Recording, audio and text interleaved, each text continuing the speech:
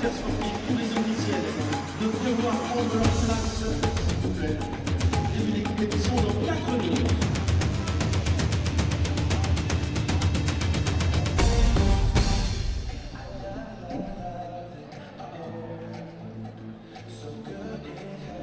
Well, a very good morning and welcome back to day 2 of competition at the Paris Grand Slam. We're at the Accor Hotels Arena, the Palais Omnisports de Paris-Bercy. And a very good morning to Loretta Cusack-Doyle. Good morning, Loretta. Good morning, Sheldon. How was it yesterday then? A quick rundown from you about what you saw. Very exciting. I think the level of judo was very high. I think the rules that we are looking at now is enhancing the performances. We're seeing a lot more throws and a lot more ippons. Niwaza, again, I think the refereeing a little bit quick in responding. I think we could have seen a lot more Niwaza going on there. I think they were a little bit apprehensive of what was happening and not engaging as much in the ground. And over the years, I think that was the reverse. The referees gave that time. There was some exciting work happening in the groundwork. Yesterday, I didn't see that, but there was some brilliant performances. There was a lot of pressure on some of these Olympians, these Olympic champions, and we've seen yesterday they pulled it out of the bag. They showed every much of the champion they were yesterday, and for me, that was admirable. It was nice yesterday because we did have 2 Olympic champions, well, 3. Yes, we had 3 current. Yes, And the only one to miss out was Rafaela Silva from Brazil. in the under 57 kilo category. We had Malinda Kelmendi. I'm not going to say it was easy, but she looked in complete control. She was very confident yesterday, and she never surprises me. She comes out, she just does the job, and sometimes it's not always exciting, but at the end of the day, she gets the job done, and she gets the result at the end of the day, and that's good enough for me. Now, Loretta mentioned the new rules that are being trialled here, and actually for the next 6 months. The International Judo Federation has prepared a video that sets out those new rules. It's narrated by Neil Adams. Let's take a look at that video.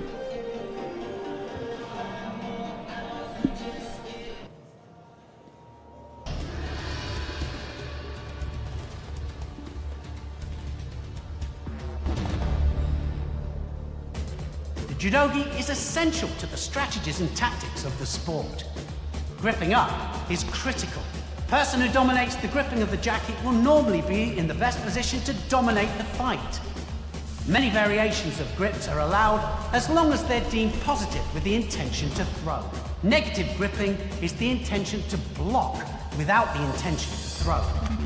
So how do you play and how do you win? Each fight is up to 4 minutes long. Opponents begin the fight with a bow. This is fundamental to the principles of judo. The referee then signals the start of play and the contest begins. The highest score is an ippon. This is the ultimate score because it wins the contest outright and it finishes the fight. There are 4 ways to score ippon. The first one is to throw your opponent flat on their back with force, and this can be done using a variety of throws from many different directions. Sometimes as a direct attack, and sometimes countering an opponent's attack. Ippon can also be awarded during groundwork. If you hold your opponent on their back for 20 seconds by controlling the upper part of their body, then Ippon is awarded and the contest is finished. 2 other ways to win by Ippon are to gain a submission, either by arm locking or strangling your opponent.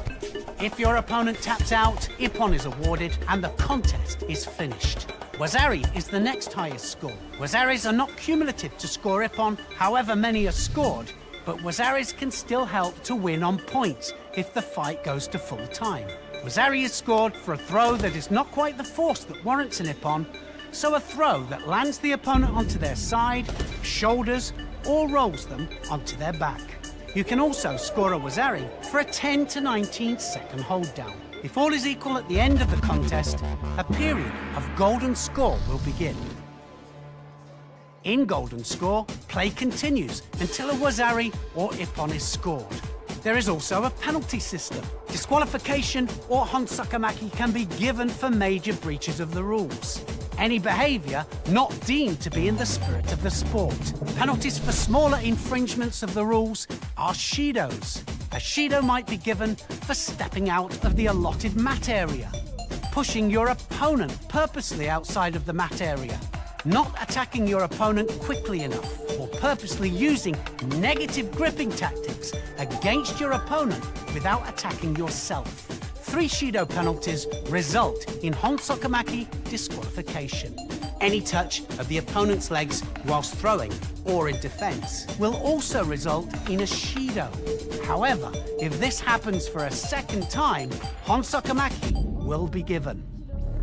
Judo has a moral code that operates on the principles of politeness, courage, sincerity, honor, modesty, respect, self-control, and friendship. Enjoy the Judo.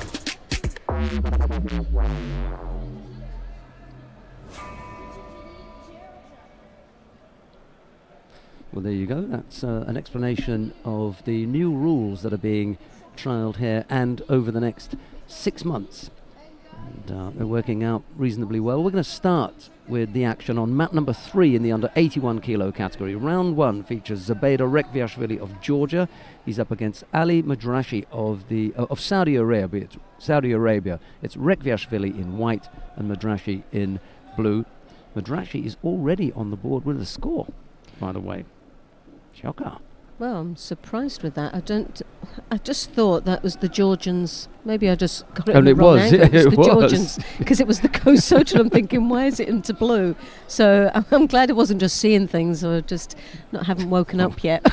It was a shocker. Well, I don't even think the Georgian was fazed by that at all. I'm sure he was quite convinced it would be sorted out. But Georgian with a Wazari already on the board. Very strong, lovely Tayatoshi there. He's just warming up now, as you can see. He's taken everything in his stride. It's not an aggressive start, and to see how obviously the first match of any athlete's tournament is a little bit more cagey, and it starts off very slow because make a mistake in the earlier round, you're out of the tournament. Rekviashvili had been a real find for the Georgians at under 73 kilos, but he was in that really awkward position of being naturally at 76, 77. That was his natural weight. Yes. And then when he was working hard and eating a bit more, he went up 78, 79. To have to come down to 73 on a regular basis was just too hard for him. And now he's at 82, 83 and having to cut a couple of kilos. That's perfect for him. Ideal. Yeah. And he looks comfortable out there anyway at this moment. He just needed to get used to the speed and the strength of the bigger weight. Yeah. Well, there's the Georgian who goes through to the next round. 3 Shidos, which obviously is a Hansokamaki. We can stay here because we're going to see one of the French players, and given that we're here in France, why not see as much of them as possible? Well, France is still looking for that gold medal, aren't they? They 2 silvers, I think, yesterday. So Japan heading the top of the medal table as it stands at the moment with 3 for 3 with the men yesterday. Yep. 3 golds, 2 silvers and a bronze medal. Cleaned up. Serjenic Miklos of Hungary faces Clement Delver of France. It's Serjenic in the white judogi, Delver in blue, and Loretta was talking about the number of medals that the Japanese won yesterday, and they've got an extremely young group of women here. Well, mind you, the men are quite young. They've just been a bit more successful. No, they had a very good team, and I think they've got a few medals in the bag here today as well.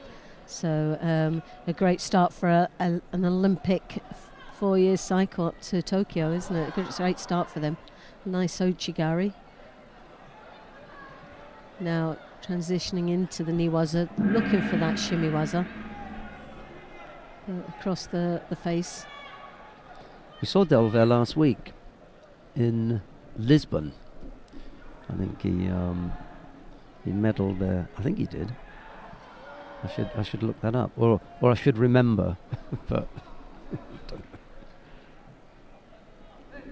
I'm surprised you know where you are half the time you do that much travelling. I just stop and think, Where are we? It's a real battle here for control. Slight bent over stance here from both athletes. Sumigash attempt there. Next fight on Tetany 1, the first round for men under 100 kilogram. In blue for Japan, Ida Kentaro. Delvert looking a little bit troubled here. He's got to be very careful. As we know, the Hungarians are very good in the Niwaza. The two occasions that Niwaza has been on offer, they've both gone to the Hungarian. He's both, and on both occasions, he's been the aggressor. Yes. So for me, as you said, Delver's got to be that little bit careful. Yeah. He's not the one, and even the Sumigaeshi normally can set up. It's a lovely Koso Tagari there. He's better off standing up, I think. That right hand over the top, controlled the shoulder, put the foot in, and he kept it there, and he kept driving. Great balance, great determination. That was an excellent technique there. Sadly didn't get a score for it as well. Yeah, the Hungarian managed to turn onto his front just as they were leaving the competition area, and by the time he landed, he turned onto his front. Missed with the Ojigari there with the cross grip. He's used. He didn't judge that attack very well, and he's put himself in a very awkward situation now. And as you know, this takes a lot out of you when you're in Niwaza trying to survive. That was a little bit boyish in its execution, because it's the kind of thing that you see young, inexperienced fighters doing, which is the sutemi part of the throw first, which is throwing yourself, and then putting the leg out. It's too late. You're already off balance there, so it didn't take a lot Great for him to. Again, looking for the Niwaza opportunity.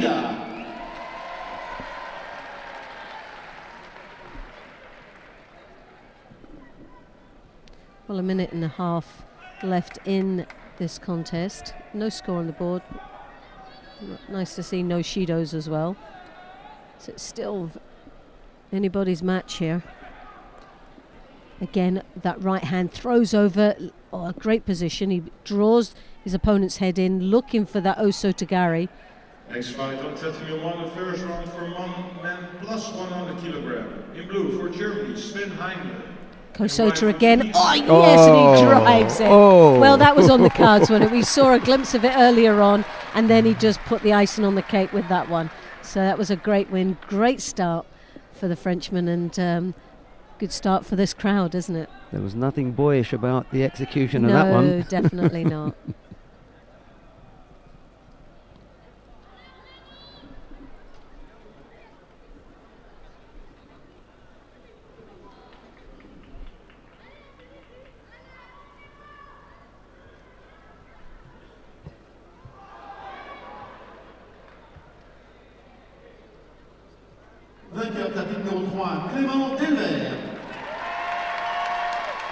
Well, I think we'll stay with this, Matt, because there's some Alexander nice Michalin's coming up. Mikhail is there, so there's a couple of good matches coming up very shortly.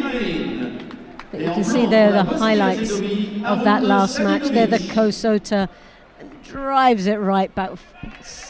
Excellent execution of that technique. Well, here comes the big lads. Well, quite a job facing Harun Sadikovic. Alexander Michalin. And the one thing that's missing here is Teddy Reiner, isn't it? Yeah, that the would have been homeboy, nice. which I'm sure the spectators will be disappointed to know that he isn't participating. But talking about Teddy Reiner, apparently that he's quite heavy at the moment, and one of the reasons that he isn't competing here today, he needs to just get himself back into shape. And rumour is that we won't really see him until maybe the World Championships, which would be quite disappointing. Yeah, it's the kind of thing that you want to make sure that you are always fit and ready for your big home tournament. Show off yourself to all the fans. Yes, there are a lot of fans who can't make it abroad, and the best thing to do is to be available for them at home. Yeah. Anyway, Mikhailin is maybe one of the heavyweights that I feel that has got the ability to beat Teddy Riner and the judo. And it's something, a couple of matches I've seen in the past, he's been very close, and be interesting to see how his next 4-year development through up to Tokyo 2020 goes against Teddy Riner, because he's obviously the top seed, and there's been a lot of rumours saying that, well, there's no heavyweights there that's going to be able to touch Teddy Riner. Well, I think Mikhailin is one of them that could. There's a degree of physical fitness that Mikhailin is going to have to achieve before he's going to threaten Teddy, I think. He's got the skills, as Loretta has just said. Yeah. He's got those skills, but Teddy is a big physical body, and he's a physical beast. There's no two ways about it. He's still young. Yeah. Alexander Mikhailin, with the greatest of respect, he's going to be looking at 40 by the 40 odd by the time we come round to Tokyo 2020, and you're not you're not on your way up as you get towards 40. There is lucky it's the heavyweight. There's less speed and needed there. He can work within those restrictions, but I think that he's going to have to up the physical fitness and also level. the fact that you've got the Olympic Games hosting in Tokyo, and the Japanese obviously have produced over the years some fine heavyweight athletes, and the last time when Teddy was in the World Championships in Japan, he lost against the Japanese.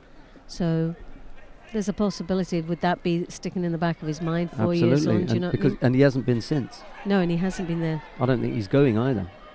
He won't go until Tokyo I don't think so. 2020. He won't go until Tokyo. This is 2020. an accumulation of Shidos, 2 apiece, 1 more for either one of these athletes, and it would be Hans Sokumaki. Still 1 minute and 18 seconds left in this contest. Mikhailin looking the stronger of the two. Nice Kosotas, Ashiwazas are there.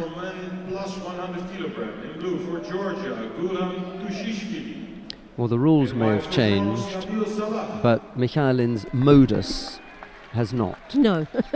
Yes. He's one of the most incredibly frustrating fighters to watch, given the depth of his achievements and everything, and the potential for that's beautiful the thing, judo. that the Just so potential is frustrating. there when you watch him on international camps, training camps.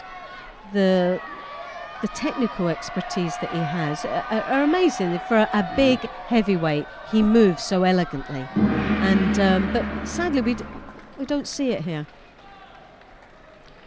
And you need only look at his record, to see the number of Shidos that he collects in his contests. But do you not think with the heavyweights there's a lot of Shidos there? And,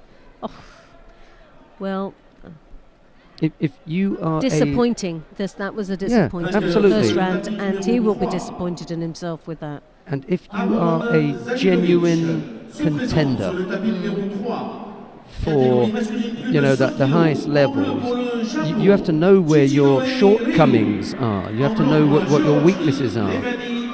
Mikhailin hasn't been able to work that out. That story that you saw there with Shido, he hasn't been able to catch up with the way that judo has moved on. Not with these new rules, or last year or 2 years ago. This has been going for some time. Yes. And he just hasn't been able to pick up on it. This will be an interesting match here. Yeah, I'm looking forward to this. Matiashvili here for Georgia in the white. Levani Matiashvili of Georgia, as Loretta has just said, faces Shichinue Ryu of Japan. Matiashvili in white, Shichinue in blue. Opening contest for them, round 1. And how old is Levani then? Because he's been on the scene a while now, and he's... But what's the age of these two guys? I'll have a look. They're both in their 20s. Whereas Mikhailin is at the wrong end of 30. He's already 37, 38 soon.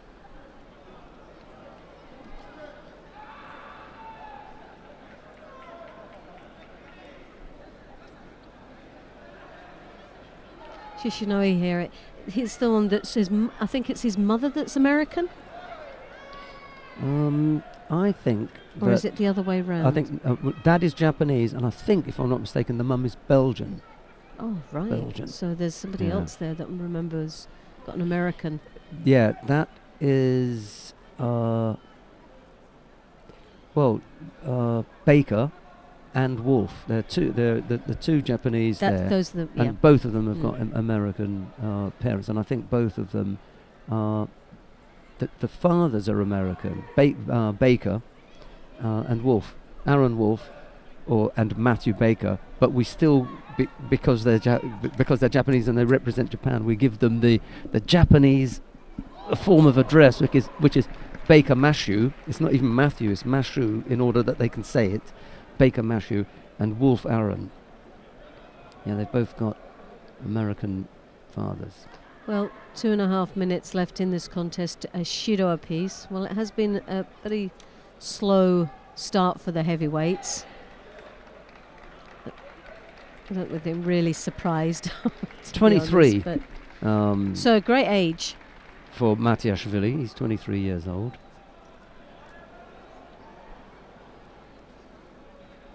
Next fight up, And Shichinoi is 28. So, you know, in blue for Belarusia, almost. Vladislav Sherpitsky. In the white for Japan, Ochitani Takeshi. So for me, the tempo, they are not, the heavyweights are not falling in with the tempo of the contest here. We've seen, this is our second heavyweight contest, and we've already seen 7 Shidos. We've still got a minute and a half left of this contest. We've already seen 7 in 2. And there were, how many did we see yesterday that were in golden score? No Shido. No, yeah. Loads of contests went into golden score with no Shido. I suppose there's a certain element that you would expect with the heavyweights to be very slow starters, and with the new rules this will help so that they get the opportunity to grip, set it up a little bit of more time to be able to see the big throws from these big guys. And yet they're still making errors. They're just now taking the mick because they're actually taking longer. That they are, they are a different breed. Yeah. Giving them that extra time just gives them that little extra rest, doesn't it? And I don't think they've realised it's actually supposed to be in a very positive action. We're always trying to make excuses for them, but at the end, I mean, what was the excuse for Michalin? I love the guy, absolutely love the guy, you know, and want him that was to do was well. For me, because I've seen him in many international events, and please do something. And he's been spectacular. Yeah. Maybe it's been a mixed match, and he's up against someone, a lesser athlete, but he has been impressive, and he's always stayed in my mind that he's a great athlete. I saw him compete against Teddy Riner, and I thought he was very good against him. But today it was a complete letdown. I'm really surprised. 2 contests, 8 Shidos. We're watching the wrong weight here, Loretta. Well, they're 2 very experienced athletes, and I'm very surprised with the Japanese because he's had some great grips there, but he's been very slow to follow it through.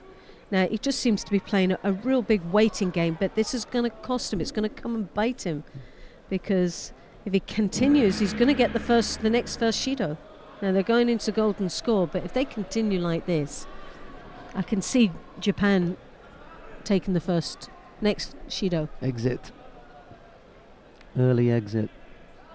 I mean, it will be absolutely tragic for the draw sheet if in round 2 we don't have Michalin, Shichinoi. I mean, we lose those 2 in round 1. Well, look at the grips here from the Japanese. He's controlling, but he's not following it up. He's just using his size. He's got the advantage of looking. There's a big athlete with a good long reach, and he's got the legs that could get there with the Osotas, the Ochigaras, the Ashiwazas. All the physical attributes. But he's got the upper body control, and he's doing nothing with it. Yeah. Mm-hmm.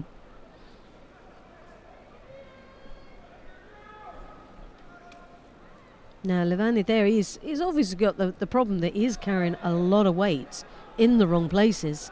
and it's not going to make him look the most elegant judo player out there, but he still looks like he's trying. And your expectations is to think, well, you would expect more. Looking at both athletes, you would say one looks much more in shape and looks the part to be the winner. It's Matthias really. Oh. Tapis numéro 3. Well, not one of the most exciting matches, and I suppose it is just the opening minutes of this competition, but hope it warms up a little bit more than that. Yeah, I'd love to agree with Loretta, but as I've done on a number of occasions, I'm going to stick my neck out here and say those were two of the most disappointing starts to any event, whether it's a European Open or a Grand Prix, and here we are in the Paris Grand Slam, big names. You give them the benefit of the doubt. You can say we're going to, go and watch you, and we end up watching 8 Shidos in 8 minutes. And yesterday, from some obscure fighters from different countries, it wasn't edge of your seat, but it was exciting. Exactly. We had stuff to look at. There was action going on. Let's see if we get something from Ajax Tadahara of the United States of America. He's up against Messi Katanga of France. Tadahara in the white judogi, Katanga in blue. And this is a big beast. Excuse me, that's all we were asking for.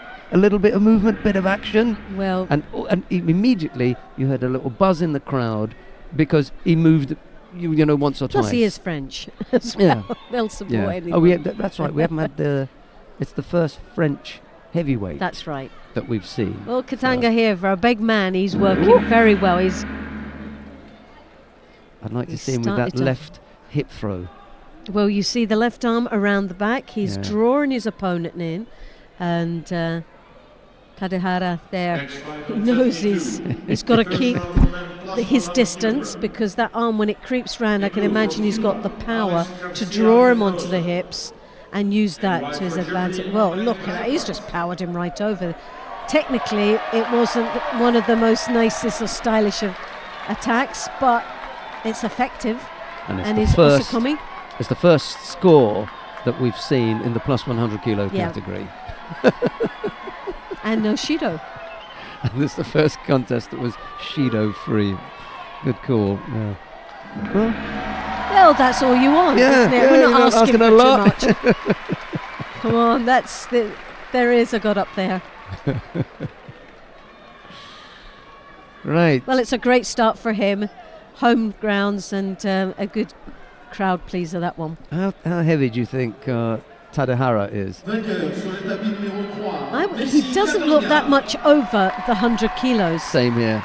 He looks about 100 and maybe 105. If I was Mr. Tadahara, I might have a rethink about which weight category. Yeah. But is that because the Frenchman he looked really big? He's a big monster. He does, but I mean, I could run down because we're not that far from the exit here where the players are coming out. I could go and have a quick look, but I'm sure that he could do 100, and we've got the weight list, and I'm going to go and find it. Right. Right. Well, you find that little bit of information out, and I'll just. Where are we going to go then? What about? Nice. Do you want to have a look at David Mura? David Mura and Ulzibaya Durenbaya of Mongolia. This is another plus 100 kilo category. The only reason I'm going to say that is we're going to get an extra round of the under 70 kilo category. I think they've got another round there, so we could always have a look at Melissa Helene. Let's go down to mat number 1 to have a look at Brazil's David Mura. He's up against Ulzibaya Durenbaya of Mongolia. It's Mura in the white judogi, Ulzibaya in blue. Mura has picked up 2 penalties already, and Ulzibaya 1. So it's just littered, isn't it? We just had that one contest that was Shido free in the plus 100 kilo then category. 2 minutes halfway through the match, and we've got 3 Shidos on the board, 2 to 1. And I think it's tempo. I think it's the timing. The referees are applying the rules as they see them over the 4-minute period, And they're not saying, well, Oh. heavyweights take a little bit longer, we'll give them a bit more time here, and say, no, you did that, and that, that's that and that. And maybe that will get them to gear up a little bit quicker. They are notorious, and it's traditional that they will be a little bit, a bit slower. It's like a train going downhill. Maybe just slap them a bit. It just sort of picks up momentum, and eventually they'll start rolling. And Daniel Natia is the it's like a number Tina 1 Turner. seed. So, We've already lost. Who was it that we lost? Alexander Michalin. He's gone out. Levani Matiashvili has gone out. So that top pool now is Daniel Natia and Harun Sadikovic. Shichinue will fight Katanga. that'll be very interesting. That'll be a nice match to watch, I think. Then the number 2 seed is Roy Naya. The number 3 seed is Rafael Silva, and the number 4 seed is the Tunisian Faisal Jabala. Well, it depends which day of the week it is that we get to see Faisal Jabala, and with regard to what he offers up. Luckily, it's the weekend, so it should be good. Well, Ilzadara there is looking the stronger of the two. He's like a little powerhouse, and Mura is against this at the moment. Every time he does grip up, the Mongolian is in. He's chasing all the time, but we've got 44 seconds left. Well, I'm not quite sure what he was trying to attempt there, but it was very dangerous. Some kind of Totally Satemi lost Waza, it. yeah, and he just Totally lost control there. He ended up just throwing I think himself. he was looking to a Sumigesh, but Yeah. the feet didn't actually come off the ground. No. And Ulzibaya picked up another penalty, this time for passivity. So there's another 4 So on the now board. they're really sort of one more, Zahan Sokumaki. Oh, Kosota. Oh. Nice movement. It A little was feint, wasn't there? no upper body control. Yeah, he didn't have threw to. the hips in, so dangerous, because if you don't have the grip and you land wrong, it's so good night. It's Osakomi. Kim Kyung-tae. En blanc pour l'Azerbaïdjan, Ushangi Well, the Mongolian likes to engage. He's very powerful. He comes under that arm, grips under the jacket under the armpits, draws his opponent into his chest, headbutts the chest, and then doesn't follow it through. Once more, as you can see there, he draws him in. There's a Sumigesh there attempt from David, but again, I think it's more to get out of trouble rather than execute a technique. This is going into golden score, and given the situation where they're already 4 Shidos on the board, we'll keep an eye on this one, but it's not going to hold our focus here. We're going to move to mat number 2, and the reason for that is we're going to see for the very first time the young American Nicole Stout. She's up against Nihal Buchucha of Tunisia. Stout in the white judogi, Buchucha in blue. What does Miss Stout have to offer? Our first look at Nicole Stout. Well, first of all, you look and she's got a slight disadvantage in height there. The Tunisian, and we know the Tunisians are quite aggressive fighters, and they're very well known for the high collar grip, the big uchimata and the big harais. And we've got some... Well, Nicole there is looking to work past those legs, but as you can see, that Tunisian is quite a tough cookie. Well, the first thing that I'd say is we need a gi that's going to fit a bit better. And that's not hers. So Yes. whatever gi it was that she came with, she's not wearing it because that's one of ours. Right. That's an IJF gi. So that's why you've got that slightly untidy look. But this is obviously lack of her experience. Lack at of this experience. Either turned up with the wrong branding or whatever, or it failed the test. So that's got to be sorted out. Who's in the chair for her anyway? Johnny Prado, I think.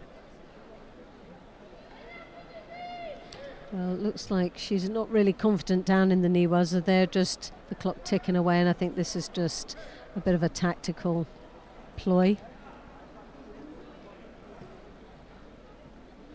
Vainqueur tapis numéro 3, Mélissa Hélène. Sur le tapis numéro 3, prochain combat. 19. She is 19 years Well, old. she's still young, so Yeah, yeah. obviously a lot of experience to gain in this tournament. You see the Tunisian there, she's got the high collar grip, the elbows tucked in, she's got that sleeve, she's controlling nice, and she just powers Nicole over. Niel there looking for an opportunity also in the Niwaza, but very slow to pick up on that. Judo for passivity. Stout needs to just get in gear here, put in a few attacks. Don't lose the tempo of the contest. You've got to know where you are every 20 seconds. Well, this Tunisian, yeah. It was the Osota straight arm slipped across into the Makakomi. No, this Tunisian is a very dangerous competitor. She was, She's in a got way, some nice grips and she's got some lovely judo to back it up. Stout was lucky to avoid that. She sat up. Gosh, yeah. This is just a matter of time now for me, I think.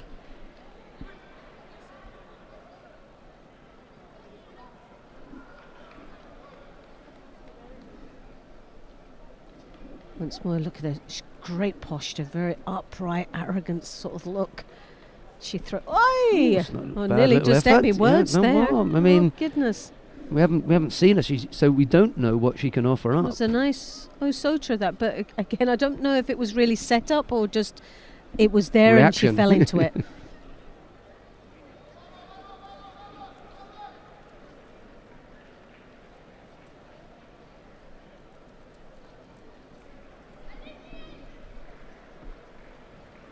Still just a single That Judo lapel, on the the board. right hand on the lapel, that left hand, she throws it over the Tunisian. As you can see, it's creeping there.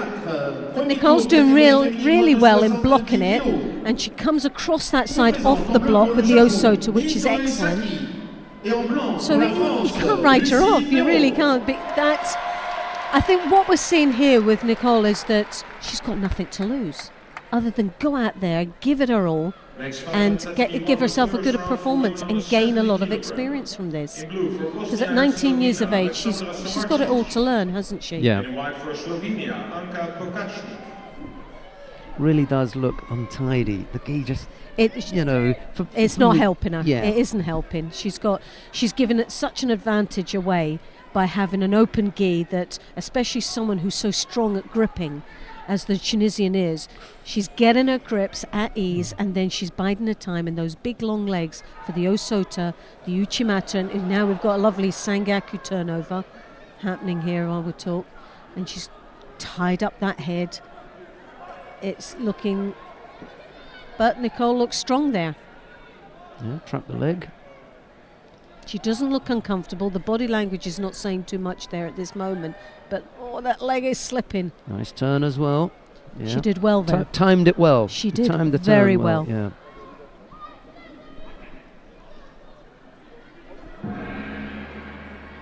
Well, this goes into the golden scores. So Nicole Stout, for her first opening, is doing extremely well in this tournament against, I feel, a very strong Tunisian, Nihela. If you're going to pick a physical specimen to start with, you're going to start with Nihel Buchacha. When you look at her, she's strong. She's not too slim. She's there's enough there. Enough power that's Jen. Look at that grip. Yeah. Brilliant grip, high collar, elbow tucked in, drawing her opponent's head in, controlling nice, waiting for that leg to come through.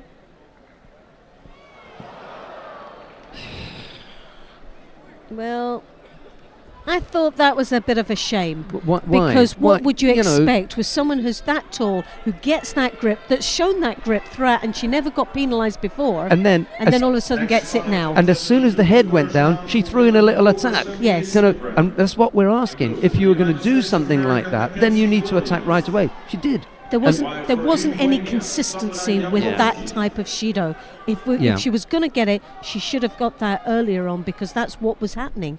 That arm was coming over with the Tunisian, the elbow was getting tucked in, the head was going down. Why didn't she pick up the Shido then? A little bit hard done. She was a bit hard done there. A bit of a shame there.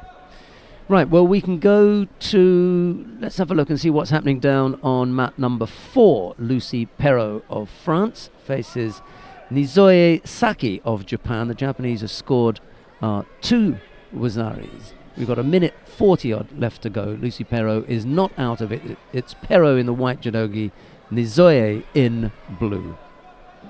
Well, she is now. Sorry to say.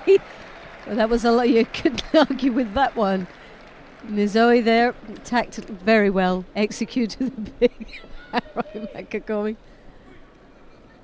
And oh, God love her. The Japanese athlete looking so humbling, as if to say, "Is she okay? I'm sorry about that. Are you okay?"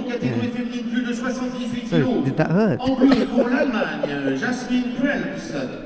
Et en blanc pour la Mongolie, Erden Bilegen Kantima. It's not. Well, Vainqueur sur le tapis it wasn't numéro over. It 4, definitely was Isoe then. Saki. As you can see, that high collar grip, Se présente sleeve. sur le tapis numéro 4, premier tour, catégorie féminine, plus de 78 Couldn't argue with kilos. En that, bleu pour la could you? Mongolie, Haute-Cou Jasma. We're going to show it again. Yeah. Et en blanc pour la France, Eva Bissini. That's just. That's got to be one of the throws, isn't it? That's just textbook. Absolute textbook. She's made that look so easy. Right, well, we can stay here because we're going to Yes. get an opportunity to see the women's heavyweight now. Let's see what happens with Eva Bisseni and Odku Javsma. Bisseni in the white judogi, Odku in blue. And Odku these, is such a big athlete, isn't she? and these are two experienced fighters now. So let's see what happens here.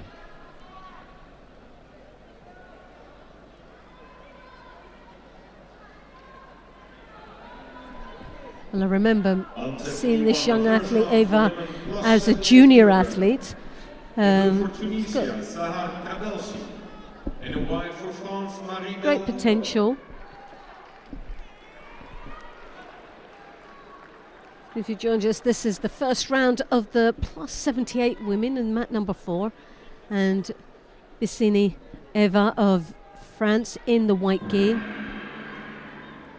Odkuni Vainqueur sur le tapis numéro 3, Jasmine Prelps. of Mongolia in the blue gi. And Se présente sur le tapis numéro 3. Eva Premier tour, catégorie down there in the féminine, Niwaza, plus de she's 78 trapping that kilos. arm and En holding bleu on for pour dear le life. Sénégal, Monica Sagna.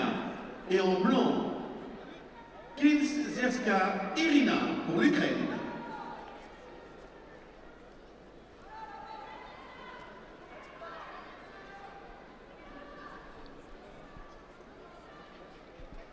Well, it is just a battle here to take control, and Eva has got that. Well, she did have that high collar, which looked a lot more comfortable. Next fight on 10-2, the first round for women under 78 The kilograms. Mongolian coming through with that right on the lapel. She stabs across with what looked to be like an uchimata. Obviously didn't have much balance and attempted the uchimata, falling on her face there, and now finds herself in a difficult situation with that Jujikatami that Eva's trying to work on, and still make, and that arm there, yes, oh right, well, I thought there was a tap there from that side, but Eva really bridging on that arm. Well, she lost a really great opportunity down there in the Niwaza. At one stage I did think that the Mongolian had tapped, but maybe I was mistaken there.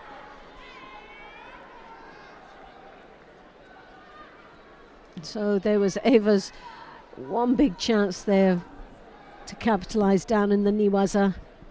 Failed to pull that arm out, but back up here now, and again back to the same, trying to get the appropriate grip and strength. Eva not looking very comfortable there. She's looking untidy, head down a little bit. She's got the arm deep, but not the balance, but she reacts very quickly. The Mongolian tries to counter, Eva follows through, and again she's got that arm. Once more she's in the Jujikatami. Well, it just looks very scrappy, too loose in both the attacks in Tachiwaza and in Niwaza. Both of these athletes need to just tidy the grips, the strength, the balance before the entry.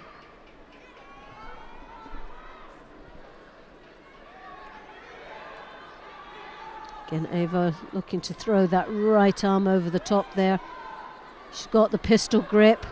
She's battling away. Slight height advantage there for the Mongolian, so it's not making it easy, but she needs to try and get possibly a higher grip to draw the head down. But Eva with that, so you can see their left hand on her opponent's sleeve, drawing that down, looking very negative. She's got to be careful, as Shido's going to be awarded for that eventually. But she's lucky this time. The Mongolian takes the first Shido. Eva got a Wazari. So she's in a comfortable lead with 27 seconds. She can't afford to just hang on to that. There's a drag down to the ground. Not one of the most stylish ways of approaching the opponent.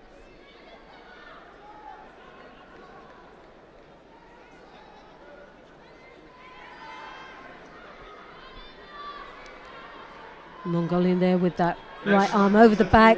The last ditched attempt there to come back from what seems to be her out of the tournament in the first round. Well, Eva Viceni goes through to the second round of the plus 78s, and for France, that's one step closer to a medal for them.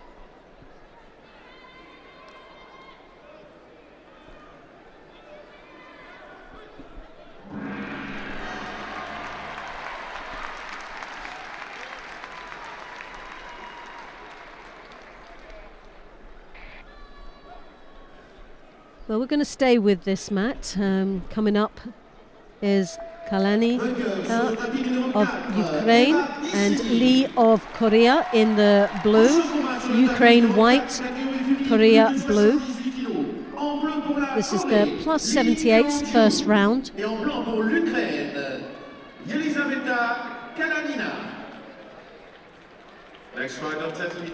So Kalanina in the white gi representing Ukraine, and Lee in the blue gi representing Korea. Well, very athletic looking ladies here.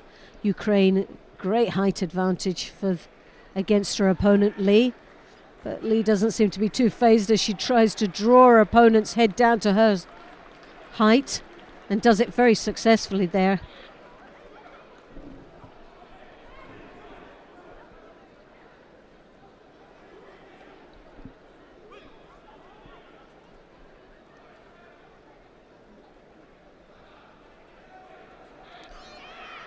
Kalalina comes over there with the right arm into the Makakomi. Nice attack.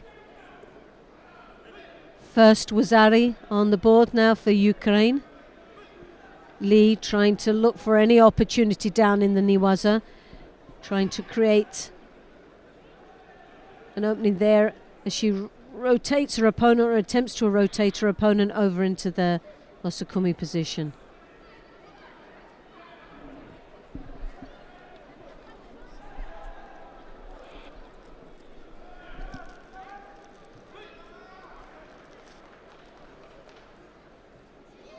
Kalina there with that right arm on the high collar, taking full advantage of her height. Lee doing extremely well. Right hand in the collar again, drawing her opponent's head down. Both right to right.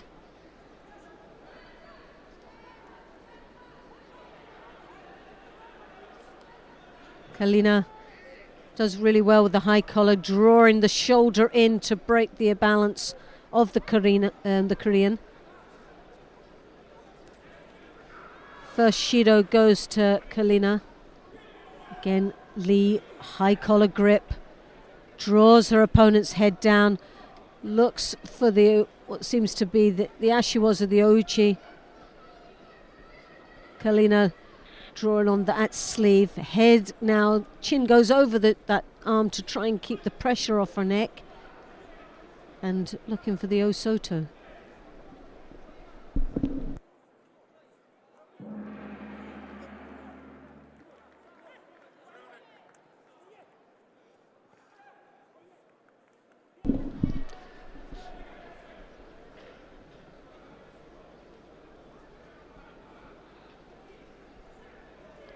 Once more, Kalina throwing that right hand over. The leg follows. She's got a high collar grip and then hand on the left hand on the lapel.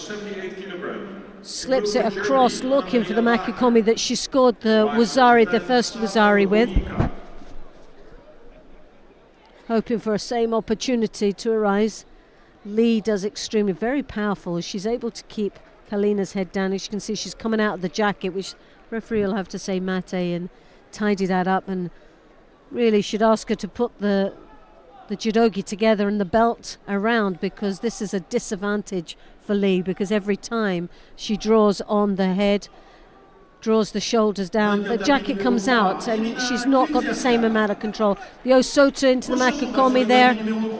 One more. We've seen that a little bit earlier on. 2 shidos for Kalina. Lee once more with the right hand, switches left.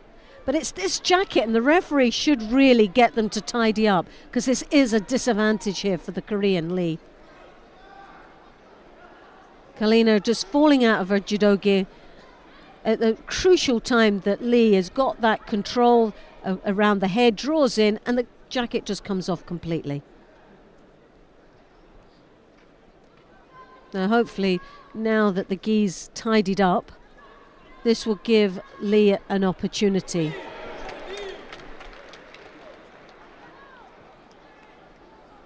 Well, she's determined to come in, that high collar grip.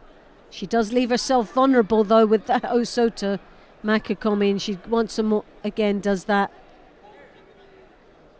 And Kalina capitalizes on it, works the Osota Makikomi, follows it through into the Niwaza Osakomi now, and it doesn't look like Lee's going to be able to rescue this.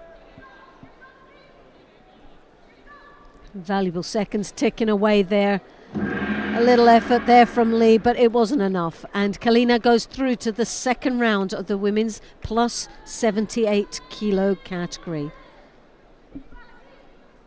Now coming up very shortly now, Sagna, Senegal, and we have Natalie Powell of Great Britain in the white.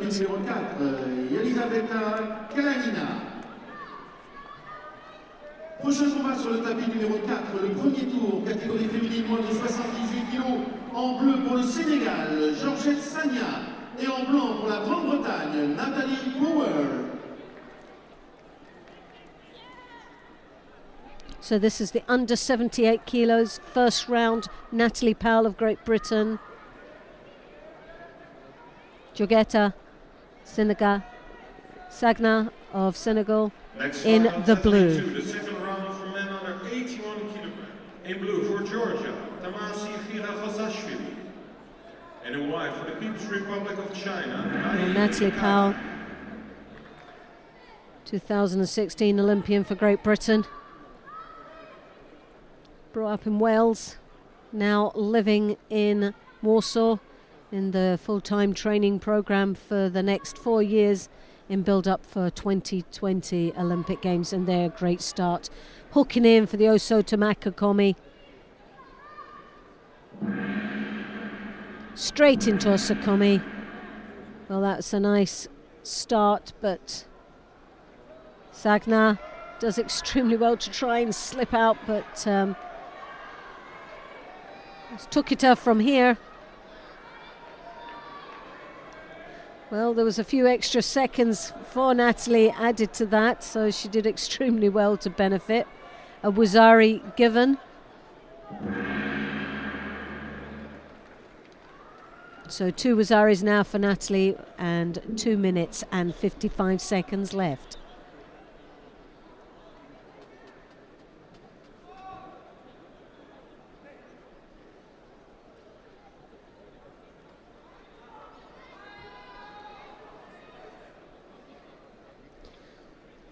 Sagna, not one of the most experienced athletes in this competition. And she's up against a tough opponent with a lot of experience under her belt, Natalie Powell. Et en blanc pour la Bulgarie, Nuchimato Ivailo looking for the Ivailo. harai. Just kept driving, but didn't actually have the height to fulfill that harai Makakomi.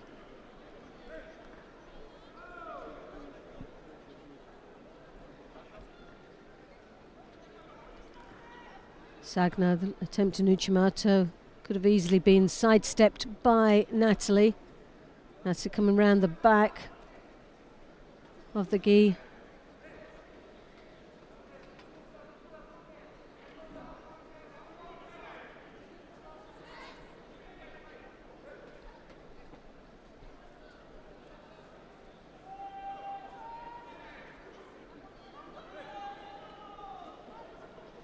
Coached there by Kate Howie,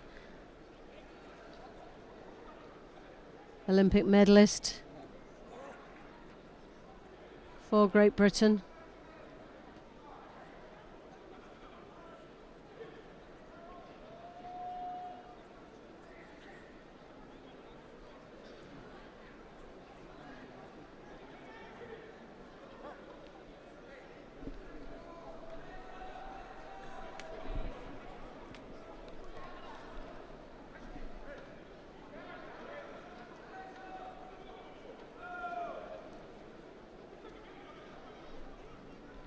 Well, it's slowed down slightly in this contest.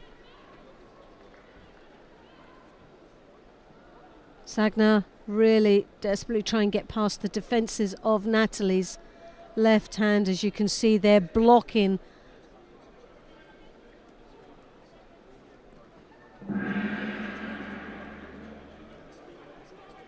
Well, Sagna picks up her second Shido. Natalie with the 2 Wazaris on the board. 1 minute left in this contest. Sagna right arm trying to come up high on the collar, but it's blocked out quite nicely and comfortably there before Natalie. As the head slips and she looks for the Makikomi. In the white for France, Madeleine Malonga.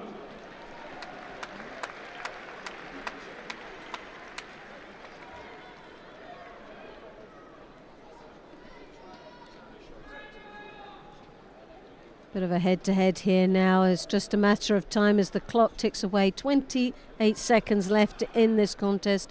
It has slowed up. Sagna looking extremely tired out there. And looking a bit messy with the judogi all over the place, and really should be tidied up.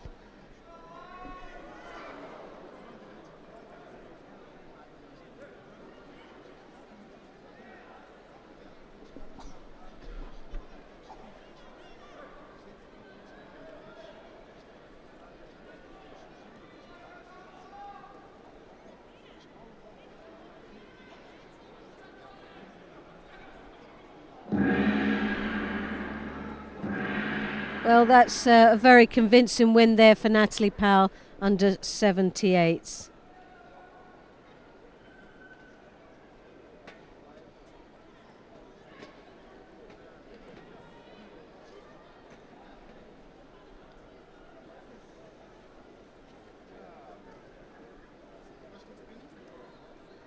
Next fight on takes me to the second round for men under 81 kilogram. In blue for South Korea, Hong Suk Won. In the white for Hungary, Soknai Laslo. So that Natalie will be delighted with that. 1 win under her belt, taking her into the second round of this under 78 kilo category. And coming up very shortly now is Park of Korea in the white, Stevenson, Karen of the Netherlands in the blue. I'm going to suggest or offer up the possibility to Loretta that she may want to have a look at Madeleine Malonga down on mat number 1 in the under 78 kilo category. She's up against Kalima Antomachi of Cuba, Malonga of France in the white judogi, Antomachi of Cuba in blue. It's always a nice head-to-head when you get the French and the Cubans. Well, this is one of the first Cubans I've actually covered, so yeah, it'd be interesting to see that. Right. So let's go across to mat number 1. Let's go down to mat number 1 then. Yeah. I think the crowd are on the edge of their seats here because Malonga and who else is in there? Chimio. Oh, that's going to be a battle. Two toughies. Chimio, well, she's always a crowd pleaser and she's always an exciting contest. So it'll be interesting to see how she gets on today. I'm going to have to admit openly that I've got a particular liking for Madeleine Malonga. She is the ideal height, weight, body type and everything for this weight category. Absolutely perfect. What an athlete. Picks up a Judo piece there. The referee is Miss Hyun from South Korea. We mentioned her yesterday. Former world and Olympic medalist. What's quite nice is to see how so many female referees are out there. Yeah. How strong they are as well. Very competent referees. And I think the more there's the more confidence they gain and the encouragement they give more women to start engaging in the refereeing. Cathy Mouet from France has gone to the European Judo Union Refereeing Commission. She's a brilliant ambassador. Yeah, we lost her, but yes. Well, when I say lost her, we lost her from the tatami. And by the way, Ajax Tadahira is 108 kilos. We were talking about, so just 8 kilos for a heavyweight isn't a lot, is it? And I said to him, you may want to try and go down. He said, I've tried that already. Right, okay. Well, it's about 17 pounds. It's about over a stone in weight, isn't it? So his thinking now is that instead of losing 8, he's going to put on 16, right, and then become a genuine heavyweight. It was either that or lose a limb. Yeah. Look how she stands up. She's very strong, isn't she? Very strong-looking girl. I like it. She's got some nice judo.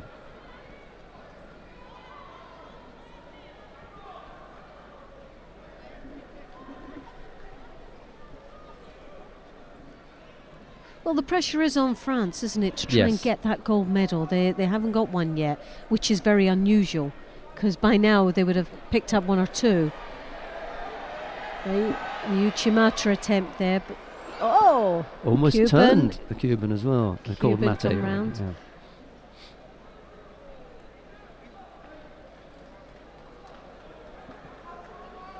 The Cubans are a team that's gone quiet a little bit, isn't it? From when they were in the forefront of the challenges of Olympic and world medals, what it is, gone very quiet. He's no longer here. Ronaldo. Yes. He was the man. He was the...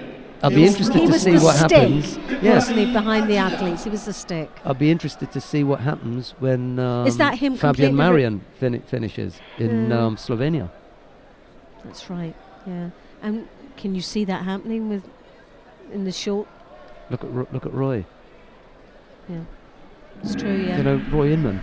During that period, I mean, how many were there? Yeah, and it's a long period of a coach working with the same group of athletes. It's that trust, it's the relationship, it's the build-up of a family unit that gives you that success. And it also, when you get the one success, it breeds the success, and it's the competitiveness within that group itself. You get one Olympic champion, they all want to be one. Yeah. And I think that's typical within the Slovenian team. It was also at one stage with the Belgium team. Yes. They had the same sort of trend, and obviously the Cubans. But even just at the last Olympics, they had quite, and they weren't as much a contender, were they? With that, possibly with the changing of the rules as well, most probably.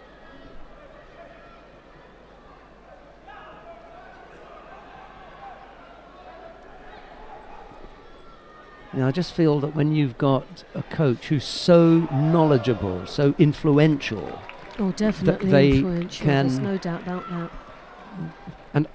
And I can imagine the way that it would have worked. Not that quite. That was a 50-50 there. Yeah. It could have gone either way. I can imagine the way that it would have worked with someone like Ronaldo. He would have been in complete and total control of the senior team, and everything would have revolved around him. A number of juniors would have come into his Sver from time to time in the training camps, and he would have been seeing them growing and developing. And then the cadets, he would have had another team of coaches working and operating from them. He would have been controlling all of that. Yes. So it was a factory, all in preparation for when that. I'm going to go for that. Great counter there. That was got to be a Wazari. I think that would have scored Yuko in the past. Yes. But that's the nice. She's getting so close. This Cuban is now coming back. That's a couple of good counter attacks there, and the French. She's got to be careful. She's fallen into that trap 3 or 4 times throughout this contest. It's just a matter of time she's going to get caught. Is she not taking the hint here by turning her backs the way she has? I think there's going to be a score anyway. Oh no! So this is the one that we were talking about. Would it have been a Yuko in the past? And if they say not quite, then obviously there is no score. So that was a close one. That was a close one. She dodged that particular bullet. Definitely. Annette Berm says hello. So we're sending out a big hello to Annette Berm. We shall see Annette in Dusseldorf. Oh, lovely. Yeah. Look forward to that. Vainqueur sur le tapis numéro 3, Ungvari Atida. Prochain combat sur le tapis numéro 3, second tour, masculin, moins de I mean, who's got the biggest smile? I mean, Antomachi was smiling from ear to ear, and it's Malonga who's won out. Woo. Well, she was very lucky. I think there was a few opportunities there that the Cuban could have capitalised on it. Let me ask you something. When we were debating about whether that was a score or not, whose score would it have been? Because I thought it was the Cubans. I thought it was the Cubans. She's just been given a penalty for passivity. There's not. Looked at this yesterday. The sad thing about it, there really isn't a lot of there isn't a lot of consistency, is there? But it would be nice just to see that back. I'm going to have to go and look at that match again. It was the same yesterday. Kayla and I were looking at something. Were we looking at the wrong match? Right, let's introduce. No, it wasn't. It was definitely a real turnaround for the Cuban. She had gotten a couple of good counters, and she'd been showing that, and it was so close to a score. Then to just stand up and then within seconds get a Shido which takes her out of the tournament. Just seems a little bit unfair, doesn't it? We're watching the contest in the under 81 kilo category now. Alan Kubetsov of Russia faces Abdelaziz Benamar of Tunisia. It's Kubetsov in the white judogi, Benamar in blue. Well, there's an extreme type of grip in here. Osoda Makakomi, nice attack. Scoring the first Wazari.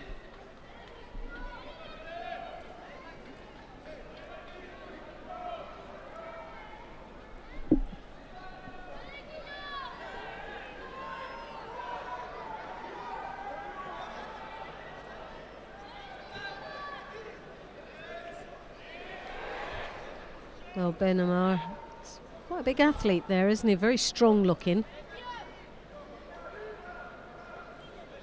Looking to throw that left, and he does, but very well anticipated by the Russian. You could see that coming, couldn't he? Or he was waiting for it. Well, that little shape of Murata Sernegi actually ended up blocking the entry from Benamar. So here he comes again.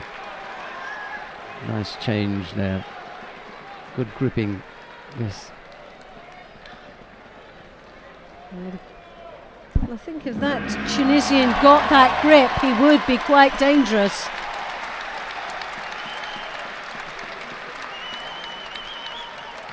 Kubetsov is really blocking that arm out, keeping that sleeve down. As you can see, that's the main objective there. He's got the lapel grip. Now looks for an opportunity down in the Niwaza. Bringing the legs under his opponent, trying to roll him over the top. He's doing a nice job there, but it looks like he hasn't got the power to lift the big hunky guy over. Prochain combat sur le tapis numéro 3, second tour, catégorie masculine moins de 81 kg. En bleu pour le Sénégal, Saliou Ndiaye. Et en blanc pour l'Ouzbékistan, Davlat Boronov. Again, that left hand from the Tunisian comes over. If he connects with that, we could see something very exciting happening. And the Russian knows it, and he keeps that sleeve down. He knows that that's going to be the danger. As he works the Ashiwaza, lovely control there, and he follows it through nicely. Sadly, not getting a score from it, but still some nice judo. In a few fights' time on mat number 2, look out for Cyril Marais of France. That'll be in the under 100 kilo category.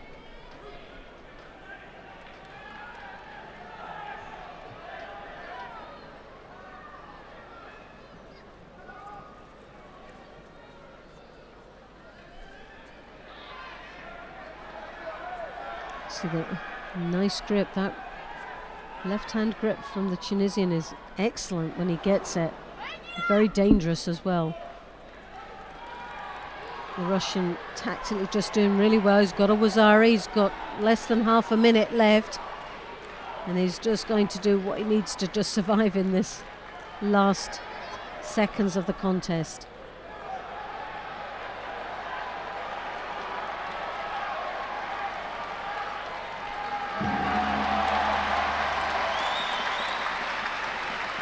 Oh, well, that could have been an uncomfortable one. The gong went for another mat.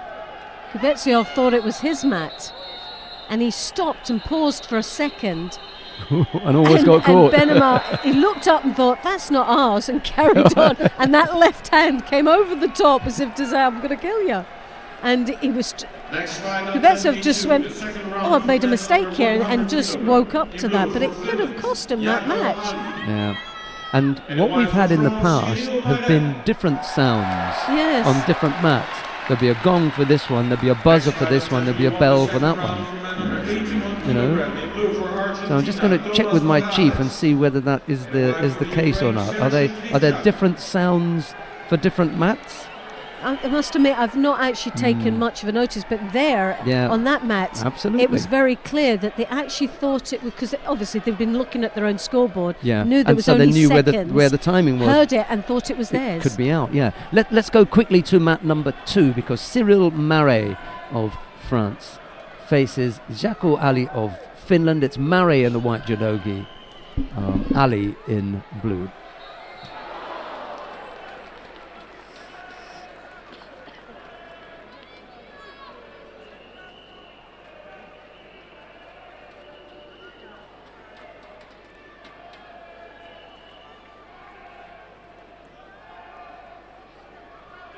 Well, I remember this young man, Cyril, for many years as a junior athlete coming through.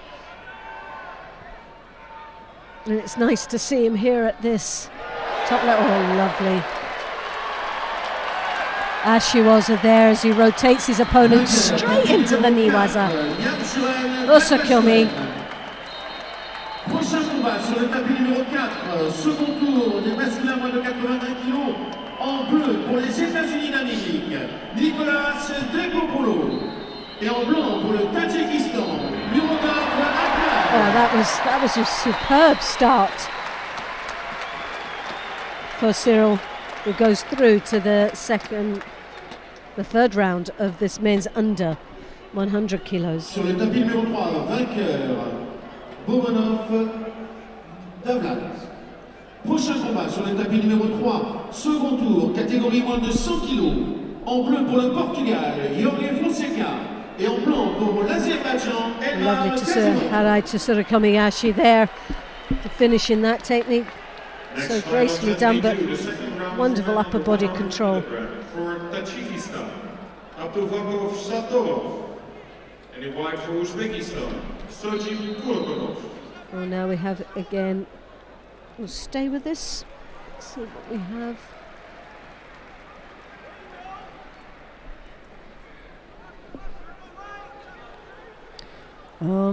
It could be that we will get a better look on mat number 3. Yeah.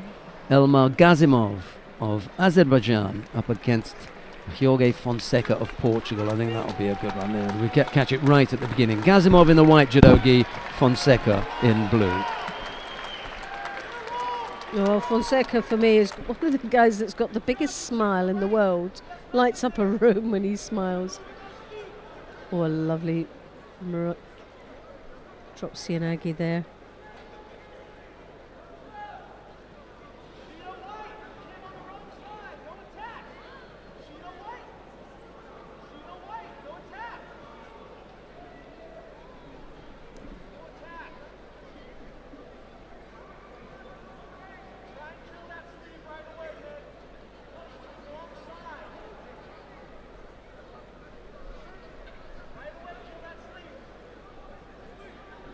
Again,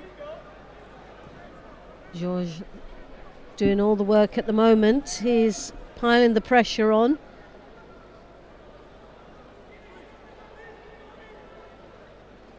Gazimo's looking a little bit frustrated with his opponent.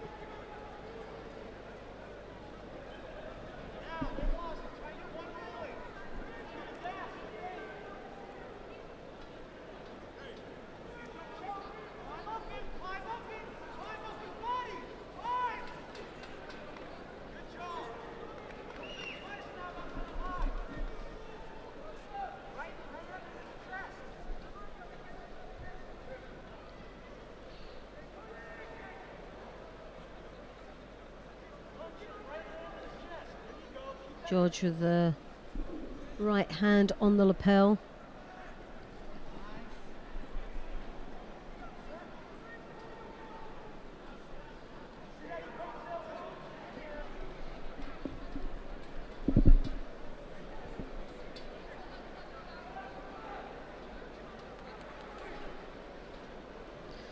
So Portugal takes the first Judo in this contest.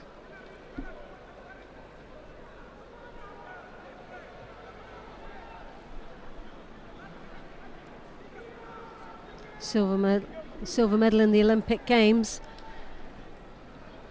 Just seems to be still warming up into this contest though.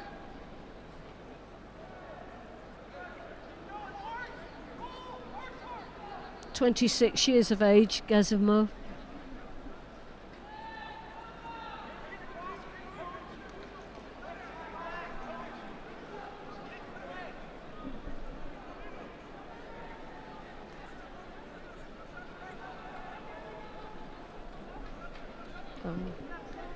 In the Olympic Games in Rio 2016, Port Capelec in the final. But for here, he seems just a little bit slow, isn't he? He's a sleepy kind of guy, you know. Yeah, he got that hair thing going on, you know, I've just woken up. The arms are down by his side. There's no sort of, oh my goodness, there was no rushing him, but if that doesn't wake him up, I don't know what will. An athlete of this caliber, though, you would the expectations is to want more, isn't it? So 1 minute and 21 seconds left in this contest. Fonseca seems to have been doing all the work, even though he's got a Judo on the board. He's put in a lot of Sianagis. There's another one. Very, very close. There's been a couple of close calls for Gazimov. Well, lovely Osota off the side there. It was so close. There was a real debate as to who they would send to Rio, whether they would send Elmar Gazimov or Elkan Mammadov. Really? They had a bit of a choice there. Mammadov. What a nice opportunity. What a nice situation to have. A choice on who you take to an Olympic Games. Well, it's not normal, is it, really, in these sort of days? Yeah, Mammadov had previously won the World Championship, so they had this possibility. They decided to go with Gazimov, and Gazimov ended up winning silver. So, yeah, you know, reasonable shout then.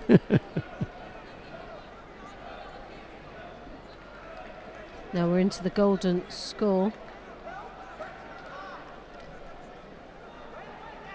Well, for effort, you've got to give it to this Portuguese. At the end of the day, I don't think Gazimov is in this match totally. I think he's got out of the wrong side of the bed this morning and didn't even brush his hair. Tired-looking fellow. He does. He looks. And Fonseca's like going to say, surviving. I've done enough. Surely I've done enough to take this. Well, you would have thought, but there's the. Oh, we're not into the golden score yet. I thought it had switched over because there was a mate, but there's 4 seconds. We're going to get that now. I'm just surprised that Fonseca's got 2 Shidos. Yeah. That hasn't balanced out for me in this contest. I really haven't seen that because Gazimov is... Now, this is the first time we've seen a little bit of light at the end of the tunnel with this man. That's the first time he's actually gone into second gear. Up until now, he's been in first, and everything about him, body language, is just... He's so disengaged in this contest. I'm very surprised. So it doesn't relate to the Shidos that's on the board, to be honest.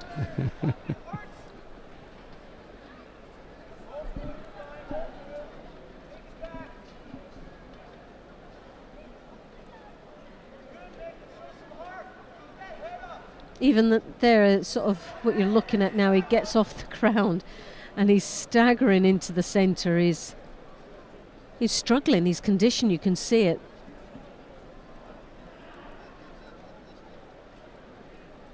Oh, lovely attack there. He draws in from the Osoto. Just lost the finishing off that, but again, a great attack from Fonseca. Yeah, I'm just blowing, isn't he? I'm just totally stunned that we are looking at 2 Shidos to 1, which means that Gazimov can get another Shido for doing what he's been doing right through for the past 5 minutes. Oh, there he goes again. Yes! Well, do you know what? That is perfect. That's what you wanted to see, because it would have been an absolute sin if it had gone the other way. I'm sorry. But Loretta's making a perfect point here. Throughout that contest, Loretta was going on about, the fact that Fonseca was doing the attacking. This had happened, this had happened. He still picked up 2 penalties for some errors that he made. When it came to the end of normal time, he didn't pay for that. No. They said, all this is going on. It's nice that, Gazimov has... In old money, if you like, you got the lead. But Gazimov, you haven't scored, mate. So we're not giving you the contest. You have to go to golden score, and we'll see if you score. And we'll see if you score. Yeah. He didn't. Fonseca did. When it came to putting down the money, it was Fonseca that put it down. And that's it's definitely so. For me, well done who put that rule in. Absolutely. The boy would have been out. Bonus. He would have been out. He did everything in the contest. And we've seen a couple of contests like that yesterday as well. Yeah. So it is starting it's not a mistake. No, definitely. It's something that needed to be done a long time ago. They, as you say, somebody had a look at this. I don't think I would have come up with that. But I'm not a referee. I'm not the refereeing commissioner or refereeing director. They've been looking at it and thinking, we've got too many contests where the more aggressive fighter is losing. Why is that? Why is it that we've got somebody that looks like Fonseca, to all intents and purposes, this boy should take the contest? Why is he at the end on the receiving end? Because he's picked up a couple of Shidos. What we want to see is scores. How can we make a change? What can we do that would bring about a different result? I know. Let's make scores count, not penalties. Yes.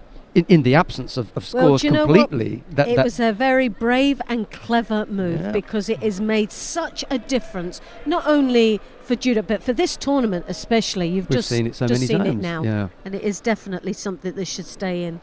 Gazimov did not score. Why is he going to be the winner? Yeah. Fonseca just threw him, flattened him on his back. He couldn't have done any more. And wouldn't have done it if we'd stuck with the old rule. He would have been out. He'd have been out. You've been out having a shower right now. Oh, I just love it when you see something like that. It goes to the right person, because it's the most frustrating thing. And that, for me, was frustrating to even just see 1 Shido to 2. And knowing with the new rules that Gazimov could have actually had another Shido and still continued to be negative.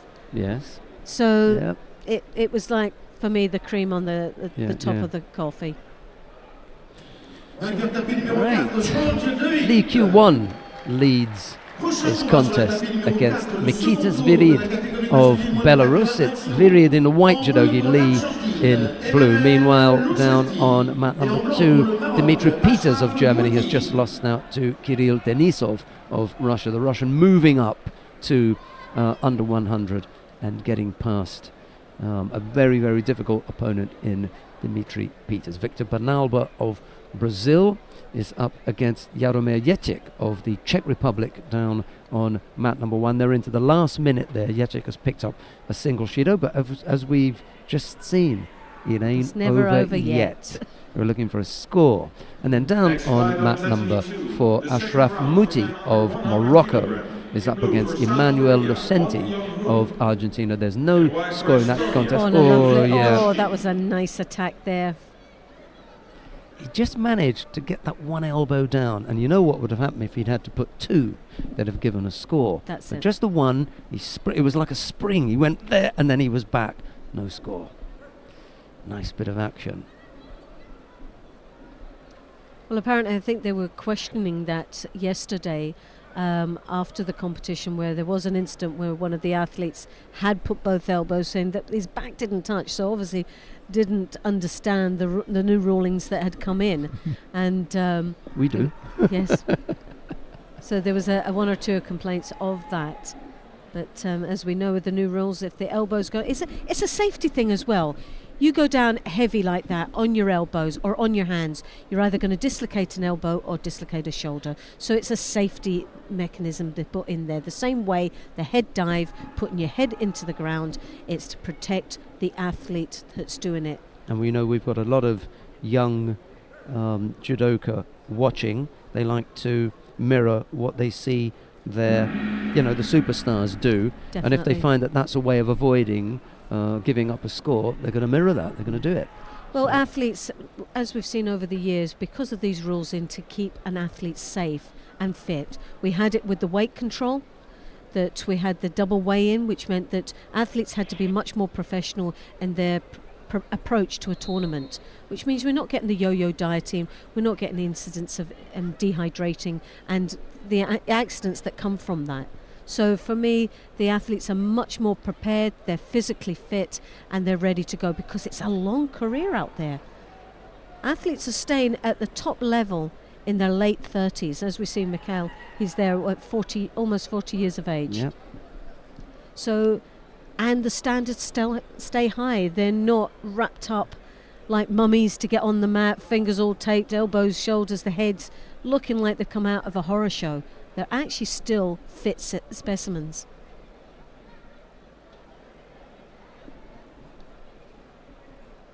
Odd seconds left to go. Lee still leads. Not sure where Zvirid is wandering off to. The referee just invited him to get back to the middle there. Yeah, he was Where was more or he less off just to? thrown in the towel, possibly.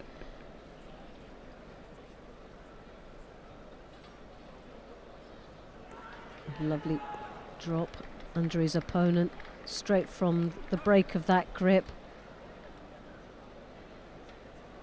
Vainqueur sur le tapis numéro 4, Emmanuel Lucenti. Tapis numéro 4, second tour, catégorie masculine, moins de 100 kg, en bleu pour la Croatie, Zlatko Kimrich. Et en blanc pour Cuba, José Amenteros. Well, last-ditched attempt there from the Belarusian, but not to be. Lee goes through to the third round of this men's under 100 kilos. We'll stay with this one because there's going to be a very interesting match following. Frey of Germany up against Delvert of France. That's going to be an interesting one. Where's your money? Do you know that Frey? Yeah, Tapis got numéro it. 3, Got to be, hasn't it? Vainqueur, It's got to be. He's Different an class. yeah. Prochain combat sur le tapis numéro 3. And we won't have The Germans long have got a to very- wait now. No. Here we go. Highlight. Karl make my Richard day. Frey of Germany faces Clément Delvert of France. A nice big round of applause for the Frenchman as he takes to the mat. It's Frey in the white judogi, Delvert in blue. Daniel Gershner in the chair for Karl Richard Frey, and Wang Guoqiao is the referee in the middle for the... No, it's not. Sorry about that. It's not Wang. And he's just pointing out that the scoreboard needs to be tidied up. Yes, it is. It is Mr. Wang. The second round for men under 90 kilogram. In blue, He just for the United wants States the of America, scoreboard to Matthew be Goff. tidied up. In So white for South Korea, Kwak when Kwak. that happens, we'll get underway. You can see that from Delver, just behind Delver. There's a large black board. Well, that'll light up in a minute. And Huhan gets there to sort it out. There he is. Won't take long. He knows what he's doing. Sadly for these athletes, they're there at the side, just desperate to get on that mat and get this fight on the way. Yeah, those extra seconds just adding to the nervous tension. And the Frenchman, as you can see there, has just decided to go off the mat for a little while. Probably really something simple where, the cabling or something has just come undone at some point. Someone's just switched it off at the socket. Yeah, someone's plugged in their mobile phone or something, and That's oh, happened. sorry, pal, did I That's just happened, hasn't it, before? undo your scoreboard? Well, it's a frustrating time out there for the athletes as they wait patiently to start. There you go. And the crowd applaud because they've got it sorted. Yeah. All done, and we're back underway. Karl Richard Frey in the white judogi, Clément Delver in blue. It's Germany versus France.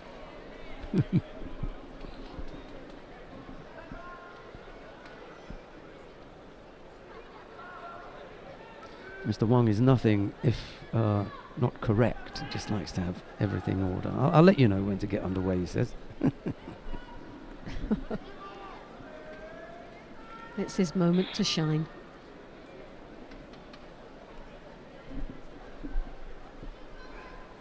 There you go. Ready to rock and roll.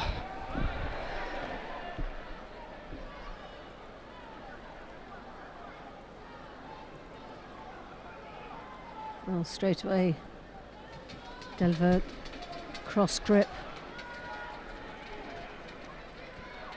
Now opting there was a switch of grips here from both left to right here for Delver.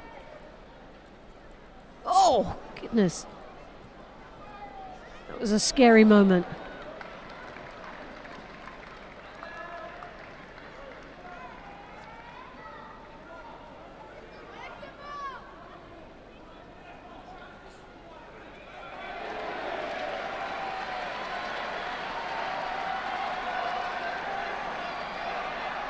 Oh, nice attack there.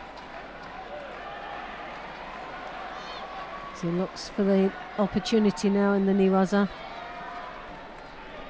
One Wazari on the board.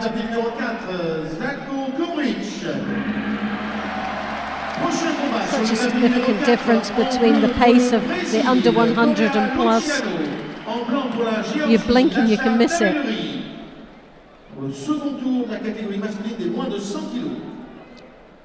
Clément looking for left, that right high collar, deep on the shoulder grip.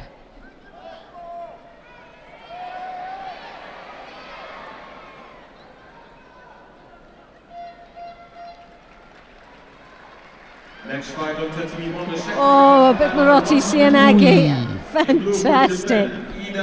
As the arm was thrown over by Clément, he just left himself wide open for the Marotti Sianagi. Next fight Real on 22, textbook. the second round for men under 90 kilogram. In blue for Scoring a Germany, Wazari. Mark Odenthal. So easily could have been a pawn. Ludovic Gobert.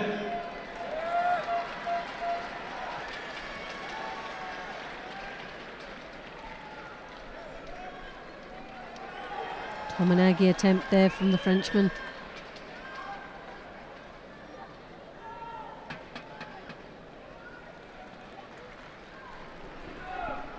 Frey looking for an opportunity down in the Niwaza there. Not sure what opportunity there is. It's looking for the Juji. Nah, not going to happen.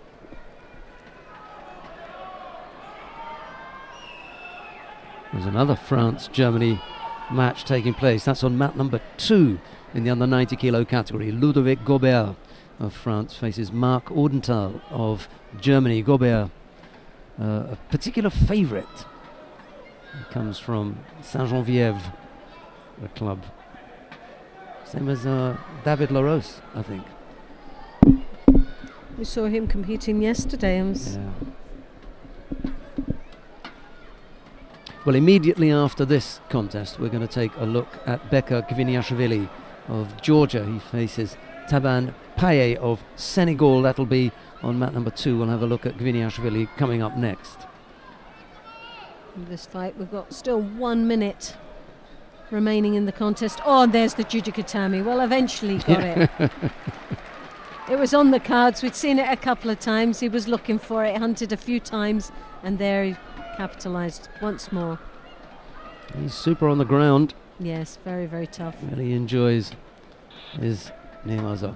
Well, as I say, there's another France-Germany match going on mat 2. Let's go to mat 2 to see Ludovic Gobert of France. He's in white. He faces Marc Audenthal of Germany in blue. There's no score, and we've got a little over 2.5 minutes left to go. And immediately after this contest, we can stay here to watch Beka Gviniashvili back at 90 kilos for Georgia.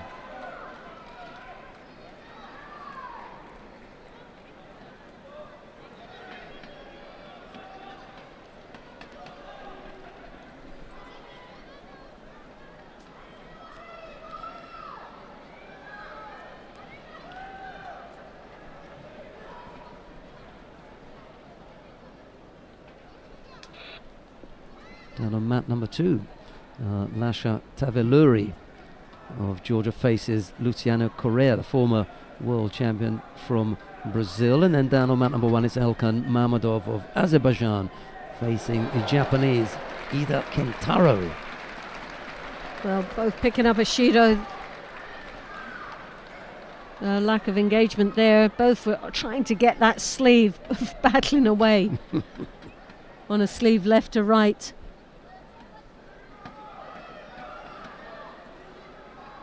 Goba with the left hand deep over on the neck now, but left himself open for the Kosota.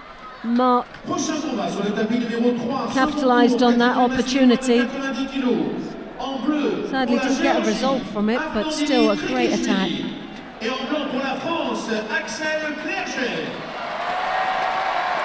Audenthal there with the right hand on the lapel, very strong. Ippon Sianagi as he swings in for. Well anticipated there from Goba.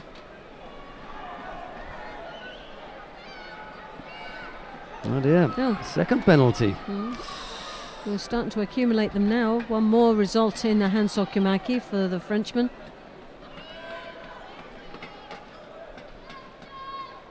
Can't afford another error. Sumigeshi attempt there. Looking for an opportunity in the Niwaza. Look at Audenthal. Marc looking there as if to say, what are you doing? Are you sure, pal? Are you serious? Come on.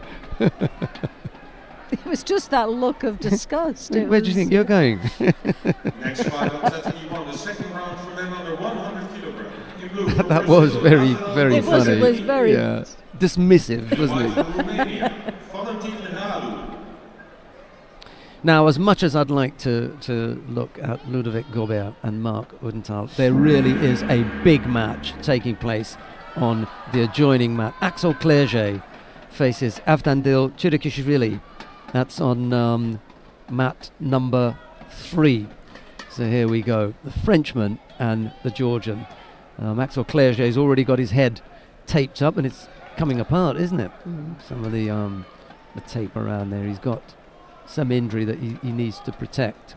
This seems to be something you've seen. I've seen Clerget with on a number of occasions. He's always seemed to have a head problem. It's like a Rabsi Nesbitt look all the time, isn't it? It's becoming part of his uniform out there. Oh. Don't know, is it over the ear or is it over the eye? I think it's on the forehead. Maybe he got a cut that opened up. Yes. And it's had stitches, and now he needs to, and a piece of tape won't do it because that will always come off. Yes. So in order to hold it on, you've got to wrap the whole head.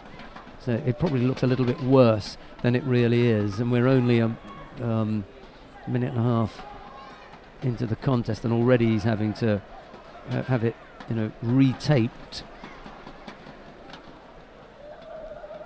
Well, whilst they're doing the retaping, let me bring you up to date on what's happening on the adjoining mats. We were watching the contest between Ludovic Gobert and Marc Odenthal.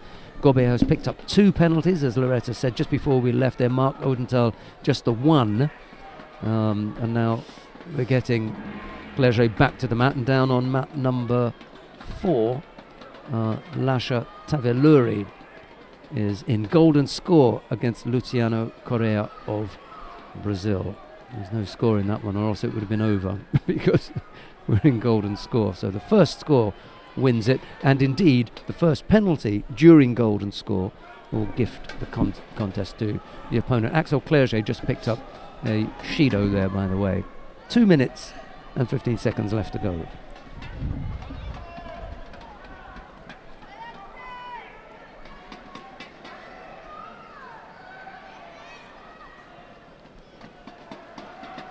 Well, it was never going to be an easy match between these two. Georgian's got what seems to be the stronger advantage here on the grip.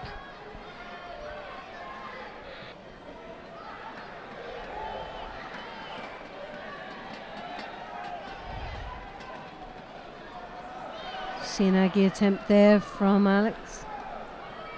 Axel there. He won in Lisbon last week, Axel Clerget. Put in a nice performance. We'll find it a little bit harder going. Nice spring in his feet. A bouncy athlete. Sometimes that can be quite dangerous, especially if you're up against the Japanese. They always wait for that lovely little bounce to take your feet from underneath you. So it looks more, instead of part of the engagement, it's more of a habit that he's doing, and he's got to be careful with that. Picked up a second penalty, this time for a gripping infringement. So he's struggling against the Georgian has got Chirikishvili. Some good grip, power of him. He's bringing him back off the ground to try and get hold of him. He picked up that penalty for just breaking off that grip here. Well, the Georgian hasn't done much other been very strong with his grips and positive in the engagement, but Axel's been more negative at trying to get out. As you can see, the head goes down, the body language is not very good, but here we've got the Georgian trying to set that up, and yes! Clerget gets the score. Fantastic. Well, and he follows through into the knee bars. Has he got the shimmy? No, he's looking for the Sangaku. Just when you thought that Chirikishvili was going to come up with the score. He looked as if he was setting it up. He looked strong. You could see him working his way through it. And Axel, well, the timing couldn't have been any better. Seconds are on the clock and he's got his score. Chirikishvili was the more threatening with the Uchimata. The Uchimata almost had Clerget going over. He took him back and he came up with the counter. I was for lured Wazzari. into that. I actually thought it was going to be all over and done with for the Frenchman. Definitely. It didn't look like he actually was in control. He didn't look he had the power, and he didn't definitely look like he had an opportunity to be able to counter from that strong position of the Georgian. Just shows you, doesn't it? The only compensation that I can offer up to Georgian fans is that Chirikishvili is new in the under 90 kilo category, so he's just moved up to under 90 from 81. It's going to take him a little while to get used to the new weight category, and of course he he hasn't got the protection of being one of the top seeds, so that's why he's landed, you know, right from the get-go in an opening contest with one of the top seeds, Axel Clerget. It'd be interesting to see how that all panned out, how that sort of came about, that counter.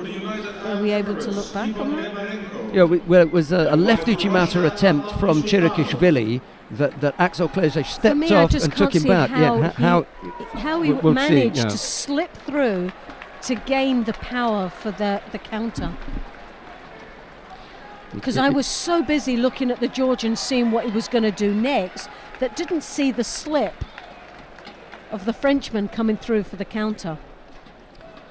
Right, that was over and done with fairly quickly. Snoussi defeating Diwara, Tunisian, over the Senegalese.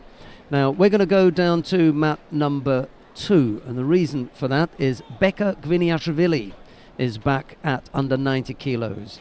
He faces Tabane Paye of Senegal. Gviniashvili in the white judogi, Paye in blue. I get what he did. He came in for a forward technique and then switched it to the ko chigari, and as he went to the back, that's where the counter was. Yeah. That's what he did. That was the mistake he made. He should have just persevered with the koshiguruma forward.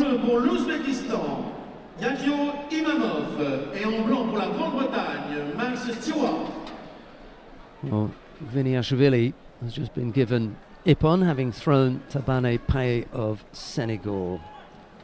Let's see how that came about. Next fight on 10-22, the second round for men on a 90 kilogram. We'll stay here to watch the contest between Nagasawa Kenta of Japan, who faces Nassif Elias. The Makakomi there, Harai Makakomi. Big tall lad just walked straight onto it. That was Gviniashvili throwing for Ippon. Nagasawa of Japan in the white judogi, Elias of Lebanon in blue. Right, here he comes.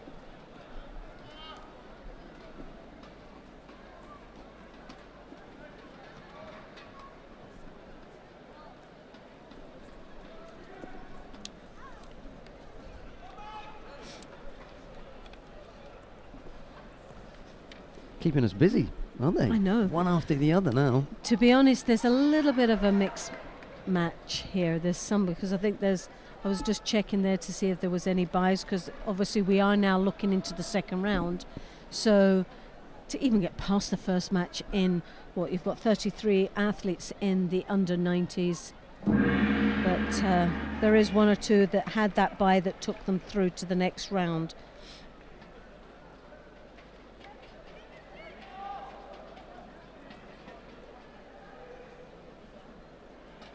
This is the first round. Yeah, this is the first round.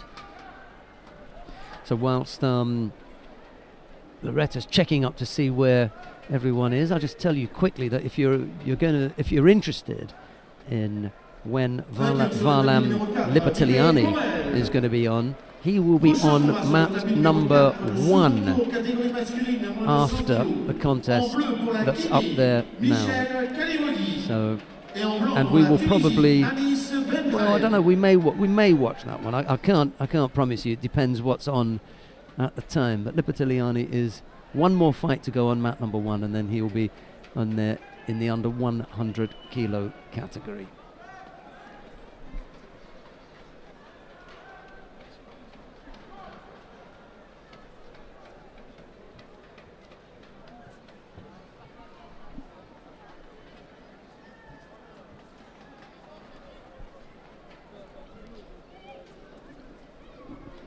Wonder if we've got any Japanese fans tuning in to see Nagasawa Kenta.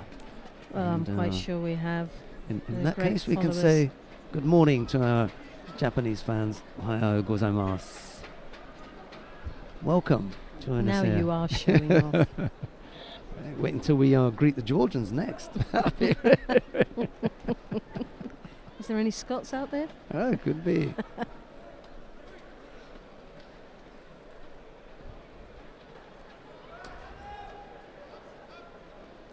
Adlan Bizultanov and Ivan Remarenko are going head-to-head at the moment on mat number 1. There are 2 penalties picked up by the man from the United Arab Emirates. Max Stewart has just thrown Ivelo Imamov of Uzbekistan. Sorry, Yakio Imamov of Uzbekistan for Ippon on mat number 3. That's a great start for that young man. He's one of his first entries out in the senior circuit. Did he have a bye in round 1 then? Because that's round 2. So that takes him into round 3. He's into round 3 now. Yes. Both of those athletes had a bye in the first round and into the second round.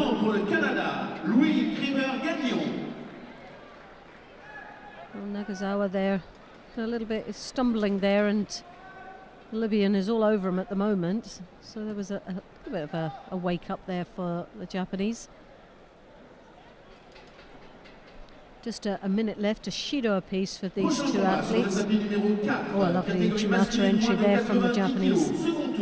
Kenta. En bleu pour l'Espagne, Nicolas Sherazadishvili. Et en blanc pour la République populaire de Chine, Chen Tsutsao.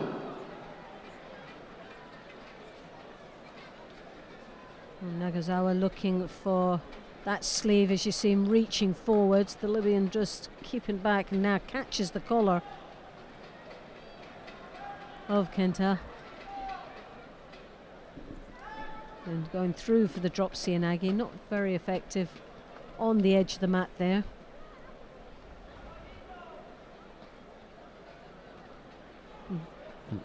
Nagasawa picking up his second. What's he showing him? I'm not sure what it is that he's saying about the... He seemed to be indicating something on the sleeve of the judogi. I thought maybe it got torn. That would be unusual place for it to be torn. One of the thicker parts of the gi, but I'm not sure. It seemed quite strange because then all he did was ask him to tidy his belt up. Yep.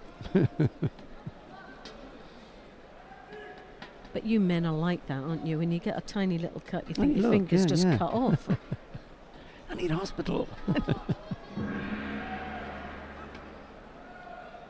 Well, it goes into golden score now.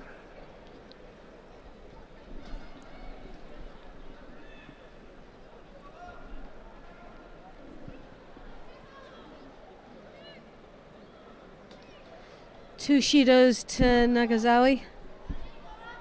I'm surprised with that. I didn't think he deserved the second one, to be honest, but nevertheless he's got it. You see, here is another illustration when the contest would have gone to Elias. Yes, it's true. Which Still would got have been an upset, wouldn't it? It would have been an upset. You got the feeling that, though, that if someone's going to throw in this contest, it's going to be Nagasawa. But do you think that maybe what's happening, what we're seeing now, is a trend that, because they know there isn't the importance of the Shido, that they'll accept it because it's more important for them to gain the grip and get the timing right rather than just rushing into something just off the grip, just pacing themselves. So we're most probably seeing some of these athletes getting more Shidos than what they would ever get in the old system. By the way, Chang Tsun-Chao of China has just thrown Nicolas Sherazadishvili of Spain down on mat number 4, just thrown him for Ippon. Chang, a bronze medalist from the Olympic Games, so he just demonstrated there that was no flash in the pan. You don't get bronze medal in the Olympic Games as a flash in the pan anyway. But there were a few people saying, "Oh, I don't know, Chinese," and it doesn't matter. You're in it. They ain't come from anywhere, you know. I think the world's so small now that there isn't such an easy draw anymore. It used to be. On your way, pal. On your way.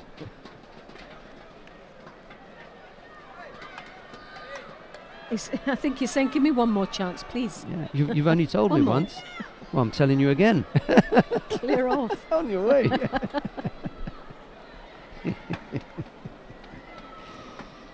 Oh dear.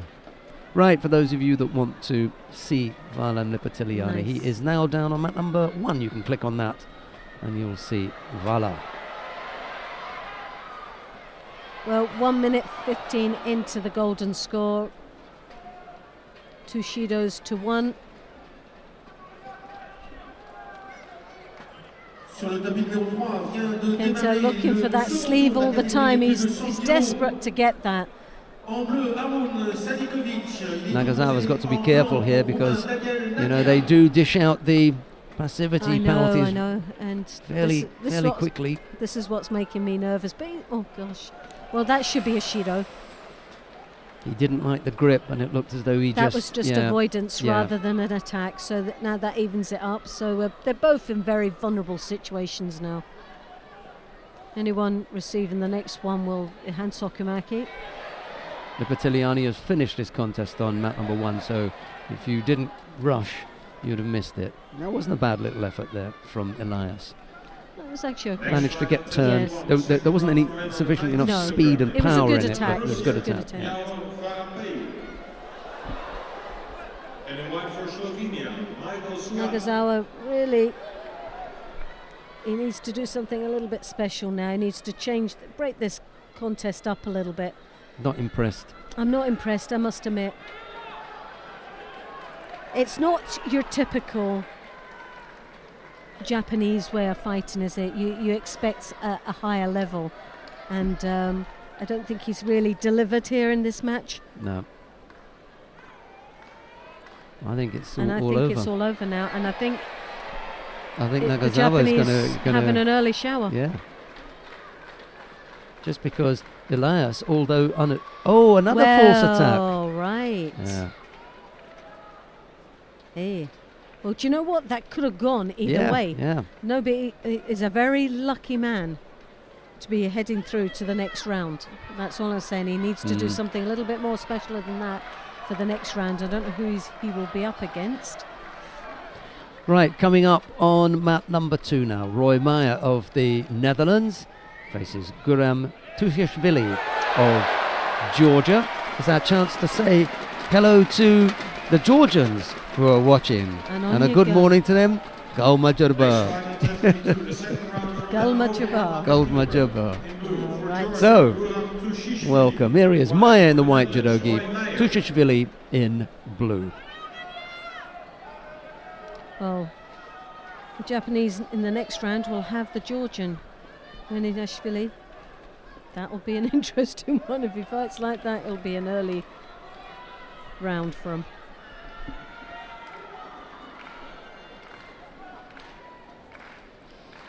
Well, they're not short of, big fellas in Georgia. We've already seen Levani Matiashvili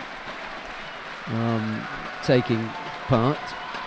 Who else have they got in there? Was it just the there are 2, aren't there? Well, Guram Tushishvili, he's another. Yep.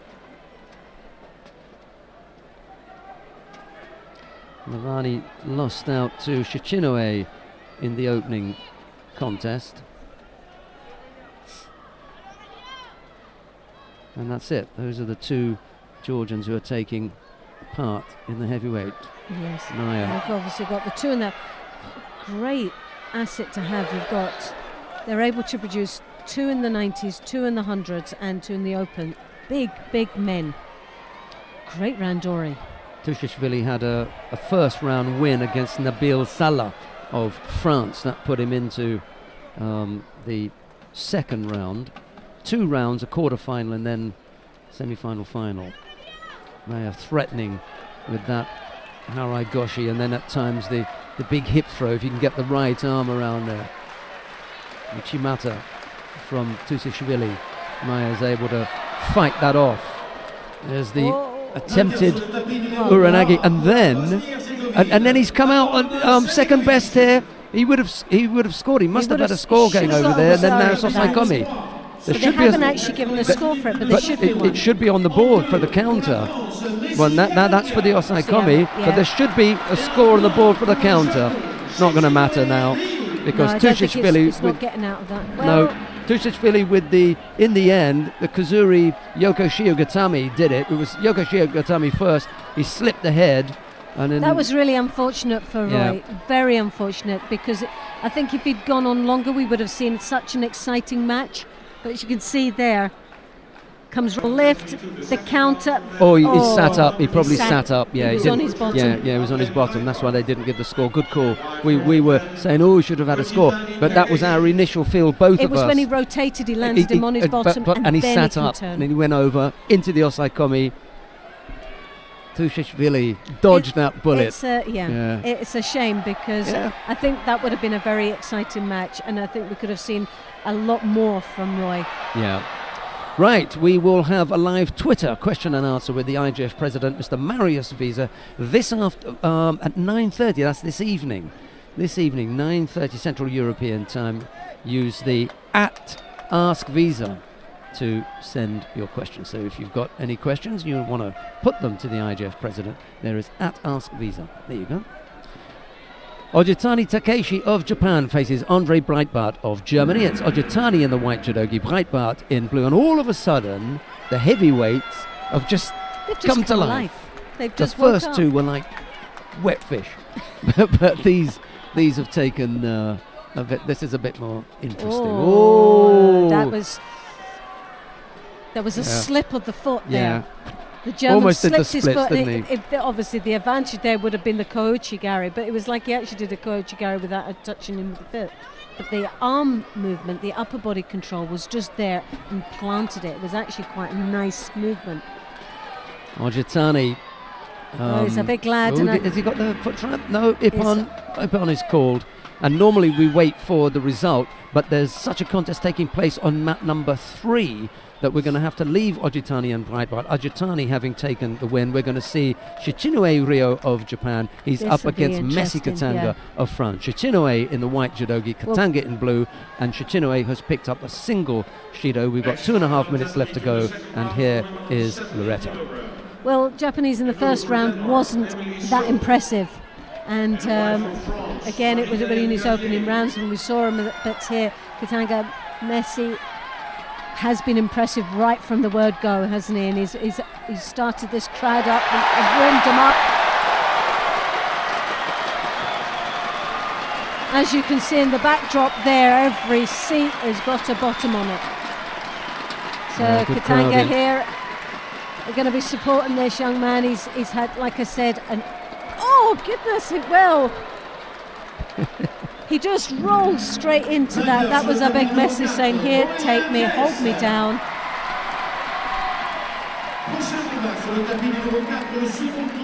And how did that? There was more of a stumbling than actually an attack there from the Japanese. He's not getting out of that one, Loretta. That's done and dusted now. Oh, goodness. Well, that was just the ultimate mistake. Next fight on Tentacle 1, the second round for men under 90 kilogram. In blue, Katanga finding it a little bit difficult to get to his feet, not because he's in any pain, but it's just the emotional distress at having lost out. Yeah, well, the mistake there was Katanga coming over the top, and the Ashiwaza was there. He just fell into the trap. Lovely rotation, lift, followed it through into the Osaikomi. Well, you really can't say too much about that. Well, we're spoilt for choice here, but I think we're going to stick with Arai Chizuru of Japan. She faces Melissa Helene. Just made the mistake there. Just looking at the recap of that last match, wondering where it all got wrong, but Messi was just too eager. Right, Arai Chizuru in the white judogi faces Melissa Helene of France in blue.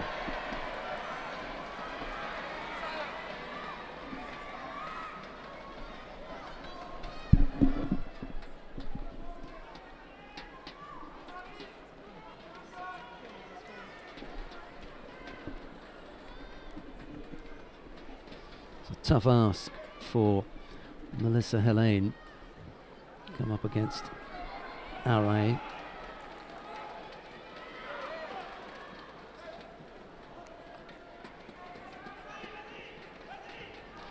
The number 1 seed, Japanese. So Melissa Helene, having won her opening contest against the Moroccan Shaimeh Labizat, finds herself up against Arai.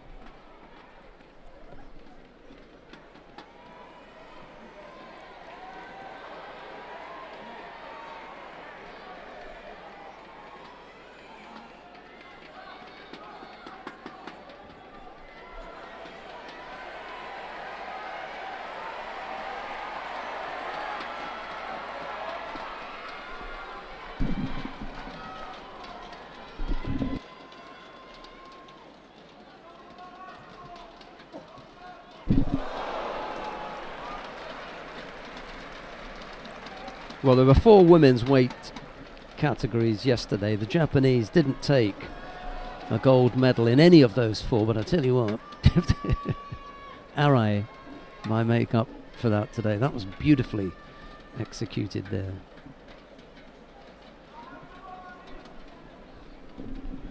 They'll be looking at Arai Shizuru to give more of the same. Beautiful low Uchimata, not much of the inner thigh really there, right quite low down on the leg, but they call it Uchimata anyway. It comes up with the ippon.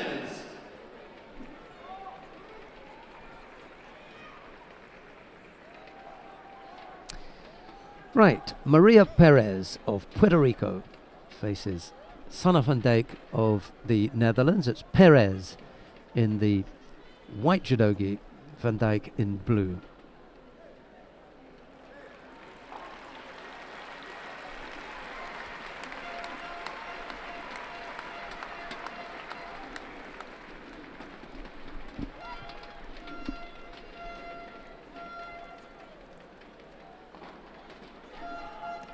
Next fight on 22, the second round for women on a 70 kilogram. In blue for Tunisia, Michelle Bouchoucha. And in white for Canada, Kelita Supancic. This will give you the rundown of the under 70 kilo category, at least the lineup anyway. We've already seen the number 1 seed Arai Shizuru. She won out over Melissa Helene. That was in a previous contest. Maria Perez is up against Sanne van Dijk now. That's the contest that you're watching on mat number 3. And in there as well, Elvisma Rodriguez of Venezuela. She'll face Anka Pogacnik of Slovenia. Fanny Estelle Pozvit of France to face Sarah Rodriguez of Spain. Marie-Eve Gahi of France has just defeated Emily Suk of Denmark. And on the adjoining mat, Kalida Zupancic of Canada is up against Nihel Buchucha of Tunisia. We'll see Maria Portela of Brazil. She's up against the second of the Japanese in the under 70 kilo category here, Nizoe Saki. And then finally, bringing up the rear in round 2, Asma Niang of Morocco to face Yoo Jae-young of South Korea. Okay, that's the lineup in the under 70 kilo categories. Both fighters have picked up a Shido apiece. There's a little over 2 minutes left to go, and there's no score as yet.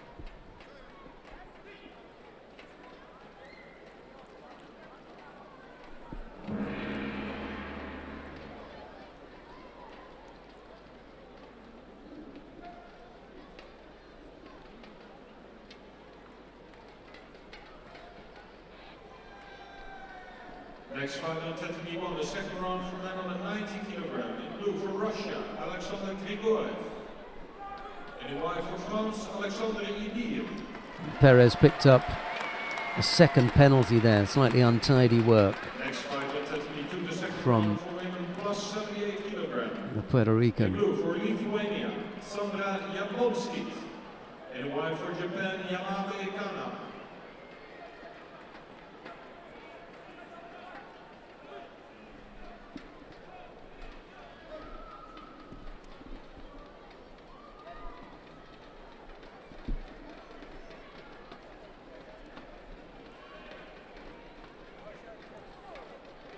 Yeah, Sanne van Dijk going to claim the turnover there. Yeah, I would.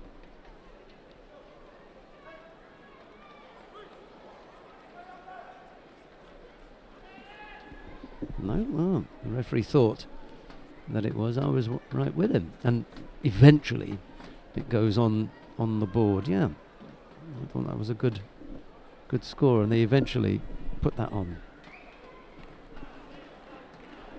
Next fight on 22, the second round for women over 78 kilogram. In blue for France, Roman Nico. And in white for Belarusia, Marina Slutskaya.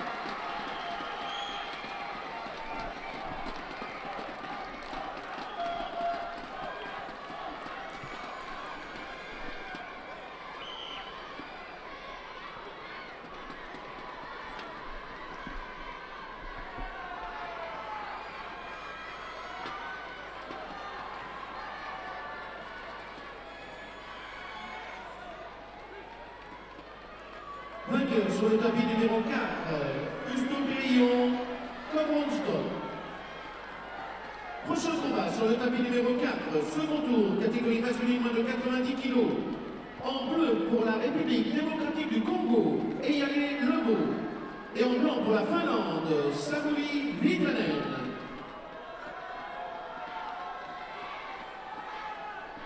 Single score to Sanne van Dijk. That's the lead at the moment with 20 odd seconds left to go.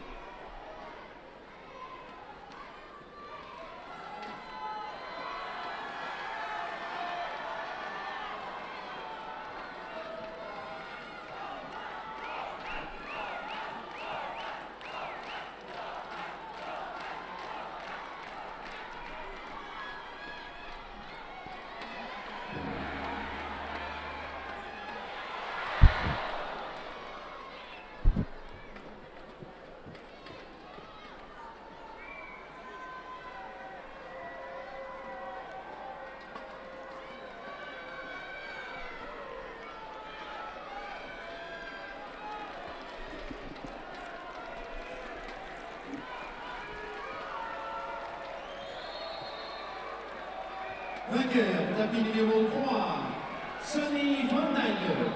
Prochain combat. Second tour, catégorie plus de 78 kg. En bleu pour l'Allemagne. Well, we're going to stay on mat number 3 because coming up next is the current Olympic champion at plus 78 kilos. Emily Andiol of France will face Yasmin Kulbs of Germany. It'll be Andiol in the white judogi and Kulbs in blue.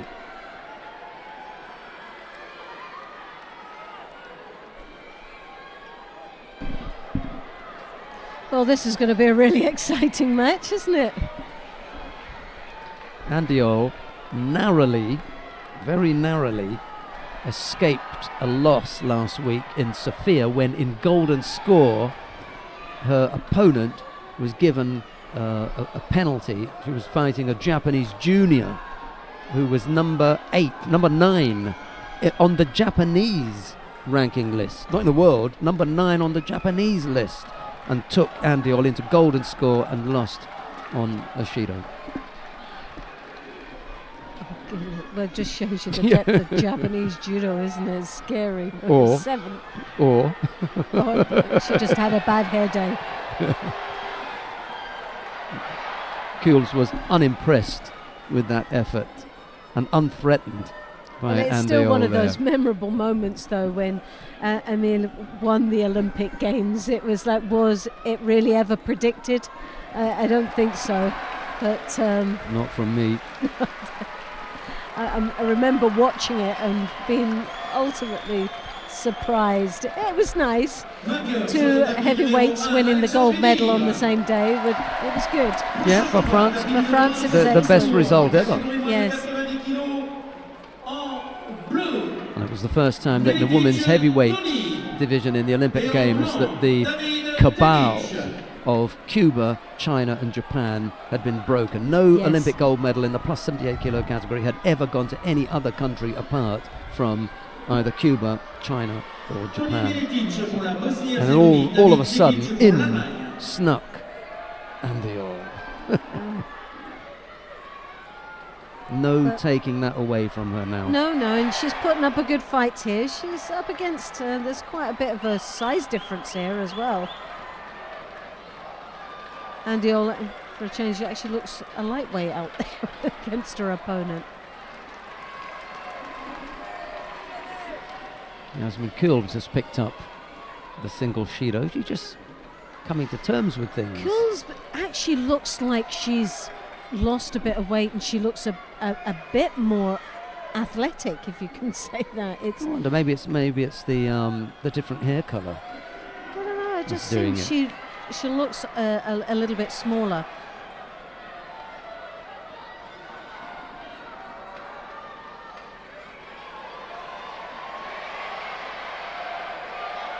Oh, right. Well, can she fall into the Osukami? No. Well, Jasmine was aware of the situation. For me, the right thing to do though, it was threatening for a moment, wasn't it? The Yes. Uranagi from Yasmin Kulbs. Still with the single Shido against her, but as we've seen, don't need to take that into consideration. There's plenty of time on the clock. Just that Well, there's right the block arm. there, and Emil's got to be careful with that. Second effort from Yasmin Kulbs now. Came up with the Uranage there. Uchimata left-sided this time. Just if she can just up the tempo a bit, she can really pressure I think Andy if Orr. either one of these could actually change the pace and take it up 1 or 2 gears, this would make a massive difference for either one of them. There's a little stab at the Ashiwaza. So She's doing big attacks, but without breaking the balance.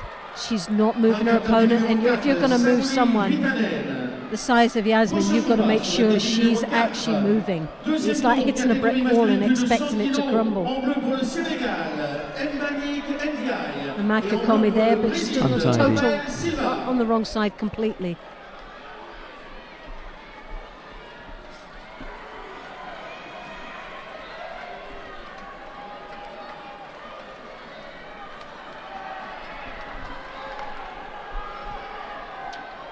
Inside the last minute now, as Kulbs it is who comes forward. Nice big right arm that goes over the top there from but it's Andy Orr. not doing anything though. It's just so high, but it's not effective. That was her best effort there. And it's dangerous. I think if you're going to take a high collar grip, the rule of thumb is you make sure your opponent's head's on the same level as your own. Otherwise you're reaching up, which puts you off balance. 2 penalties against Yasmin Kulbs now. There's the danger. He's still attacking, going over on that left side.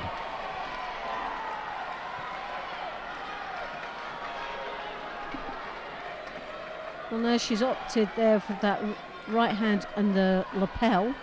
A little bit lower. Time running out here. That's that's a Shido.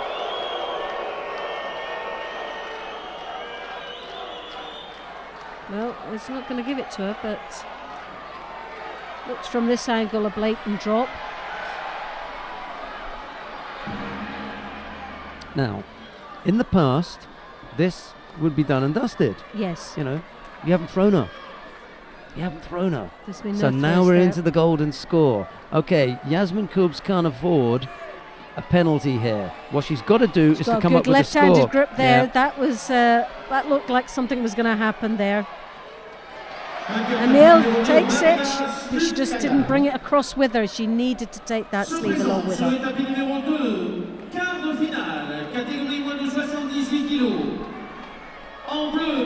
France, Sawa Kamara. Et en blanc pour la France. Well, a bit scrappy. Judo. A little bit scrappy there. Well, I wouldn't really want to predict this. It just seems to be 1 for 1 at the moment, and neither one of them have shined. No.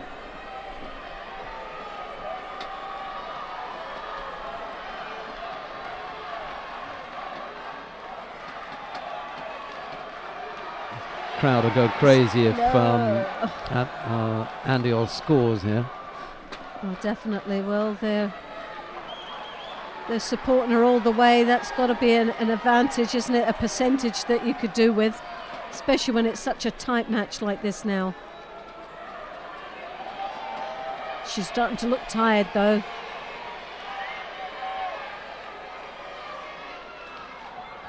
But we saw that at the Olympic Games. I thought it was all over halfway.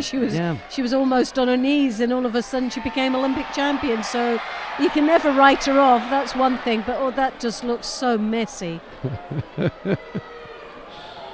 Well, she had to collapse that because Coombs has got herself in a good position to come up with an Uranagi if Andy All had stayed tall. So she had to collapse it. To be honest, you're being very kind there because the approach for that technique wasn't good to start with. Yeah. So there it is again. Yes! Yeah, that's scored. Well, she persevered. She got there at the end after 6.5 minutes of fighting, or surviving, maybe you could call it. Well, Andy All managed to find a way in the end, and the end actually, if you just look at that little part there, was fine. Yes. You know, would have looked okay. But there was quite a few occasions that she had fired that technique in, and the timing was very poor, but she kept persevering with it. Vainqueur tapis numéro 1, David Tekic. Prochain combat sur le tapis numéro 1, second tour, plus de 100 kilos. En bleu pour la Biélorussie, Alexander Vankaviak.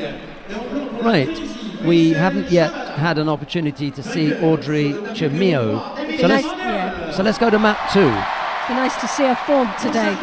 and we'll see the contest between Audrey Chemio and Sarahawa Kamara, two French fighters going head to head. Chimero here with the Wazari on the board already.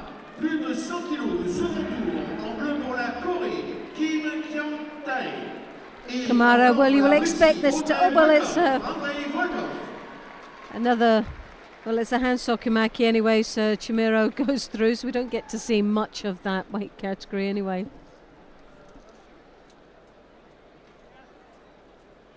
So we just see the result at the end. Kamara looking very disappointed. Chimero takes it through to the next round into the semi-final. Now we in the 81 kilos, we'll stay here where we have Santos of Brazil in the white gi. And in white for Brazil, Eduardo Santos.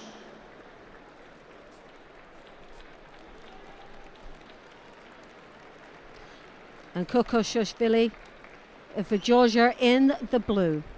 Brazil white, Georgia blue. 81 kilos, third round.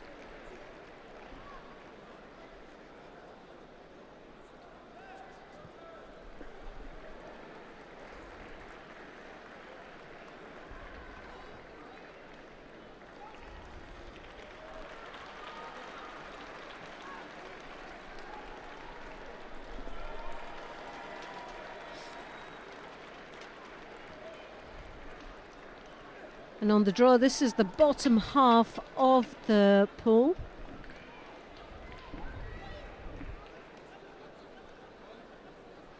And the Georgian opting for a left-handed over the arm lapel grip as he works there for what seemed to be the Sienagi.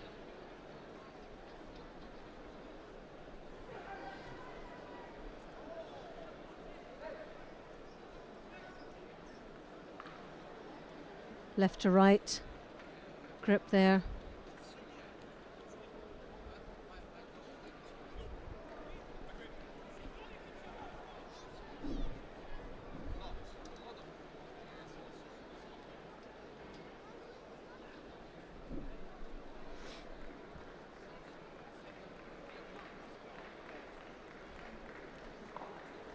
Kukushashvili there with his left arm under his opponent's arm there, looking towards drawing his opponent's body onto him as he works there round the back for the Kosota. Uchimata from the Brazilian was an option.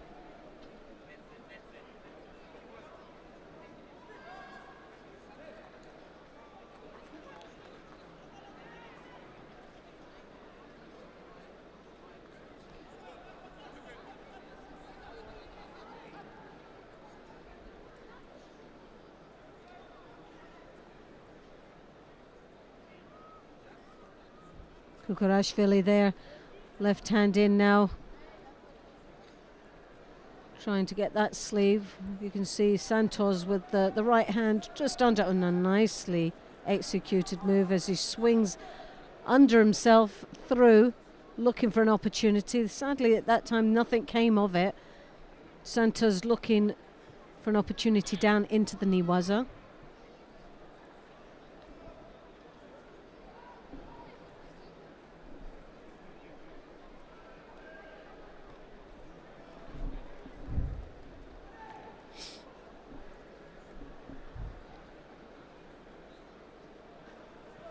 The Georgian there with the left hand now sliding up towards the high collar. He's got that sleeve, it looks very comfortable, and as it comes in there for the drop sinagi, but to the side of his opponent, not underneath, which we would have expected for a better execution of the technique.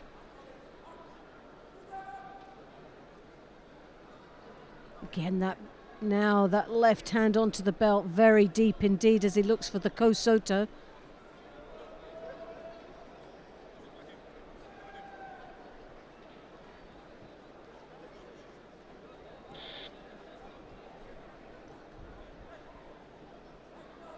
Next fight on Tatami 1, the second round for men over 100 kilogram.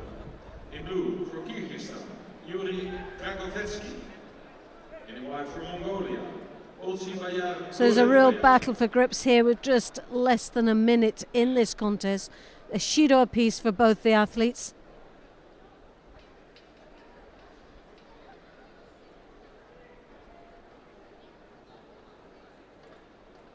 Kurakashvili, the stronger of the two in my opinion here.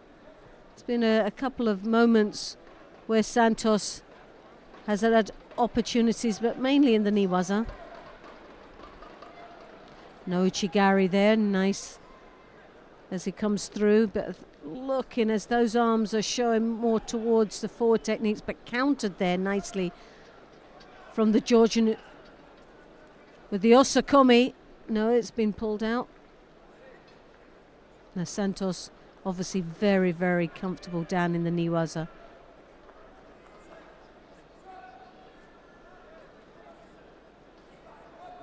This time Santos' arm round the back, but very vulnerable indeed with as we know, the Georgian has executed some very, very good counters to the rear. So now this is going into the golden score. No score on the board yet. Two Shidos, one apiece.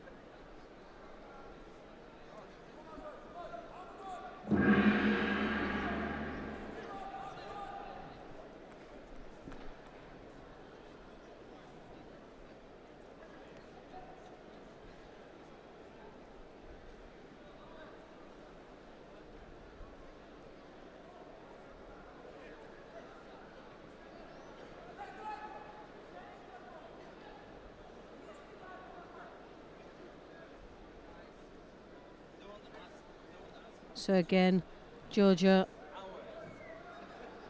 looking to go round the back once more, trying to take his partner to the rear. Bit of a waiting game here in the golden score, and this is where don't want to see any mistakes being made.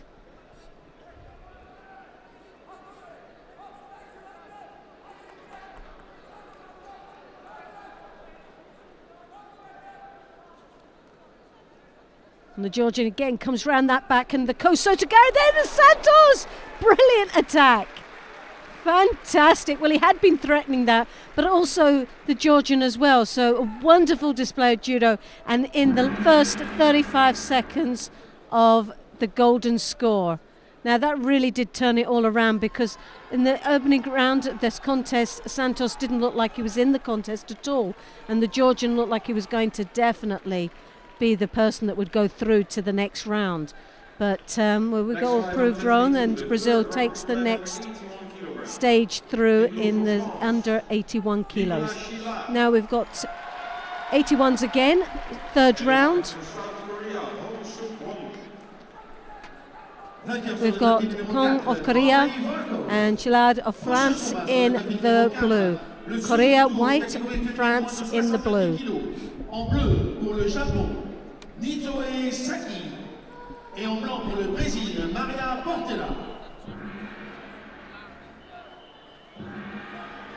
So, Hong Zukwang of Korea in the white, and Nicolas Chilad of France in the blue.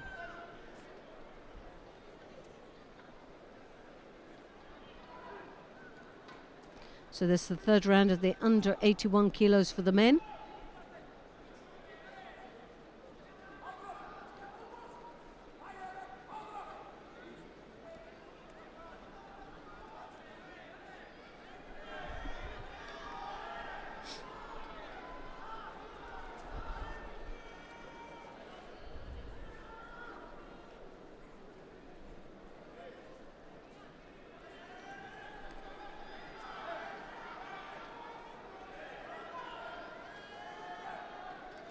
Chilad now controlling his opponent's right sleeve. Now he looks for an opportunity down there in the Niwaza. As you can see, he's around that waist. It's like a bear hug over into the ground as he tries to rotate him. No control there with the legs. Needs to hook in under the arm to make that more effective.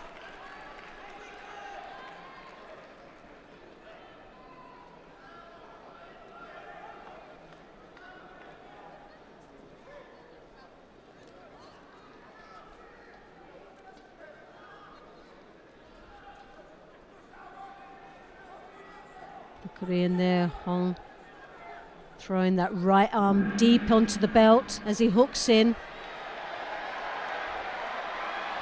Chilad trying to lift and counter his opponent. He's getting just missed out. Now, no score really, because it was a complete execution of Nicolas, this technique.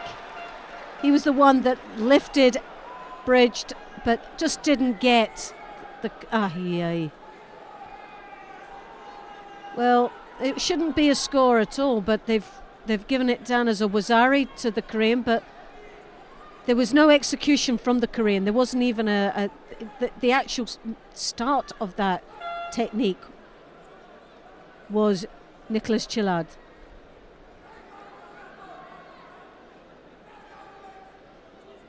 The Korean, all he did was hook in and try to survive. But so that for me, he doesn't deserve a wazari for that. I cannot believe that. Well, very, very surprised with that. And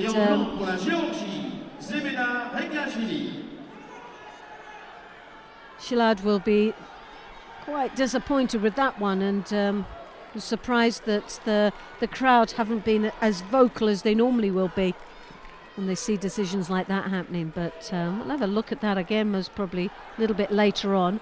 But the battle still continues here in the third round of the 81 kilos.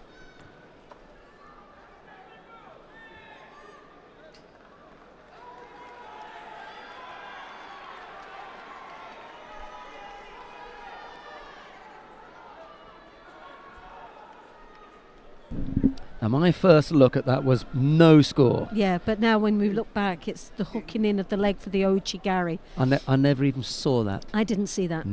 I saw never the hook on that. the other side, which obviously executed Chillard's lift Yeah. and rotation, but then within the being lifted, the Korean hooked in with their Ouchigari. And I didn't I see never that. saw that. No, I didn't see the leg. I was too busy looking at the start of the counter and the finishing of where they landed.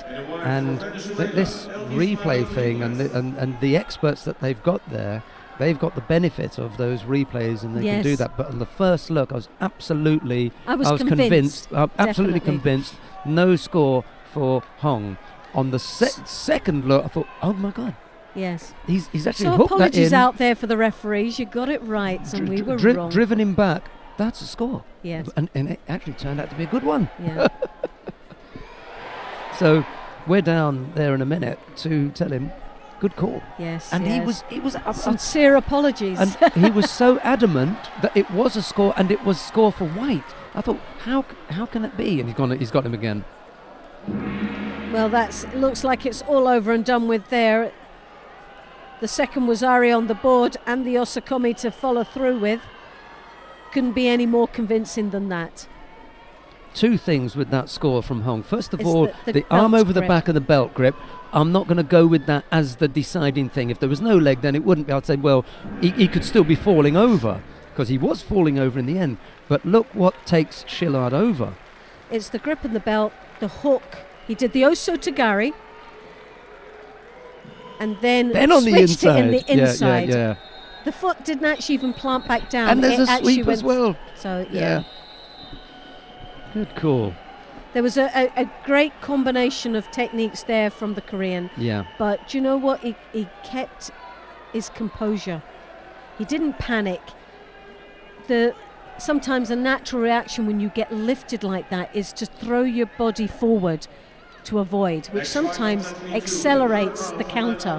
What he did was use a wise judgment of saying, I'm up in the air, but I've got the Osotogari, which I knew was going, and now I'm just going to switch it to the Ouchigari and still stay on that belt. Where if he'd let that belt go, he would have gone flying, because that was the only control, the only contact he had with himself and his opponent. It was a good call and a good match. We've got Cyril Marais of France coming up now against Saeed Kurbanov of Uzbekistan. It's Marais in the white judogi, Kurbanov in blue.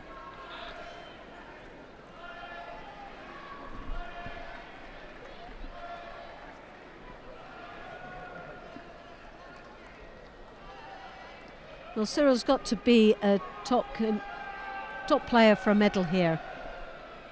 29 years of age. I remember him as a junior. He's always been an outstanding performer right from the sort of cadet junior level, and results that he has as a Grand Slam in Paris 2016, first place.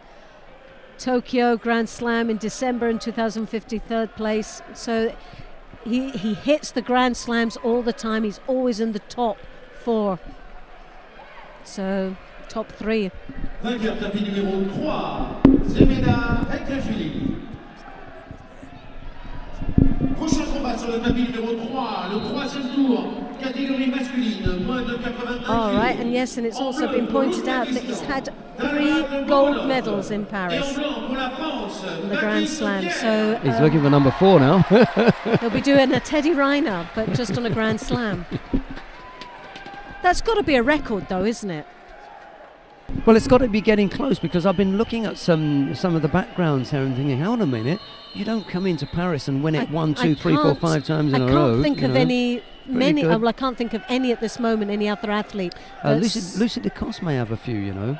Let's just have The a quick grand- look of the at grand Lucy s- Grand Slams. It'd be interesting to know, because I would say, and I'm sure you'd agree, that the Paris Grand Slam has got to be one of the hardest or the most popular wins to get. And it is normally, in general, a very, very tough event. So to actually get 3 gold medals on the trot.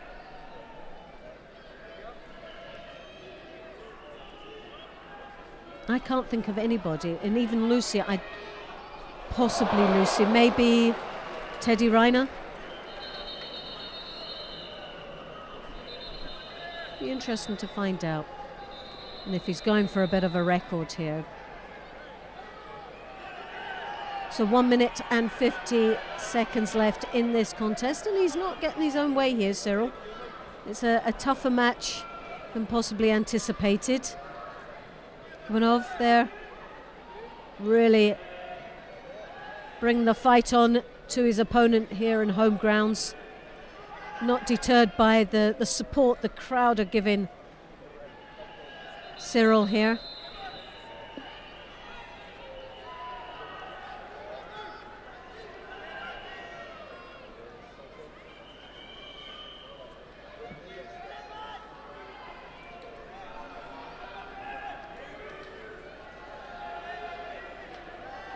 Ooh.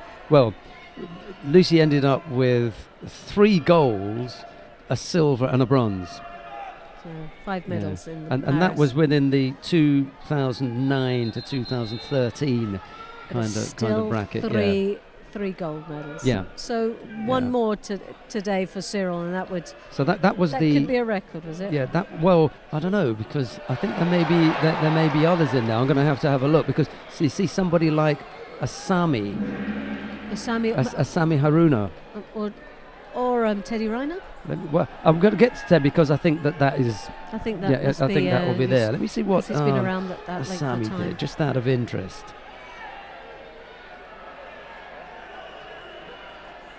Well, 30 seconds left. Cyril's got a great grip there, as you can see. He switches for the drop, following through, looking for the niwaza. That right high collar, right-handed grip, drawing his opponent down, seems to be. Asami only had 2. Sorry. It's okay. Again, Cyril, as you can see, with that right hand high collar, drawing his opponent down. It's nice and controlled. He's got that sleeve, which he's always wanted, and it gives him the edge. Next fight on Tatami won the second round for women under 70 kg. In blue for Spain, Sara Rodriguez. And in white for France, Fanny Estelle Posvit.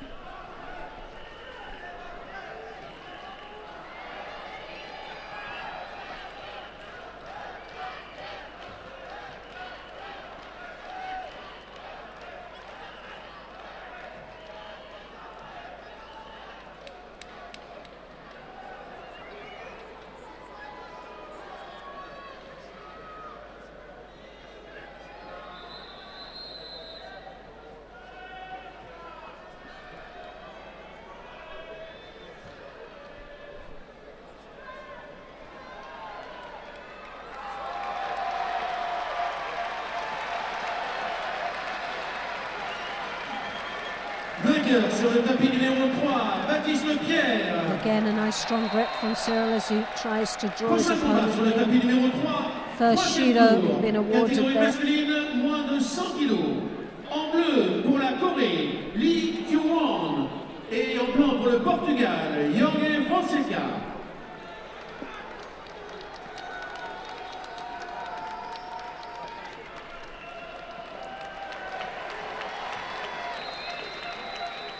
And Cyril wins. Not sure, because we don't have the scoreboard. Looks like it's actually a bit defunct there, because it says 71 minutes 56 seconds on the board.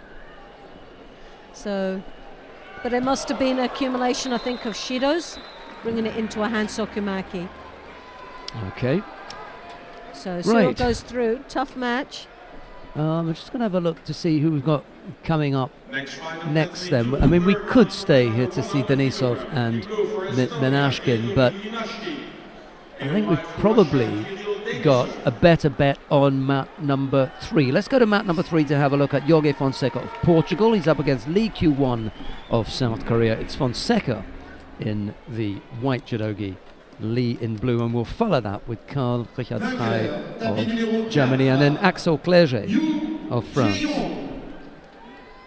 Well, Fonseca again in with those drops straight away in the opening seconds of this match, as we saw in his previous contests. This is the men's under 100 kilos, their third round. He's up against Lee of Korea in the blue gi.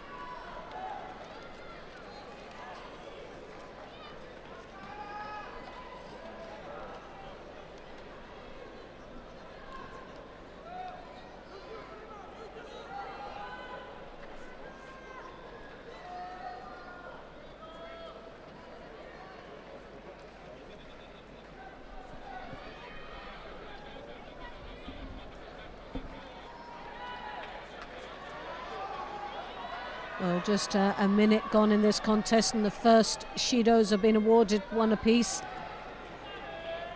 in this contest.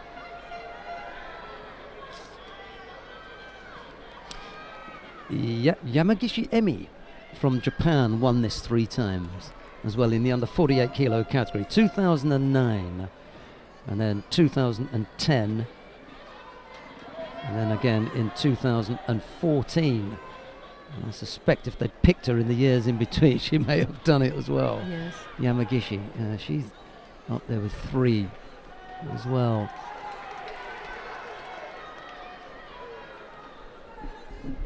I think the only other person that may have done it on a number of occasions would have been in the under 52 kilo category, Nishida Yuka.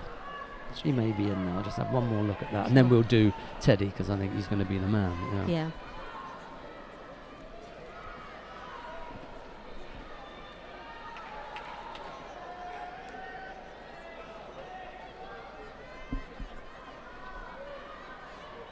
Well, almost to the halfway mark here in this contest.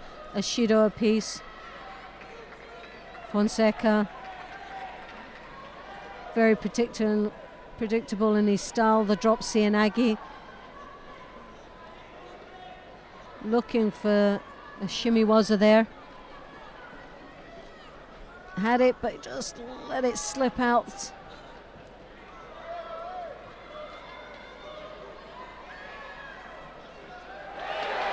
Lee looking a little bit of a little world of his own.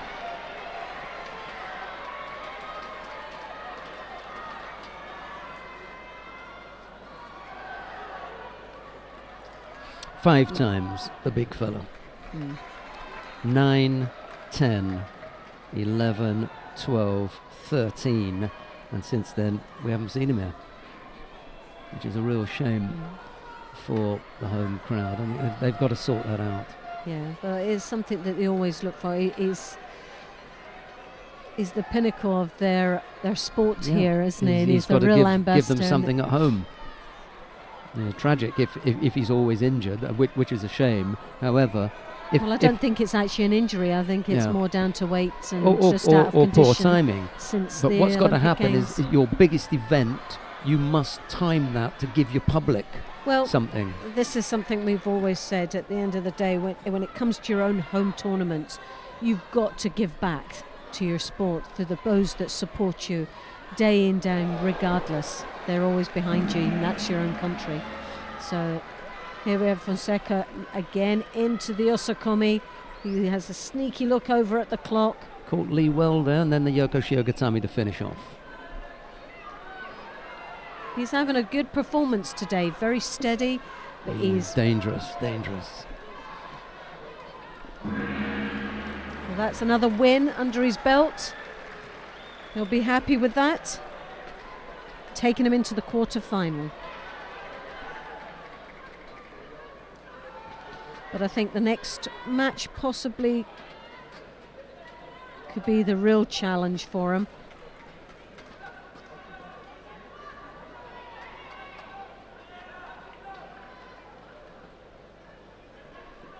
It should be the winner of the German free and man of Senegal, which I think it will be the German that will go, that he'll have to compete against for a place in the semi-final. Nagai Atsuko, also the tiny little 48-52 kilo category fighter, 3 times gold medalist there.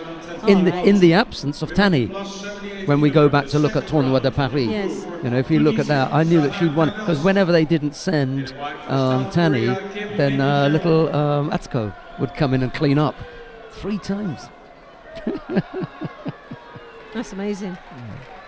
Right, Karl Richard Frey faces Babacar Mane of Senegal. It's the German in the white judogi, the Senegalese in blue.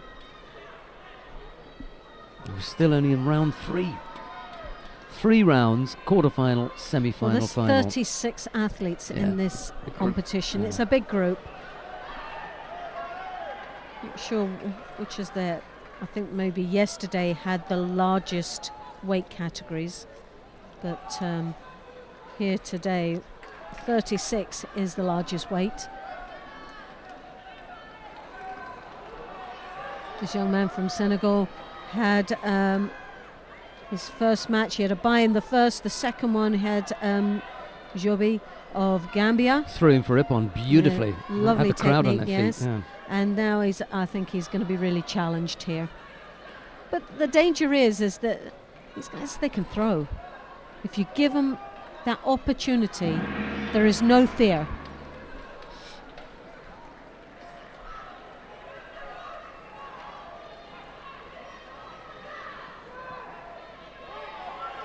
Calfrey there with the right hand on the collar. He comes in with the Uchimata, but didn't have that sleeve.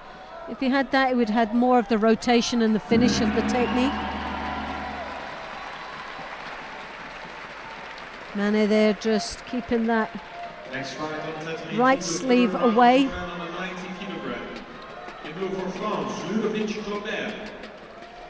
can see those hands flapping in the air, both trying to get a sleeve. Or Mane just keeping his hand well clear of the German, because that is the finishing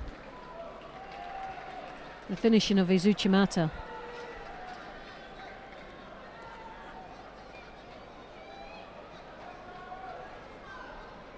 Senegal comes round the back, he lifts his opponent up.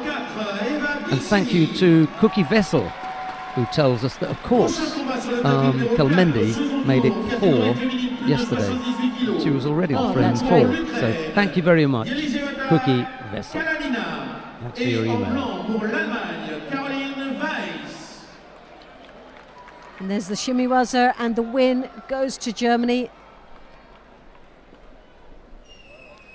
And he'll be up against Fonseca for a place in the semi-final. Now, I said that we were going to stick around to watch the contest between Axel Clerget. He's up against Snoussi of Tunisia. We may stay here. But Beka Gwiniashvili of Georgia will be up against Nagasawa Kenta of Japan on mat 2 shortly. So we may, like to have a look at that.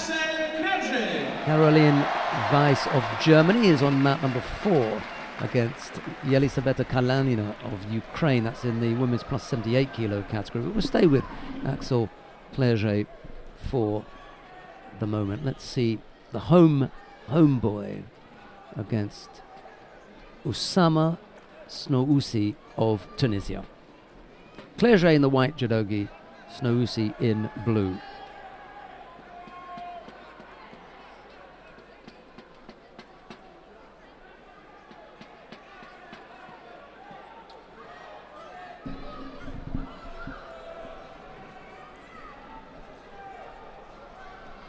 Well, this Tunisian, quite a big lad, isn't he? Very tall. See, the danger for Snoussi is that the top fighters, you may get lucky and get one opening. Yoko Tominage there, nicely executed, and a great follow through. That was a nice bit of judo. But Clerget has already offered up that one opening this morning. He's not going to offer up another. So you've had your chance, those of you who are out there. I'm standing up from our commentary position to take a look at map 4 because I want to keep an eye on what's happening with Caroline Weiss and Yelisaveta Kalanina. That's in the plus 78 kilo category. Well, while you're doing that, I'll keep a firm eye on this match, see what's happening here. Axel trying to just secure his grip. Tunisian doing well to keep his opponent at arm's length, but it just looks to be just a matter of time. And Clerget comes through. Over 78 kilogram. In blue for Japan, Asahina Sa. And in white for Bosnia-Herzegovina, Larisa Seric.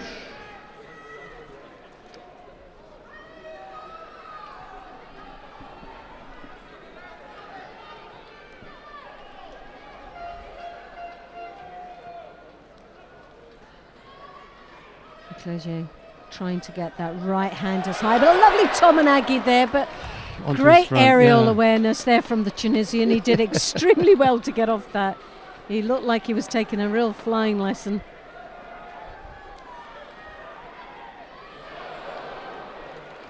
And it was brought a real bit of excitement there to the crowd as well. They thought it was all over and done with. 2 minutes and 14 seconds left in this contest. Lovely Kosota following through into the Niwaza, looking for the opportunity. Problems there. here. Osakome finished. Not going to move now. That's it. Oh, I don't believe it. No, well, do you know what? Why would you just want to let that one go? I mean, he nailed Messy, him. Absolutely messy. nice position. Everything was right.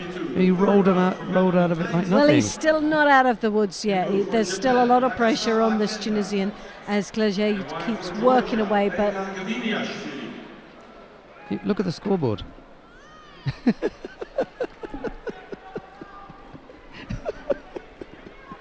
1 minute 38 seconds. 6 to go. Clerget's got the Shido against him. He's been all over him like a bad rash. And Can't believe yet, that. I'm so busy Yeah. engrossed in the match that I've never even looked at the scoreboard. I mean, he really And has it been just- absolutely all over him, hasn't It he? hasn't. It doesn't. It doesn't add Doesn't up, match does up, it? no. Definitely doesn't match up to what we were actually watching at this moment. Yeah. How on earth did that Shido come? I didn't even see that there. Great contest. Oh, it's a real battle, but as far as class is concerned, Clerget's got this one, hasn't he? Yeah.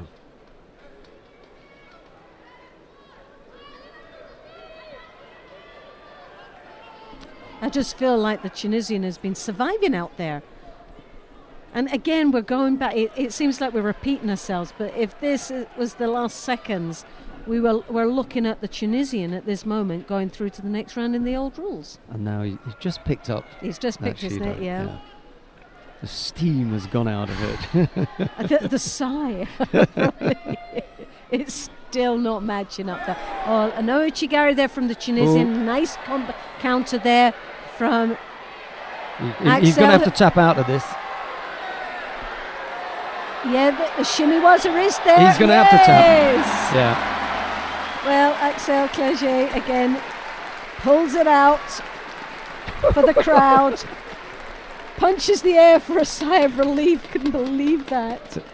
As he began to rotate and turn, that was just getting tighter and tighter and tighter. That was just very uncomfortable. Yeah, and I knew he was going to have to tap, Mm.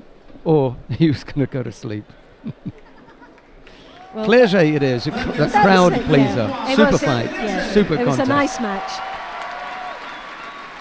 And Yelisaveta Kalanina of Ukraine has just defeated Caroline Weiss of Now this will be Germany. nice. We've got Max Stewart. Max Stewart, so it'd be nice to see how he gets on. He had a great match in his first round. This young man from Great Britain is just starting out on this senior sort of pathway towards the 2020 Olympic Games.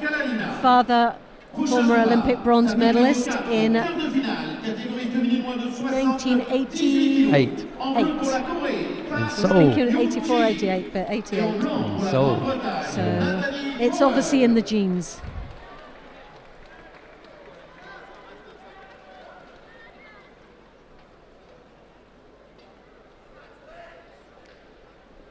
It's Stewart in the white judogi, Pulekulov in blue. It's the man from Great Britain against the man from Kyrgyzstan, and on the adjoining mat, Natalie Powell. So the two British fighters are out there at the moment. Bad timing for the British fans. You can only watch one unless you've got Just that split screen, you know. Yeah, maybe they're just up there with the modcons. They've got one on their phone or one on their iPad. The winner of these will meet Clerget for a place in the semi-final.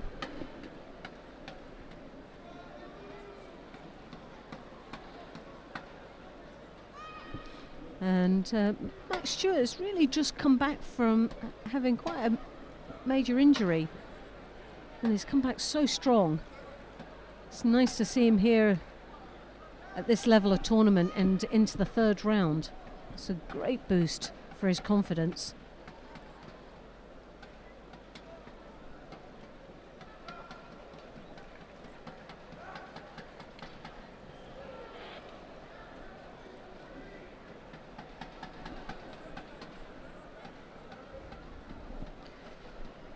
Kazakhstan there with the right arm just around the back as if he's drawing in Max Stewart's shoulder. And that looks a real threat there for Stewart.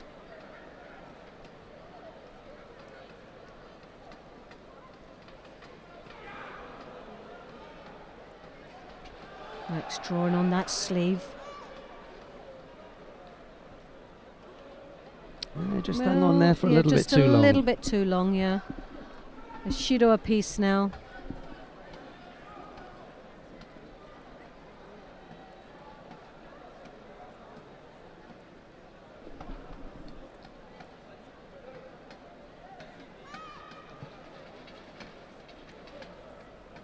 Max coming up high, looking for that high collar grip. It is a battle of grips here. Neither one of them have been satisfied that they've actually got real security to follow through into the next stage, and that's a throwing.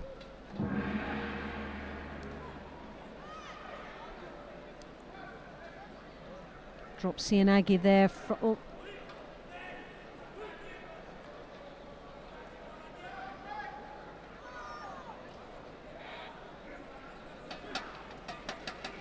Well, for whatever reason, there's Uzari being awarded there for Pulekulov. I'm not quite sure why he got that.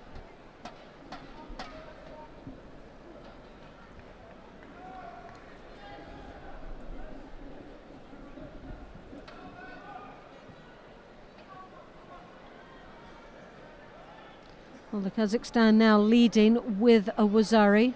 Just under a minute left. Yeah, Max has gone in for low left-sided technique off his knees, and Bulikov took control of it, pushed him on his back. It was a soft score, soft counter, for which they gave Wazari. That's the lead at the moment. Now there's the danger, that right-handed grip over Max's shoulder. Very strong indeed, and it's really controlling. Puts a lot of pressure on Max Stewart. Now let's see if this young man from Great Britain can be gutsy enough. At the end of the day, it's all about development. It's a great opportunity. It's an all or nothing now situation with 27 seconds left on the clock. Under half a minute. Yep. There's another drop. It's not. Will he get that? That's a Hansokimaki. yeah. My goodness, I never realised there was two there. And it's not Bulikulov's place to say what is or is not a Shido. That's the first thing that I'd have pointed out to him. I'll let you know if it's Shido or not. We'll have a look at it. That was a blatant drop. That was an attempt to avoid the grip. Yeah. Oh, will they give it? 23. Yes, he's got it, and Max Stewart goes through. Well, as we repeat that, there's no attempt to throw there. There was nothing. He was under pressure. Max tactically played that contest extremely well. Well done, Max Stewart, who goes through now to the quarterfinals, where he'll be up against Claret. Axel, that's going to be a tough one.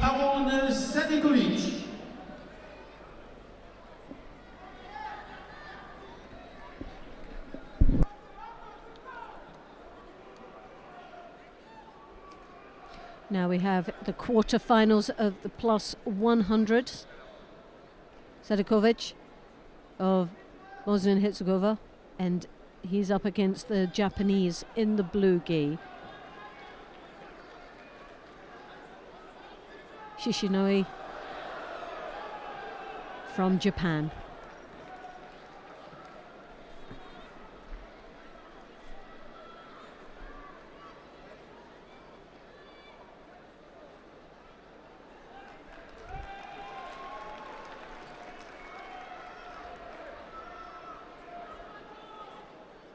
Next fight on 22, the quarterfinal for men plus 100 kilogram. In blue for Japan, Ojitani Takeshi. And in white for Georgia, Kuramtushishvili.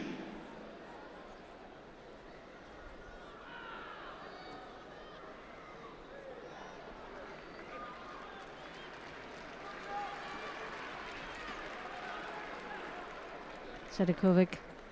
Oh, yes! Oh, well, that was a great start. One of the best throws of the day. He hooks in and smashes him there with the Osota. Well, you missed a treat there. I saw it on the way back in. Oh. To his credit, the Kyrgyz coach and the fighter both at the end said yes, that was a force attack. They both had a look at it and said, one look, yeah. It's hard, you know, you feel at the moment that you've made an attack, you look and you think, actually no. Even the two of them said, yeah, you're right, that was a false attack. And full credit to Max, he hasn't got as much of experience, but he played that really well. He was down a score and he knew that there was two Shidos on the board, and what he did was advanced and go forward, and he had that gutsy. He could have got thrown for 10 being that gutsy, but he played it right under the pressure. And I said to the Kyrgyz fighter, you're the fighter with a score, you know, you've got two penalties on the board. The one thing that you don't want to do is to give up another one, and then you do that. Yes. you don't give the referee any other choice. He just threw it away, really, didn't he? But full credit to Max. He really played to the strengths there, and he tactically just was spot on. That was Sotogari. I keep looking at that. It was amazing. That was, for him, that's him coming alive. Yeah. Right, on mat number 3 now, the quarterfinal in the under 70 kilo category. Arai Shizuru of Japan. She faces Sanne van Dijk of the Netherlands. Arai in the white judogi, Van Dijk in blue. It's odd that we should have kept the referee on the mat. That doesn't normally happen, does it? Normally rotate them all the time, but the same Maybe referee for the Max Stewart contest, isn't it? Yeah. Yes. Same one. Or maybe they rotate him over in a couple of matches, or normally one done. Is it? One and done. He was so good they kept him on. They played him twice. Van Dijk there with that right hand very deep around the jacket, the back of the jacket.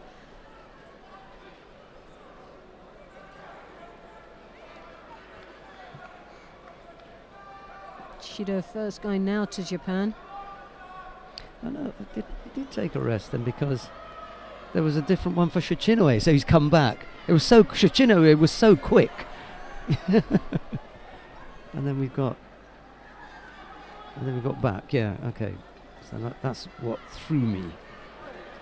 That was over and dusted so quickly. We've got Ali there with the left hand on the lapel, left-handed grip. She's got a good strong position now, looking for an opening of the harai into the Makakomi, working now into the Niwazu. She's got a foot just surprised the refereeing call Mate there. sur le tapis numéro 4, troisième tour, catégorie masculine moins de 81 kg. En bleu pour l'Argentine, Emmanuel Lucenti. Et en blanc pour les Pays-Bas, Frank Demy.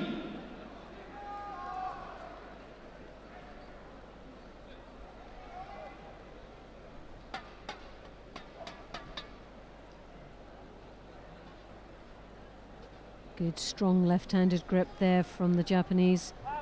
She's setting up her opponent, using her feet to engage Van Dijk. Playing a little bit of a waiting game around the back. Oh yes, what a switch there as she comes round the back. Lovely attack there from the Dutch girl. No score, but a great attack. And totally took Arai off guard.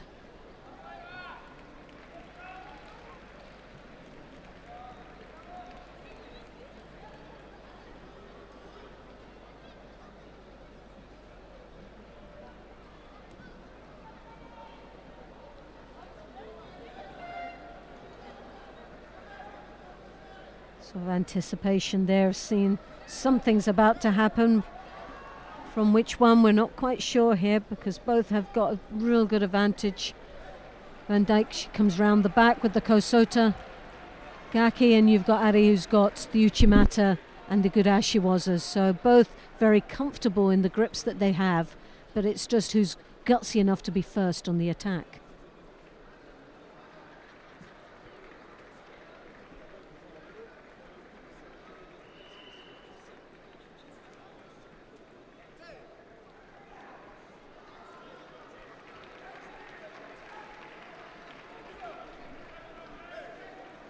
So Arai looking for opportunities in Niwaza, using her legs. They use their feet like another set of hands down there. Very clever in the Niwaza. Always looks very comfortable as well.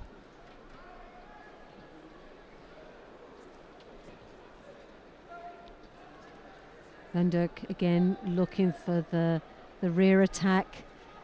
Left herself a little bit vulnerable.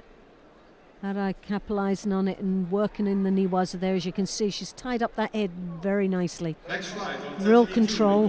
Now it gives her the opportunity with that upper body control to start digging away and getting that foot out. And she's working away down towards the ankle, but refereeing again a little cut short a little bit. There was action there. There was movement. I'm very surprised that they call Mate on that. But you won't be. I love you so much, but you won't be when you see that he only called it because it was the end of the contest. Oh, was it? Oh, right. I'm too big. I never look at the clock because I'm so glued onto that contest. I'm not interested in time. Well, that's okay then. Yeah, that was all right then. That was okay. that was okay. Oh, dear. Has Andy all been back on? Well, she's coming back on now. All right, she's coming on now. Yeah. Right. We'll take a look at the quarterfinal in the plus 78 kilo category. But I look who's coming on next. I thought that was so sweet though. I'm not bothered about that clock. And you were in full flow. I didn't want to interrupt you. No. It was going so well. Yeah. I thought I'd let you go. But for me, maybe it's a bad habit as a commentator, but no, not at all. No. Right, Emily Andiol of France. There's always the saying, it's never over. That's right. You never ever stop until the referee goes, come on, you're finished. That's the one. You just keep going. Emily Andiol of France faces Santa Pacanita of Lithuania. It's Andiol in the white judogi, Pacanita in blue. This for a place in the semi-final.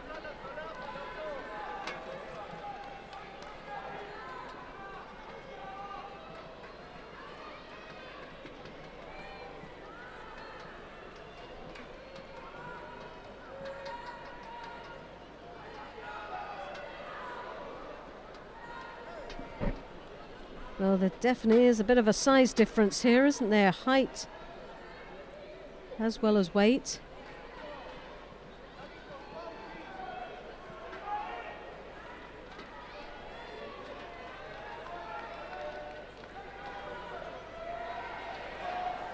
Again, you've got that Makakomi.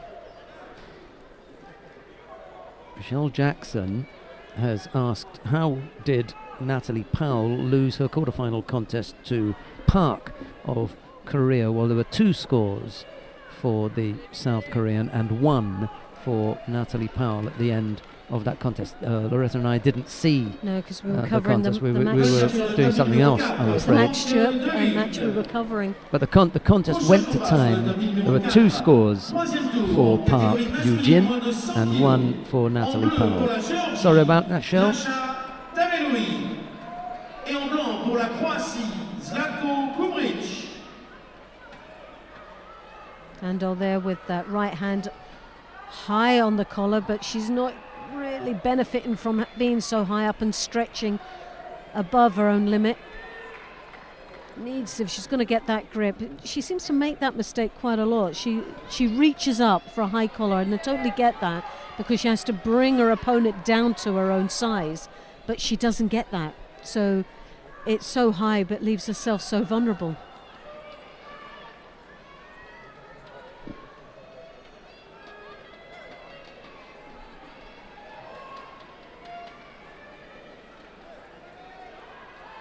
So left to right grip here between these 2 athletes.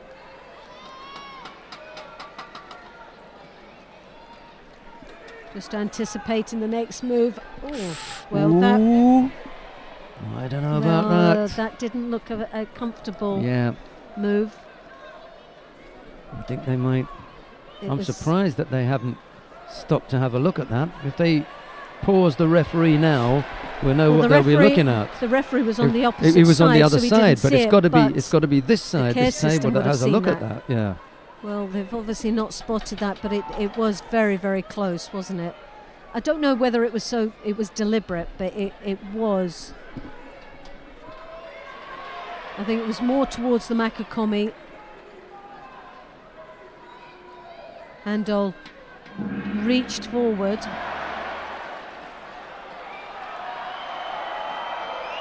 See, that hand again went up high and she came over the top of it, I believe.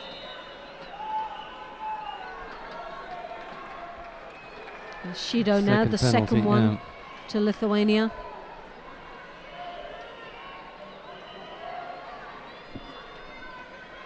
Santa there taking the high collar grip. She's trying to draw Andol forward. Only has the one grip, but both the athletes are exactly the same.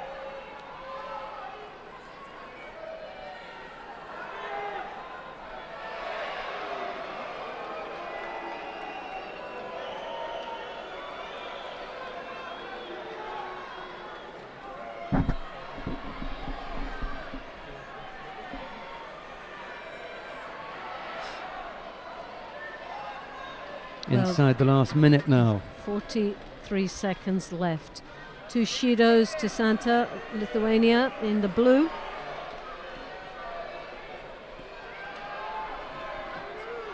And Olympic champion in Rio.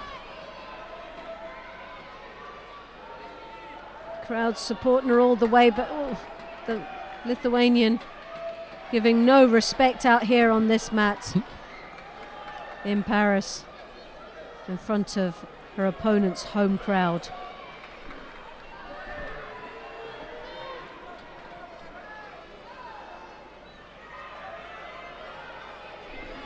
Well, as we saw earlier in the previous matches, Andol likes to leave it to the last seconds, don't she? Or even into the golden score. She keeps us all on the edge of our seats.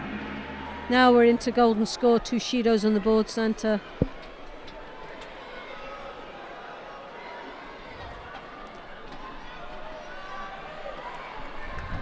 So it was, looking back on that previous, it was just literally, it was the Makakomi, but it was below the elbow because they looked to be the bend. But again, it was very close, wasn't it? So 20 seconds into the opening of this golden score, and it's really got to do something impressive here, and the Makakomi again is in.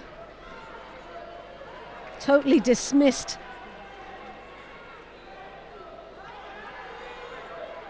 By her opponent, who's standing there ready to start again. Andong looks like she's totally exhausted by this match. She's had some real tough rounds, hasn't she? Her body expressions are all about exhaustion more than anything else. No easy rides here.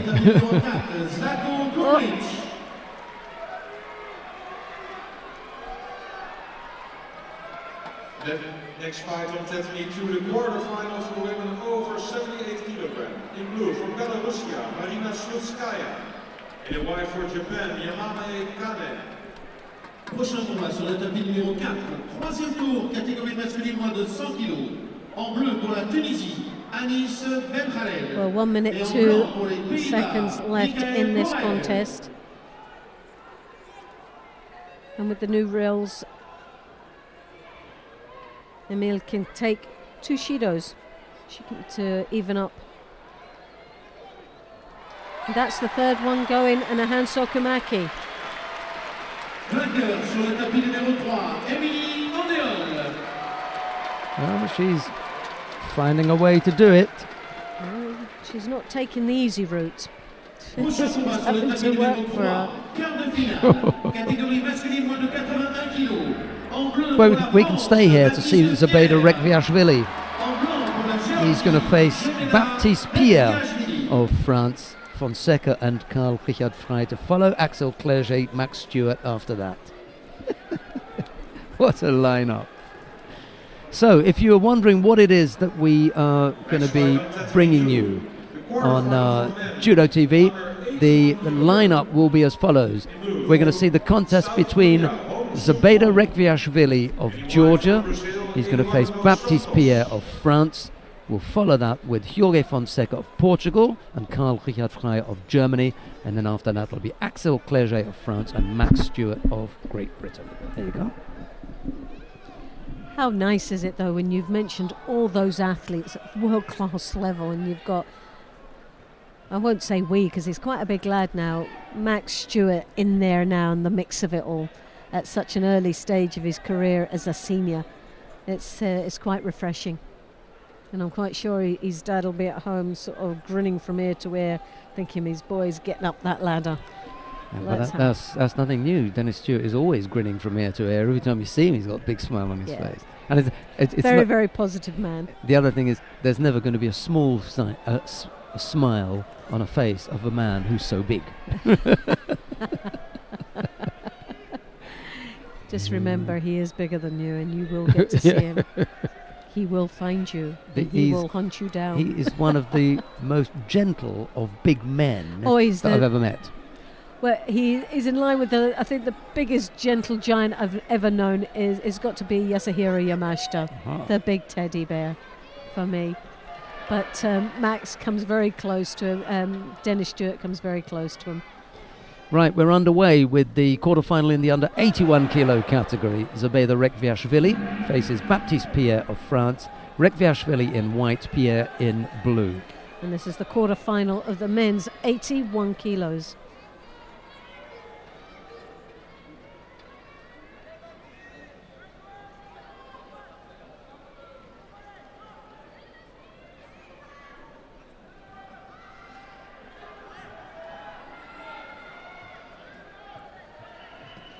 So left to right here.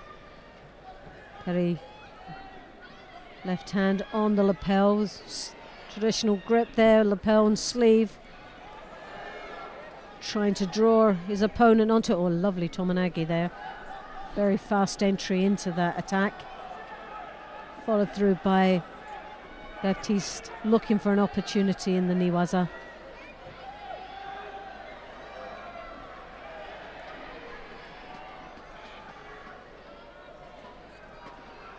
You can see a lovely Ouchigari there from the Georgian.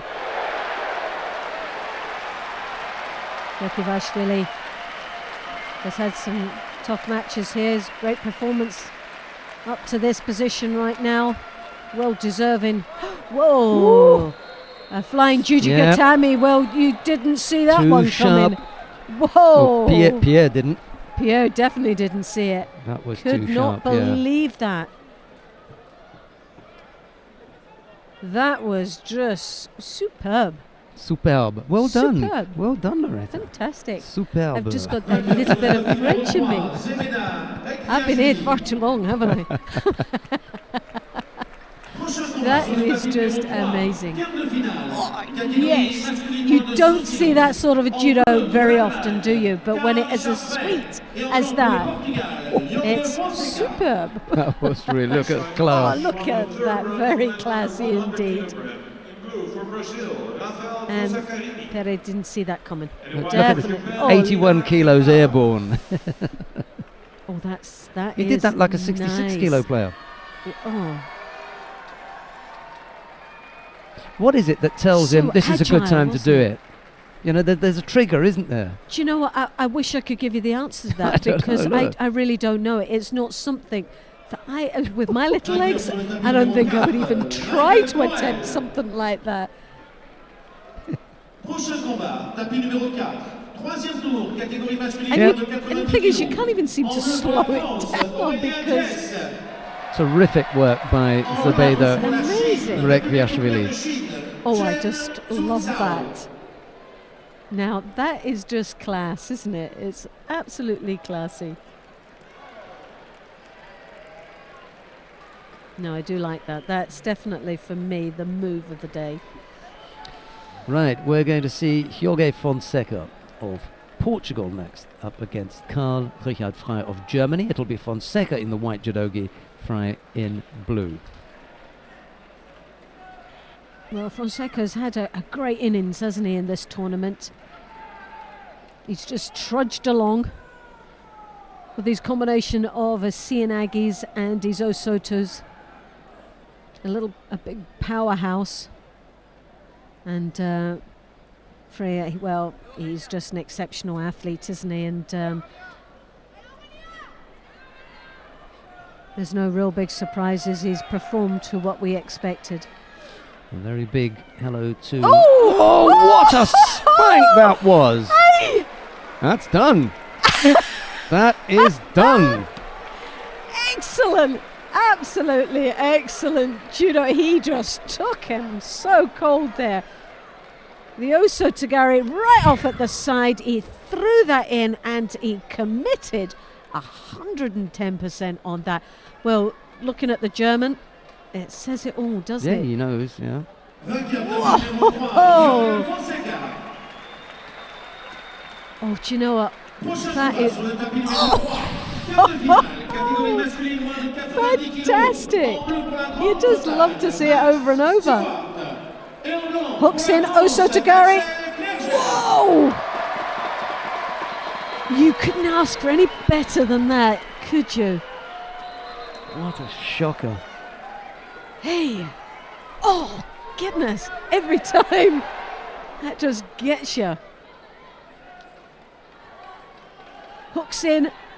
Ow, perfect. Can you get that? Aye. Look at the cameraman. He's in the absolute right position for that. Fantastic. Right, we're underway with the next quarterfinal. This time in the under 90 kilo category. Axel Clerget of France is up against Max Stewart of Great Britain. It's Clerget in the white judogi, Stewart in blue. Tomanagi down there for Axel. And a very quick hello to Richard Britton.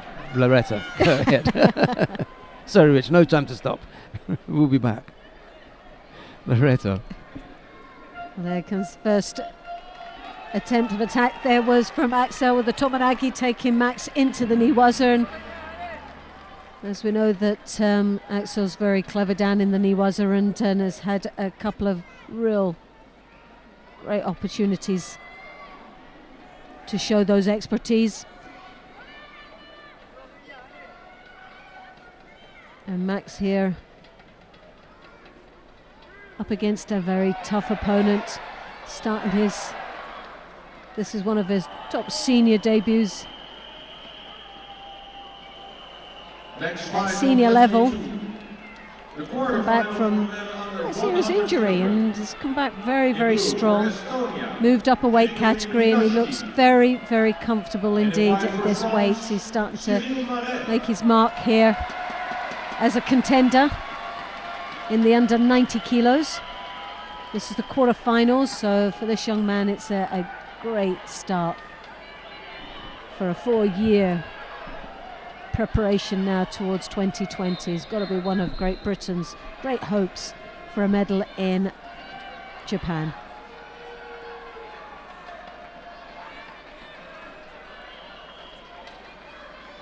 So Clergy got there is controlling quite nicely Max's right sleeve, as you can see there in the picture.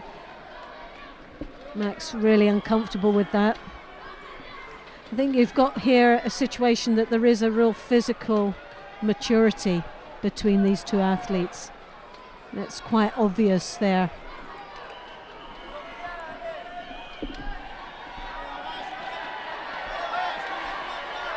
Again, Axel taking that pistol grip on Max Stewart's. Tominagi there again, as we saw in the early stages of this contest, the opening seconds. 1 minute and 45 seconds left in the contest. One Shido on the board for Max Stewart. Uchimata, lovely attempt there from this young lad from Great Britain, Max Stewart. Harai Makakomi there from Axel. Max looking for an opportunity down in the Niwaza as he looks there for the Jujigatami. Great position there for Stewart. Third round for men under 100 kilograms. In blue for Georgia, Varlon Lupertaliani. And in white for Russia, Adnan Bisultan. Just over a minute left in this contest in the quarterfinals of the Grand Slam Paris. The 90 kilos is being watched, by the way, quite closely all the way in Japan by Baker Mashu, the current Olympic champion. So a big shout out to the man from Tokai. I know you'll be interested to see what happens with Ojitani today. Well, Max shall looks see. in a little bit of trouble here. Oy. Oh, something's going wrong here. Don't know why. It was a bit of a pause.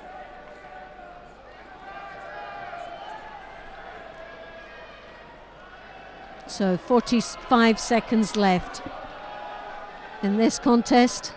One Shido on the board for Max Stewart. Axel Clerget with the right hand pistol grip on Max's sleeve.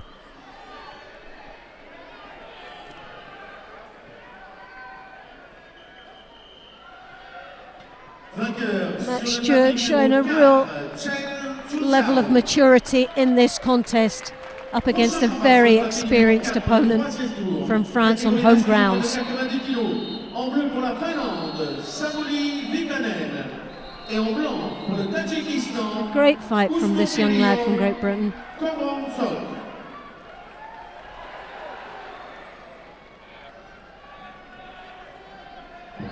Cross grip there from Max. Now into the golden score. and just to let you know that Cheng Zunchao of China has just won his contest down on mat number 4. So he makes progress, and it was Chung, by the way, who lost the semi-final to Baker Mashu, so I'm sure that he would have wanted to know what was going on there. These are all people that the current Olympic champion may yet have to come up against again. Well, Max Stewart there, left hand on the lapel, working away, very busy. There's again the Tominagi from Axel. Seen that a couple of times now already in the golden score. He's been threatening that technique. Oh no! I didn't think. False attack.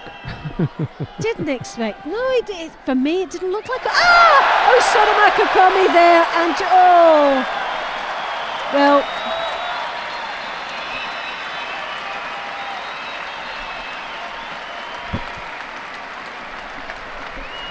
didn't see that as a fault. The Tominagi wasn't a false attack.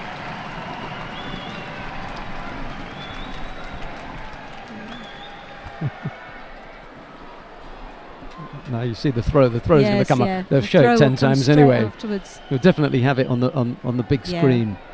We don't always get the replays that we want on the big screen because we've got Cyril Marais going on up there, but we may get this here on ours here. I think we probably will. And I think just to go back to that Tomoe-nage, that was a strong Tomoe-nage attack into the with the foot into the stomach that looked as though that was really good. There was a good reason why he wanted that. Max had a big arm on the top, and he wanted to get rid of that. So that was to break that off, throw that up there.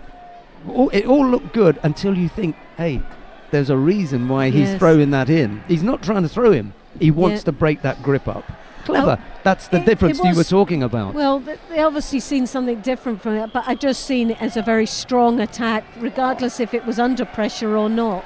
But you can't argue with that. Yeah, that was terrific. Axel Clergeot goes through into the Massive semi-final. But a big well done for Max Stewart. He's had an exceptional day, a really good day for him. And we'll see more later on. Right, we're going to go down to mat number 2. We just missed Cyril Marais throwing Grigory Minashkin of Estonia for Ippon. But coming up on mat number 2, it will be Guak Donghan, the current world champion at under 90 kilos. He faces Beka Gviniashvili of Georgia. Guak in the white judogi, Gviniashvili in blue. Reigning world champion from South Korea, Guak Donghan. Yeah, it's a really tricky one, isn't it? It is, you know, because do you when the fighters are that clever, the referee's also got to be at that level to recognise what is a genuine attack and what is a false attack. Now, for me, that the initial look at that is because the only reason I went to look at it again was I thought it was a genuine attack. So did I. A genuine attack, and then you look at it, you think no. And you know what? I'm still not convinced. I'm really still not convinced, because regardless if it's under pressure you attack, it's still if it moves the opponent, it's still a good attack regardless. If Max Stewart had the high collar, he drew his opponent in and he dropped underneath him, but if he moves his opponent and the foot is in position and it looks like the Yoko Tominagi, then it should stand. And then there's only that one little thing that the referee commission has got in there, that other bit, with the intention to throw. Yes. That's the thing, with the intention to throw. So any action that does not have the intention to throw, irrespective of how it looks, falls foul of that little rule, with the intention to throw. And if he intended to throw him, great. But the intention was there to throw. He was under pressure, but he still intended to win. He still intended to throw. So, regardless if he's under pressure or not. It wasn't. I can understand if it was a drop Seoinage and he dropped and he didn't have a grip, but that was a Tominagi. There was a connection and there was a movement that moved him and So we'll be on. It's just interesting. It's an interesting point. Yeah, we'll leave the door open on that. I'm sure. I'm still not convinced on it, but I'm sure someone will be telling me that I'm totally off my head. No, not at all. So, but because a lot of this is. It's subjective, isn't it? Subjective, yeah. It's a lot of this is what we see, how people perceive this part or that, Yes, and I look at it is very interesting. It'd be interesting to hear what the commissions and people like Neil Adams that at this moment is looking very closely of the performances here today, not only for the athletes but also the referees as well, and how they interpret these rules. And it would be interesting to see and hear his opinion based on that. So we have Korea in white and Georgia in the blue. Beka picked up a second penalty there. 2:20 left to go. It's about untidy. There's only one route for Beka now. He has to really engage. He has to be on be first all the time.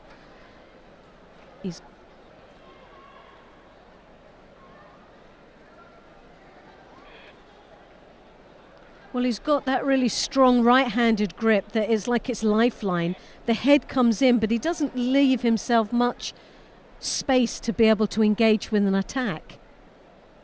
And I think that's what the referees are picking up on, is where is the room for you to follow through with the superb grip that you have, nicely controlled, but it's just too engaging.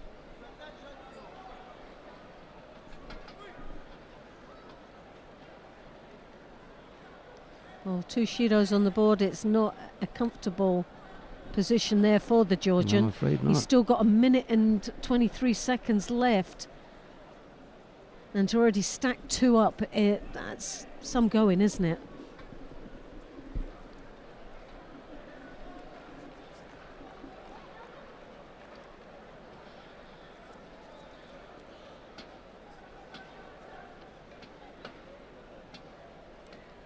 Rafael Silva is up against Andrei Volkov down on mat number 4 in the plus 100 kilo category, and on mat number 2 is Michal Skank of Slovenia to face Lee Jae-yong of South Korea. Well, here the Georgian is starting to change the pace here. He's battling away to engage.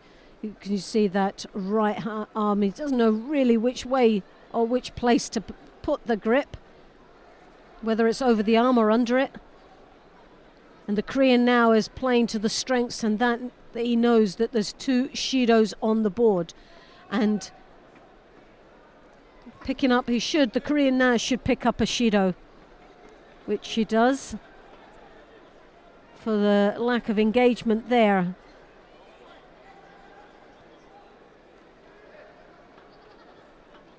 So the Korean there with the left hand on the lapel.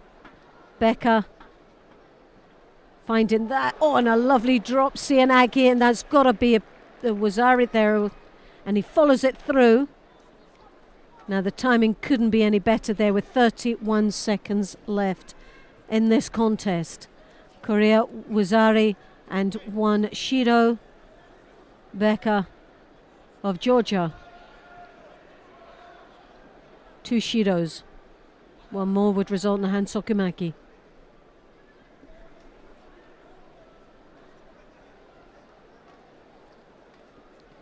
So Becca really has his work cut out for him. Can he come back from this? 30 seconds left. He's got the experience. He's got the fight in him. He's definitely got the technical ability to be able to throw and throw big, but he's up against Wak, who's a very cagey fighter here. He's very experienced and he knows how to play this match, and he's got the grips. This is going to give him the control that he needs. A Sumigesh attempt there, but it's all over now for Becca. As you can see, the body language says it all. The slap on the mat. He had to work hard there, but it was just not enough. And Kwak of Korea goes through to the semi-finals of the under 90 kilos.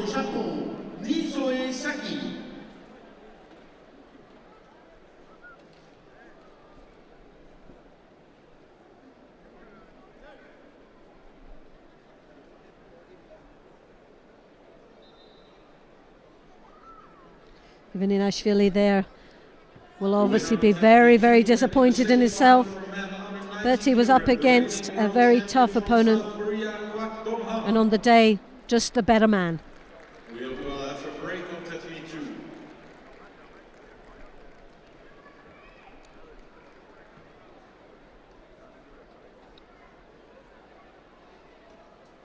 Next contest on Tatooine 1, the 3rd round for men under 90 kilograms. In blue for Germany, David Tekic. And in white for France, Alexandre Idir.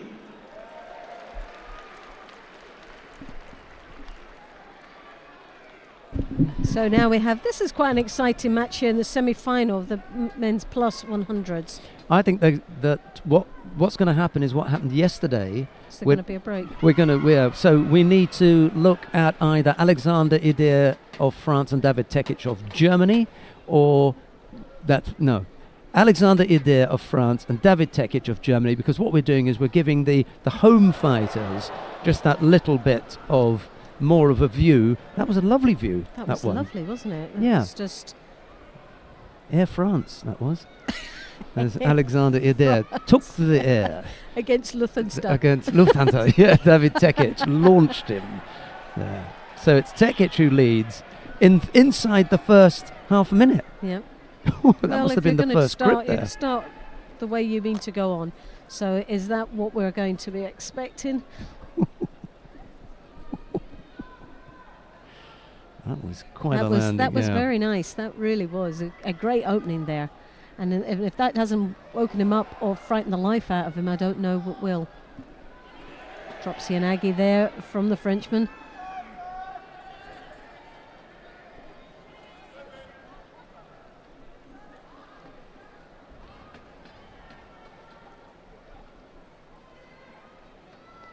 Unfortunate looking scoreboard for Idir. He didn't see that one coming. No, definitely didn't. Well, he's got his work cut out for him. David here is very strong. He's looking very positive out there. You've seen him in the juniors, haven't you? Yes. Yeah. He's a very consistent fighter, and he's every time you see him, he's just developing. The more and more confidence he's got out there. He's definitely a contender here for this tournament. Well, Alexander Idir is up against it in more ways than one, because in the under 90 kilo category you've got Axel Clerget going great guns on one side, and Idir struggling here down in round 3. So Clerget is already into the semi-final. Clerget's in the semi-final, yep. That boy is still in round 3, hasn't made it into the quarter-final yet. And he's like looking he's most probably looking at that draw going, when is it ever going to end? Yeah. Because they just seem to, obviously every stage is just going to get harder, and he's still got a couple of stages to catch up. Almost, Tomanagi there, came up, very nice.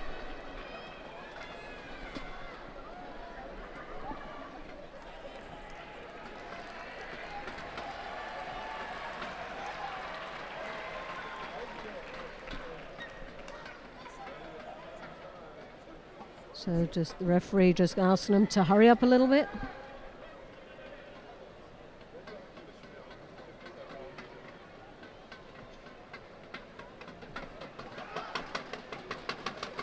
Yeah, Idir came up with a nice looking tomoe-nage in that last he just sequence, failed didn't he? to coordinate the feet with the arms. He just needed a little bit more twist, a crossing over of the hands to get that twist for the side Yoko Tomei.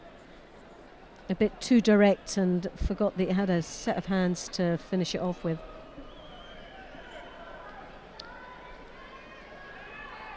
I may, in a moment, give you the rundown for the semi-final lineup. Nice grip there from Idir. Oh, yes! That's lovely. Well, that's a nice comeback there. Referee's in the best position on that side to see where the landing comes. It was just disappearing from us in a way, but that was just short of a Wazari. It was so close, but nevertheless, it's a good attack, which shows that he's got the ability to come back. He's still got a minute and a half here. That's as long. It's a lifetime if you're capable of throwing. It's an absolute nightmare if you've got nothing to offer.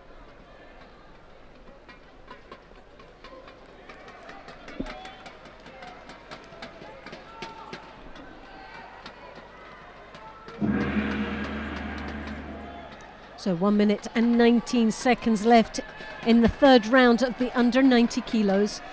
And Idir has got it all to do now. He's trailing with a Wazari on the board against the German.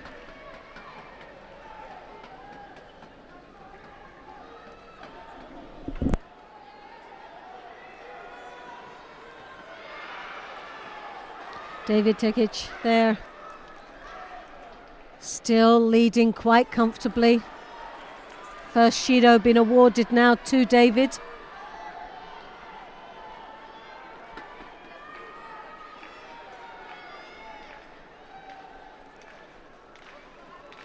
Ippon Sianagi there attempted from Alexander Hider, but finds himself in a very difficult situation down in the Niwa zone. His face where the clock ticks away and valuable seconds are lost. So 40 seconds left. Can he come back? Well, he's definitely got the crowd behind him, so he's in the right place to need that moral support. He looks in better condition. He does, yeah. David is now starting to survive there.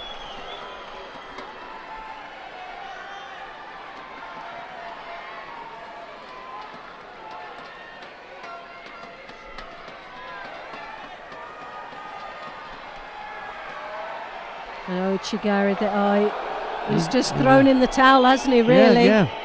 15 seconds left to go. And you can hear the crowd, they know that. There you go. Can't afford another error. Puts in one attack, that's it now. He gave everything in that last attack, this is it. Yes, yeah. Can he? He's just got to pile the pressure on, regardless. And Tekic has just got to stay upright. That's it.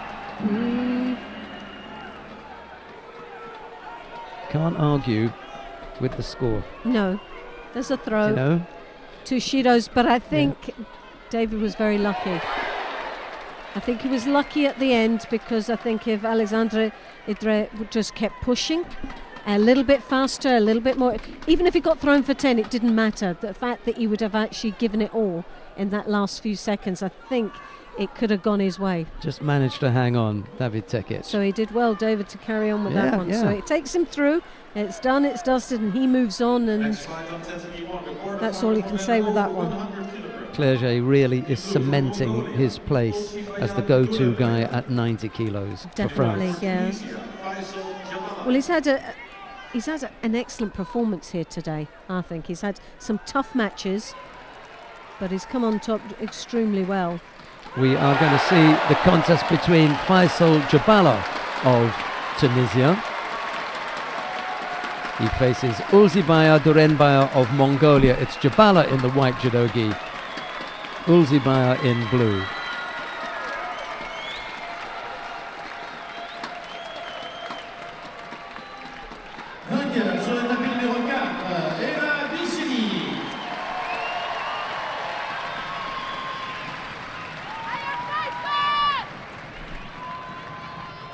Prochain combat sur le tapis numéro 4, quart de finale, catégorie masculine moins de 81 kg.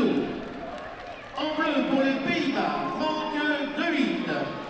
En blanc pour la Mongolie. Jabala up there with that arm round the back looks quite threatening.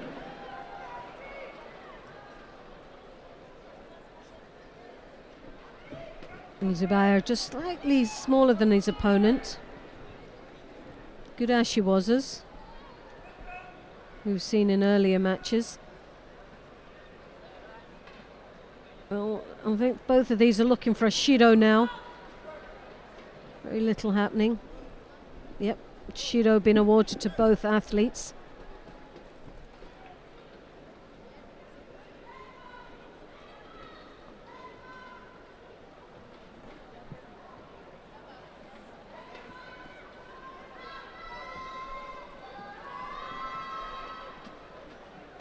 Jabula there trying to get that left hand onto the lapel. He's got it now. So that's his lifeline. He's got his security. Now can he use it? Osoda Makikomi, yes. Scoring a Wazari. Nicely. Oh, and he lands on his back like a turtle. I cannot believe he's just done that. Well, got to take control of the head here. Oh, he just hasn't Ulzibaya. got. He's like a turtle on his back. He just cannot get off there. He had an opportunity of getting out. Well, what a turnaround on that, wasn't it? I can't believe that. Well, I can. Yep, well, The coach has disappeared, and he's Lunifi. You can see him in the background in the red Jabula, he's got to be so angry with himself with that one. Nice attack as well. It was a lovely throw.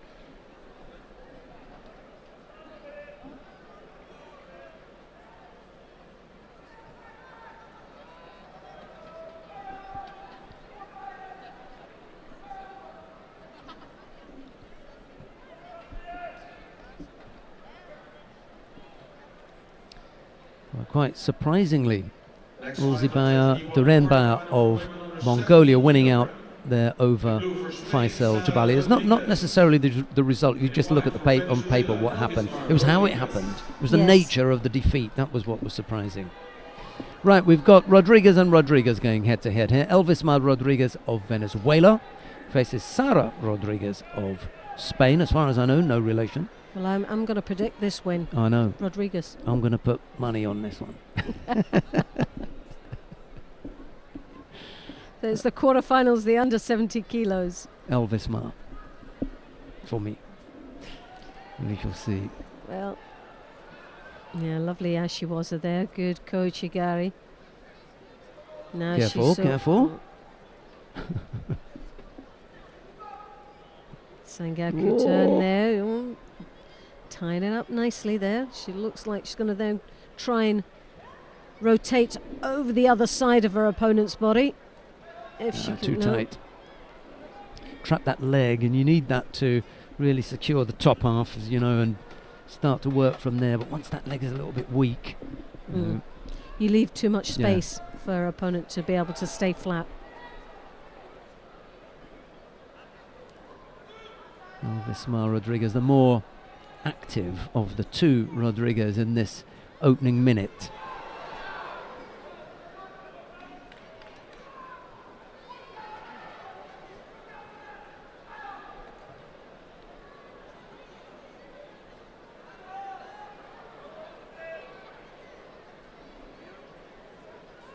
Well, circular motion there from the Spaniard.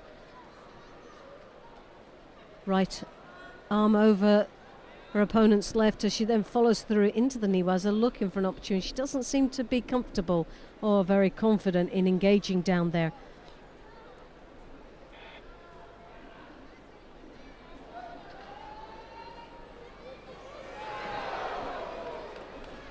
Well, Sara making her advances towards her opponent, trying to come back into this contest. Up until now, Venezuelan dominating it. Nice high collar grip there from Sara, who draws her opponent down onto her knees. And one thing we know about the Spaniards, they really can fight. They've got a very aggressive style in their judo. It may not always be the most technical, but where they lose in technical expertise, they make up in real heart and determination. That's one thing.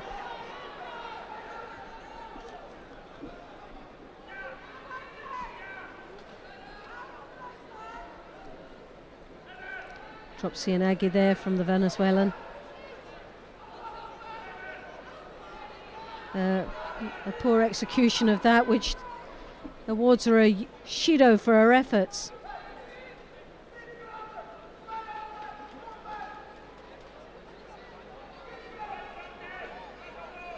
Sara with that sleeve, the right hand sleeve controlling the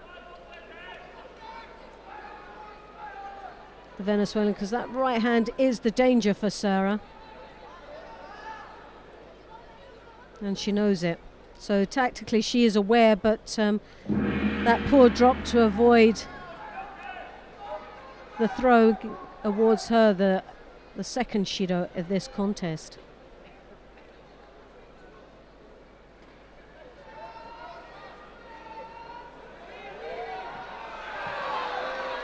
Once again, Sara takes the right sleeve of the Venezuelan to avoid the high collar grip.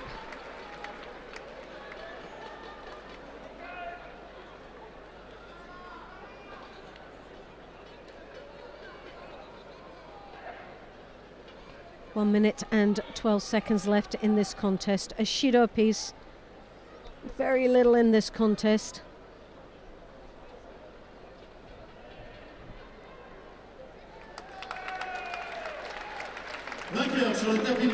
Tactically, now Sarah is very aware that the strength of her opponent, and it's that right sleeve is the danger for Sarah Rodriguez, and she maintains that grip quite nicely. It has given her some restrictions, and that's to be able to attack, but it avoids, as you can see now, that right hand is in danger. It's over the top, the legs are in, the Uchimata and the Makukomi is there as well as she turns.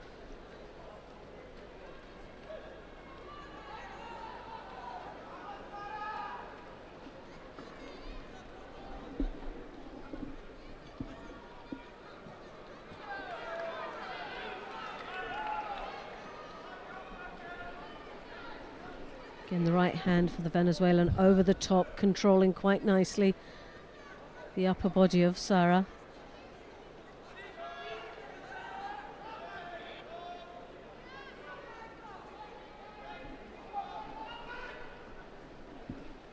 It's very evenly matched here. Technically, the Venezuelan's slightly better.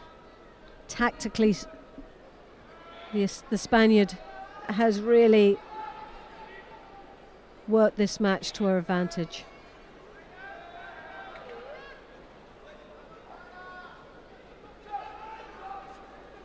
Again, that right hand over the top. Going into the golden score now. If it was me, we wouldn't be going into golden score. That last grip there, that attack. Yes, the drop. Yeah, I totally agree. You know? Yeah. Why are we going to the golden score? Sarah Rodriguez is not interested in that drop. She knows she's got golden score coming up, and I'm gonna burn this. You know. Well, on this occasion, I definitely agree with you. Definitely. I'm harsh. Oh, you're a hard taskmaster. Definitely. Possibly in the given the benefit of the doubt to the referee was on the opposite side, so could he have judged it as well? But then the care system was there. The care system is there. So could have seen quite easily that it was a blatant drop. And there's these drops from Sarah Rodriguez is starting to look very sloppy indeed, aren't they? They've never been convincing throughout the match, but when it comes to this crucial time of a golden score, well, if you've done it so many times and you're still not getting any movement, you've got to say, well, do you know, it's not going to work, is it? Where every time the Venezuelan comes in, she's in and she's moving.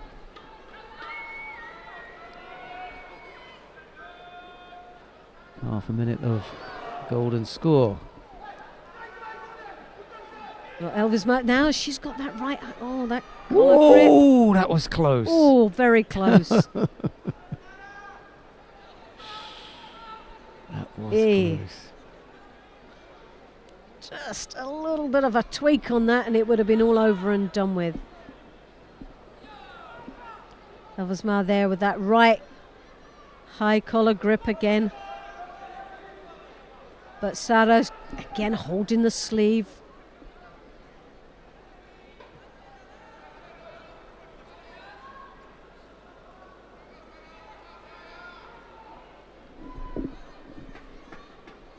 Right hand on the lapel from Sarah. She now comes around. I think this is where it's going to go wrong for her. The head's down. She's got no grip on at all. She's trying to back out the back way, and it's just a matter of time, isn't it? If she survives this, I'll be surprised. She has. She's done well, because I thought that was it all over and done with. The head was down. She didn't even have a grip. There just wasn't enough pressure on from the Venezuelan in that position. And I think you're right. I think it is going to be over and done with. Judo.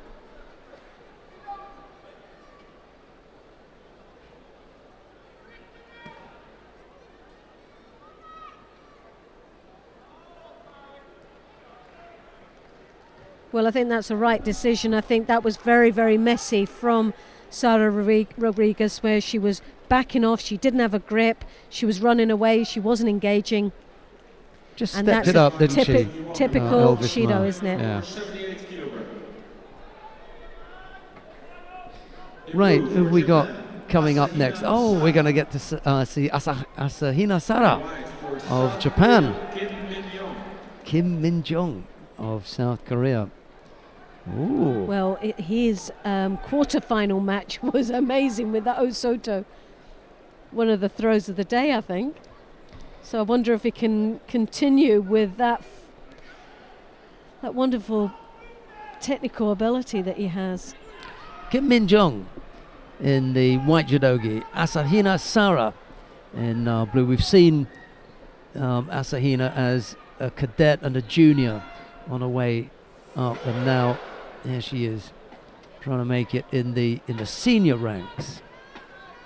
Asahina, she's got such a baby-looking face, hasn't she? She's just a kid. She's a powerful thrower. She's just a year out of so at 21. out of high school. How old is she at this moment? Because she looks very young, doesn't she?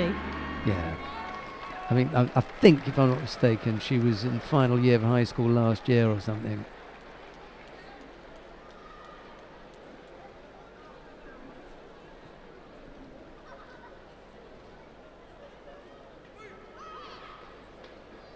She's 20. Yeah, 20. 20. Yeah. I'll get her picture as well. Absolutely adorable. So sweet. She's only just 20 as well. Yeah.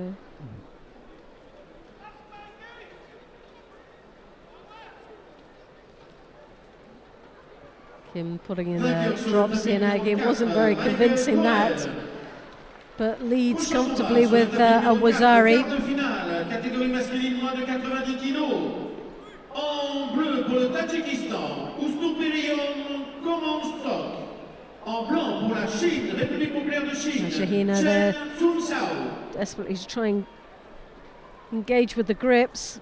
Not doing very well. The Ochigari was there. Just needed a little bit of drive on that back leg. Oh, nice. Kosota, lovely. There was a nice little twist on that. Yeah. Just wasn't convincing enough.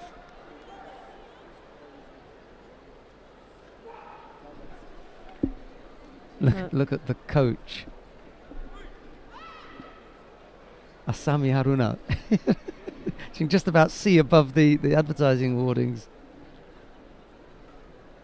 And you got one of the tiniest on the team, one of the biggest on the team. Asahina is completely unfazed. She's going to catch her there. Lovely switch there, and that's a Wazari. Evens this up. She showed it once before. Yes. She's come back with a little bit stronger with the hands for the finish and came up with the score. And I was about to say she's completely unfazed by the scoreboard. Yes. Just going about her business, and now... Well, she's got 2 minutes and 14 seconds. And, and I think this is good when you've got the confidence in knowing that you're capable of throwing. You've got judo. If you didn't have judo or you lacked the skills, then you know you're in trouble. She's going through the motions here. Oh, God, love her. Oh. Yeah. She's keeping herself on her toes. She's keeping warmed up. We'll have no problem. In the event that Sarah wins, we would have no problem in interviewing her. She speaks lovely English. Oh, does she? She really does, yeah. And she's got all the nuances as well, jokes and little stuff. And when you look really, at her, you really actually can see that you think she's a bit of a cheeky one. The life and soul of a wee party, you would have thought.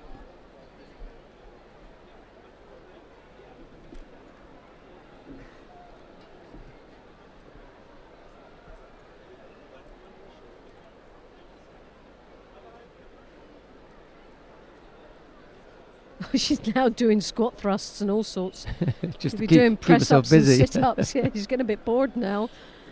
And then the crowd are all sort of thinking, what's happening next? And not easy standing out there on your own, knowing that everybody in the world is watching you. Well, it may be an opportunity to have a quick rundown of the semi-final lineup. We'll start with the under 70 kilo category. Arai Shizuru of Japan will face Elvis Mar Rodriguez of Venezuela, and it'll be Khalida Zupancic of Canada to face Yu Jae-young of South Korea. That's in the under 70 kilo category. In the under 78 kilo category, Klara Opateka of Slovenia will face Sato Ruika of Japan, and it'll be Audrey Chamillo of France to face Park Yoo-jin of South Korea. That's in the under 78 kilo category.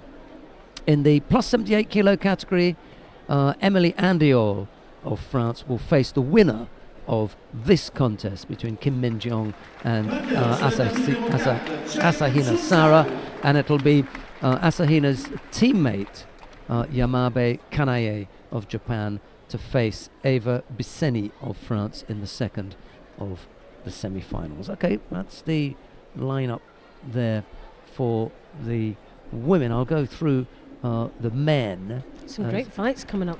As well as I can, if we've got those lineups ready, and we haven't yet. We're still waiting for a couple of them. I can look at the under 100 kilo category as Kim Min-jong comes back to the tummy. Jorge Fonseca is in semi-final number 1. We don't have his opponent yet, but in the second semi-final, Cyril Marais of France will face Michael Correll of the Netherlands. We're back to the action. It'll be the winner of this one, Ida Kentaro of Japan and Valam Lipitiliani of Georgia. Where is that? Well, there's Kim quarterfinal. Trying to work there in the Niwaza with the Sangaku. We're back, trying to drive her opponent over her back, looking to be in the wrong direction of.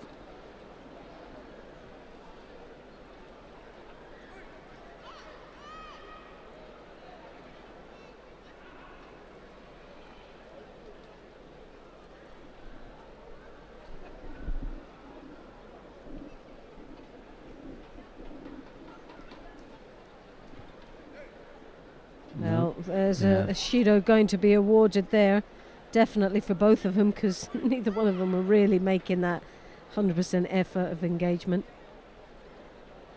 Now both of them grip up. Sarah just looking for a real opportunity. There's a Wazari apiece, so 1 minute left in this contest.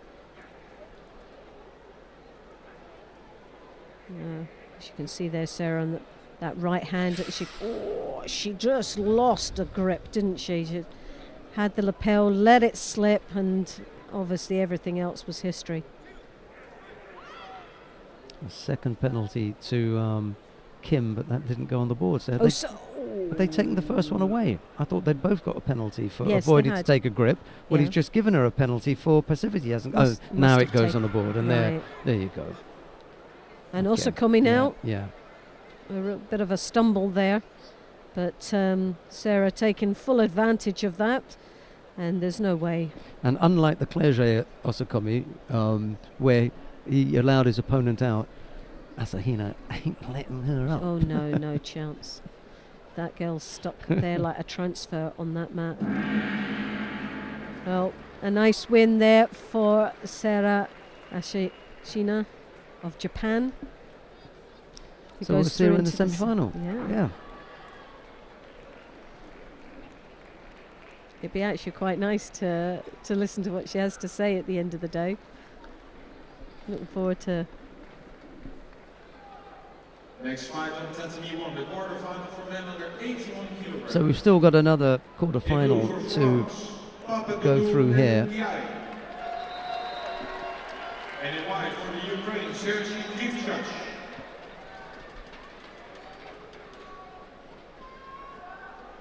Right, coming up now on mat number 1, a quarterfinal in the under 81 kilo category. Sergei Krivkach of Ukraine faces Pape Indeye of. For the Ukraine, who switches it now from under the arm. Well, there's a moment that. Some dangerous gripping going on. Yeah, it's very close and it's very deep, the grips. You just get a sort of a sense and a feel that this is going to be a big throw somewhere along the line. Both of them are quite open.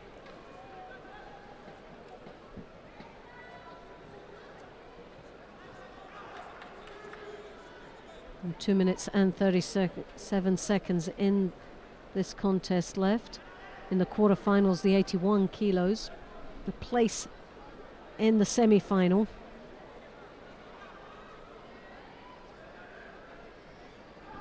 And what the French are wanting is a place in that final to secure. There's one thing they haven't got is the gold medal yet, have they? So they'll be looking for one today.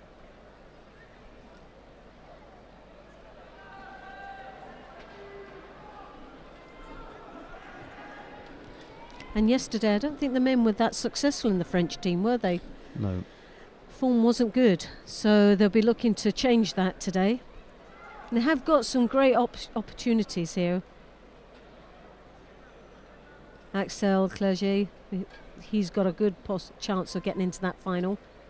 They didn't make it to the podium yesterday. They had a 7th place from Vincent Lemar in the under 60 kilo category, and another 7th place from Loic Corval in the under 73 kilo category. As far as the women are concerned, Hélène Rossovaux picked up a silver, went losing out to Kwan in the final of the under 57 kilo category, and Priscilla Neto was on the podium as well, as she picked up a bronze in that 57 kilo category. And there was another bronze medal in the under 63 kilo category. Margot Pinot picked up bronze, and Clarisse Agbegninu losing out in that final to Tina Tersteniak in the under 63 kilo category.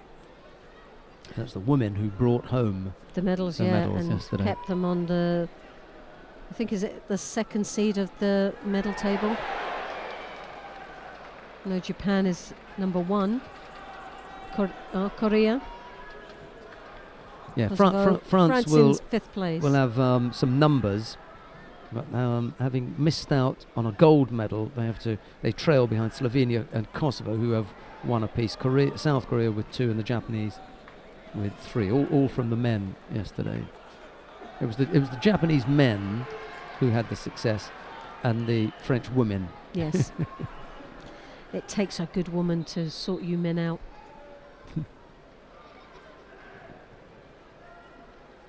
So we've got 37 seconds left in this contest. 1 Shido on the board in the quarterfinals of the 81 kilos for men, place for the semi-final.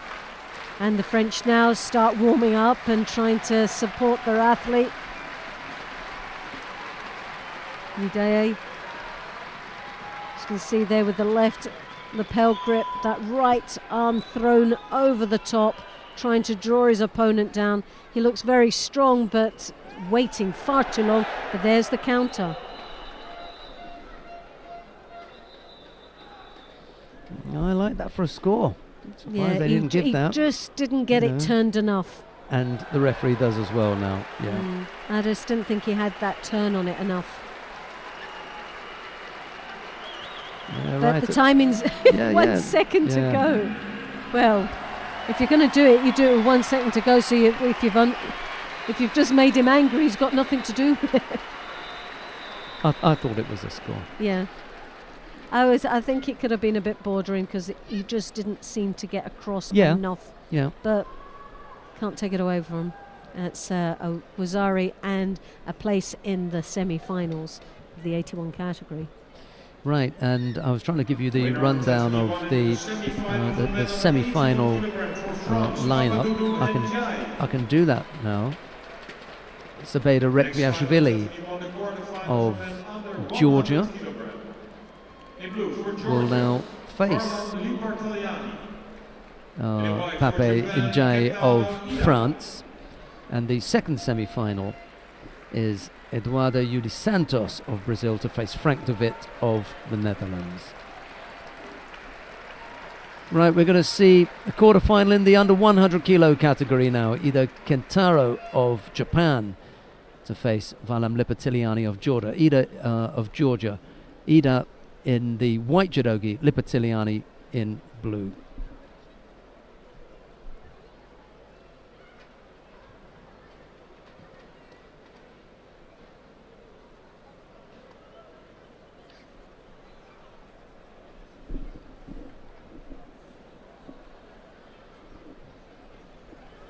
Well, lovely Makakomi there. Well, that was so close there. Ida now looking for some niwaza, trying to get an opportunity down there.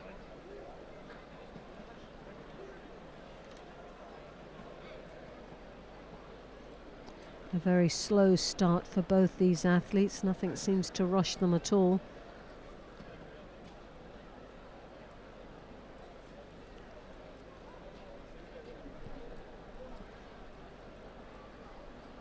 Lipatiliani there with the first grip. Right high collar grip, and that left hand on the sleeve controlling quite nicely as he enters in for looks to be the Tayatoshi Suotoshi attempt there.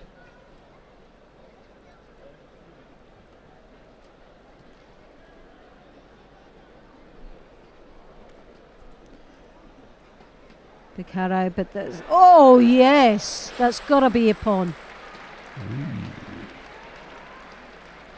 It was more of it, the hip throw that turned into the uchimata, but the throw was in progress, so you just added the uchimata at the end of it, but Lipatiliani was over.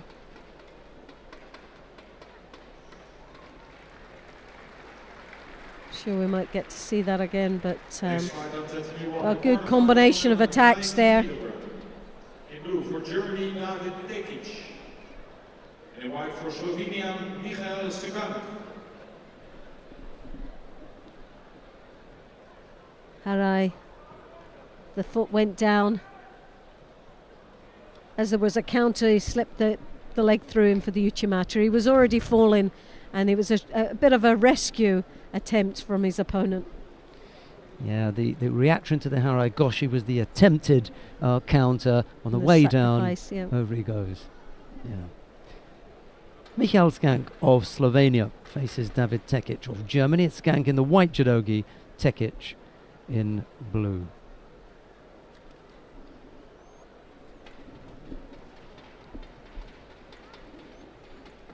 And this is the quarterfinals of the men's under 90 kilos. Slovenia in white, Germany in blue.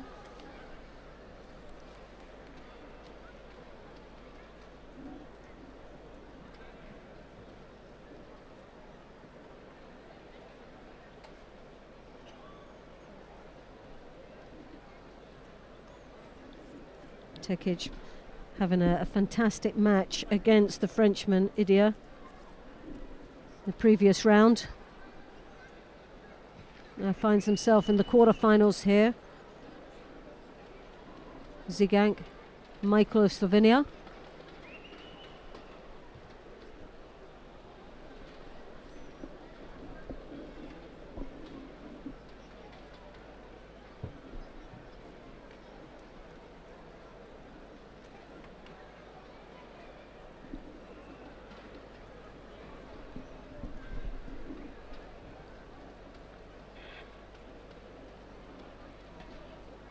Both looking to try and take the most dominant grip here. Very slow to engage. The Slovenian with the right-handed high collar grip, attempting the entry of an uchimata. As you can see there just in the picture, the left hand of David creeping round the back under his opponent's arm. Taking just that little bit too long to react with it.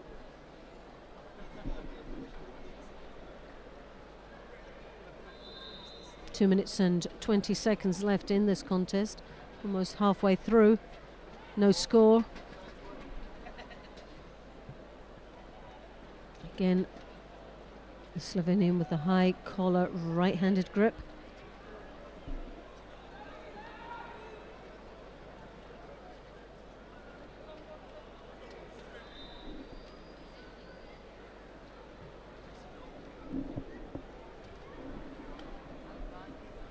Zigank always looks, has to have the better controlling grip here. He's got the best opportunity of throwing. Steps right across for the Tayatoshi, but with an angle of taking it off to the side.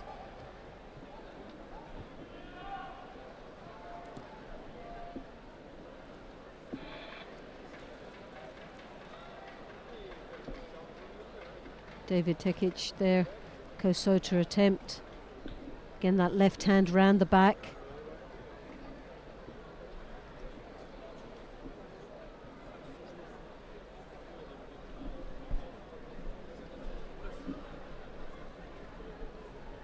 The more committed of the both athletes is obviously the Slovenian. Has a better opportunity and closer of scoring. David really needs to start changing the pace of this contest. A left to right position here. David following through into the Niwaza. Really very little to pick up on there. He's looking tired. He does look tired. He's had a very tough match before that. Yeah. I think that did That's take a taken lot it out of him. That last effort there in Newaza, that wasn't dissimilar to the Shimiwaza that Clerget put on. Yes. Where he rotated and ended up, almost Yes. putting out the Tunisian. There was the opportunity to at least attempt that. Didn't have the power. He didn't have the power to pull through it. Yeah. He does seem very lethargic out there. There's no doubt about it. His response is very slow, Yeah, he's shot. and he's starting. Yeah. He's starting to look frustrated now. And I don't know. I don't think that frustration is with his opponent. I think it's more towards himself. Yeah, you can't. As deep as he is digging, there's nothing there. He's not coming up. And yet, this could go to golden score here. Yes. The Well, frustrations Zigank are has showing. always been there. Yeah. He, like that Sutemi Waza attempt there, bringing his opponent. He's a lot more livelier. I'm not saying he's looking great, but he does look more alive in this match, where David looks like he's on a slippery slope going downwards. I think as these seconds and tick away in the golden score, it's just longer time. There's He goes again. couple of attacks Yeah, there. two Looks little strong. turns. Yeah. Uchimata, the Kosotogari. And that keeps him in it. He's not going to Yep. get penalised again if he keeps attacking. So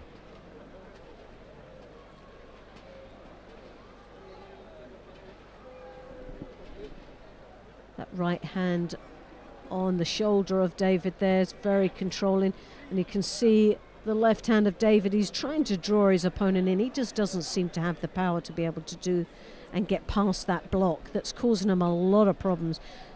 Sutemi Waza there again. Not very effective, but it's an attack and it makes him look busy against David, who's looking actually quite tired and disengaged in this contest.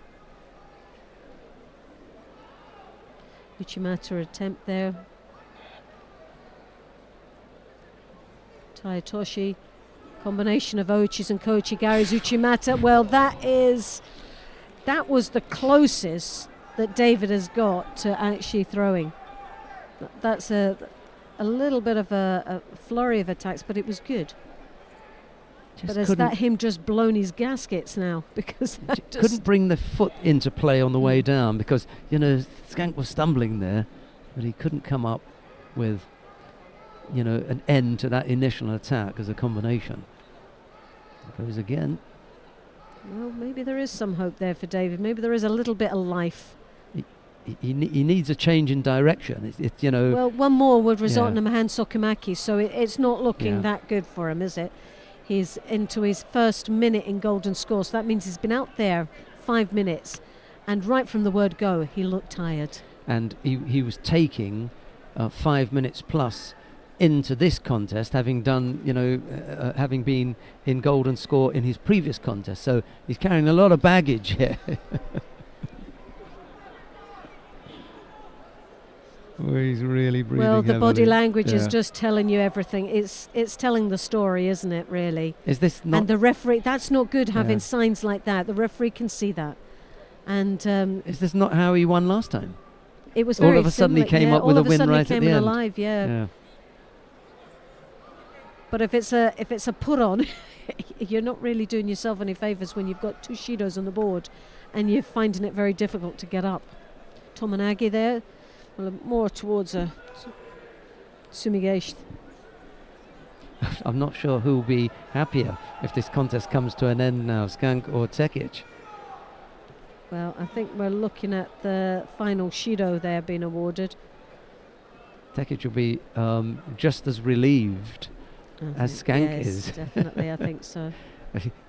Well, at least it's over. Because he's look at it! Look he's at the really body hurting. language. Yeah, he's hurting. He yeah. is. You can see he's looking up. His head's back. He's desperately trying to breathe. He knew it was coming. Yeah. I don't think there was any surprise. He was like, oh, do you know, So you can take it. Take it. I've had enough. I'm going home. You can have it. Yeah, I can hardly stand up. Oh, he's had a rough day at the Well, office he gave today. everything. He gave Yes. everything in the previous contest. Managed to get to this point, and then unfortunately there just wasn't enough to come up with the positive score. Was that Richard Troutman that's his Yes, coach Richard up there? Troutman, Yes, yeah. A good fighter, is a great coach who has worked with these athletes from cadet into junior, and from junior into an assistant within the senior. Now he's the head coach for the senior men. Right, well, we're going to take a short break, a very short break. Yesterday it was only, a minute and a half or a couple of minutes whilst they got themselves ready. Not quite sure how long it is, but it's probably long enough for you to go and put the kettle on and make a cup of tea or coffee, or Desperate for a cup of tea. grab a cold one from the refrigerator, depending on where you are and in the world and what time of day it is. Mind you, for some people it doesn't really matter. They grab a cold one anytime. It's a Sunday. So yeah, put your feet up, and we are going to take a pause rather than a long break. We'll be back with you with all the action from day 2 of the Paris Grand Slam here at the Accor Hotels Arena, the Palais Omnisport de Bercy, Paris. Okay.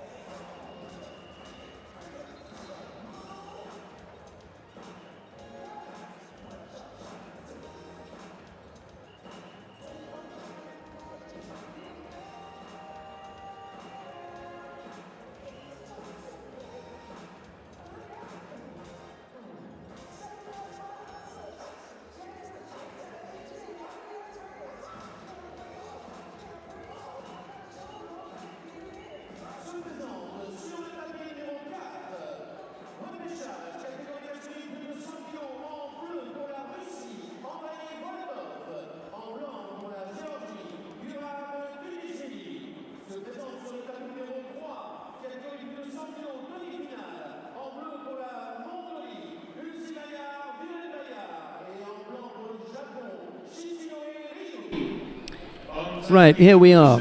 As I said, it was only going to be a short break. We're going to go to mat number 3, because we're going to see the contest between Shichinue Ryu of Japan. He faces Ulzibaya Durenbaya of Mongolia. The other option for you, if you like, is Ojitani Takeshi of Japan. He's on mat number 2. You can just click on mat number 2 and you see that he's up against Rafael Silva. To be honest, I suppose that's where we should be. We should really be with Ojitani and Silva. However, it's the choice is yours. And then the repechage contests are Harun Sadikovic of Bosnia-Herzegovina. He's down against Faisal Jabala of Tunisia on mat number 1 and mat number 4. It's Guram Tusishvili of Georgia. He's up against Andrei Volkov of Russia. Those are your choices. And Judo Chop Suey said that he's got another choice. It's only 8 o'clock in the morning where he is, so he's not going to have a cold one. Hey, don't let me hold you back. No, well, it doesn't make him a bad person, does it? Take a cold one if you like, pal. Enjoy one on me. There you go. Shichinue has picked up a Shido. I know, but he's starting to come alive. He started off very, very slow, didn't he, and lethargic in his first opening rounds. Remember, with one of the most, not in exciting matches we've ever saw for heavyweights, but as he's progressed through to this semi-final, we've now seen that sparkle of magic that comes from him. He has some wonderful technique with the Osotogari that was the ippon, and for me, one of the throws of the day. So he's one of the players that I'm starting to get a little bit excited about to see how he's going to progress and if he's going to get into that final. Okay, just to remind those of you at home who are watching that you can choose whichever mat you want to watch. Well, now Japan's now picked up his second Shido, which when you've got 2.5 minutes left in the contest, that's not very clever, is it? The Mongolian with 1, and we're in the semi-finals of the plus 100s.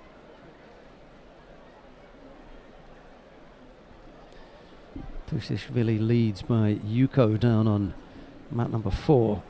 Nice little effort there from Shichinue. Ulzibaya felt that coming, turned onto his front, and he avoided giving up the score. Shichinue really likes that high collar grip there with the right hand, and he reaches through those long legs. He's actually quite tall and athletic looking, but it's the danger of that right hand and that right leg going right across there for the Osotogari is what the Mongolian's got to watch, because that is the weapon. But he's also got the nice ashiwazas that breaks his opponents down, but he's just desperately trying to get that sleeve, which is just the thing that takes time. He's not going to be rushed. Oh, great counter! Absolutely super counter. Oshigari effort there from Shichinue, and Ulzibaya caught him. Lovely attack there. Timing was perfect on that.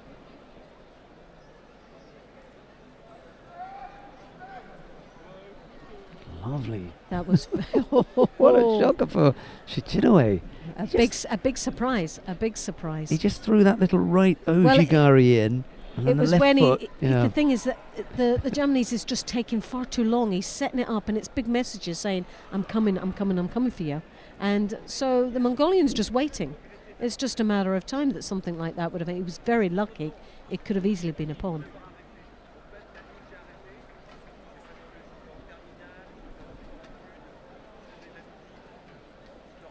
Well, do you know what? This could be a Hansokimaki if Shichinue continues the way he is. He's being very laid back and taking his time. Yeah. And I know the rules out there to just help them to be able to engage and give them that leverage to be able to set up their technique. But he's waiting far too long. And he's already picked up the 2 Shidos for exactly that. So I think he's really playing with the devil out there at the moment.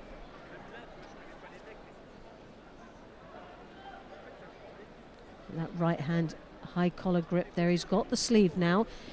Oh, well, I didn't know whether that was going for the Harai, the Tayatoshi with the Uchimata. The leg was starting to raise up higher, but he totally missed it. Good upper body control.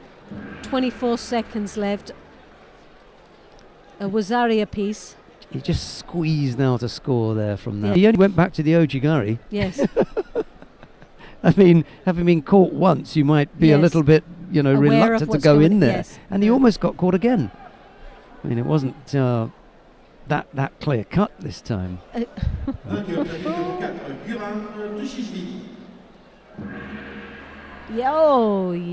effort there from Ulzibaya. Well, he was piling on the pressure, but what he was doing, he's so upright, he's so tall, he's actually engaging his body over on top of the Mongolian, which is really dangerous if he's got a cracking drop Sianagi, which he has. So it's into golden score, Wazaria piece, 2 Shidos to 1.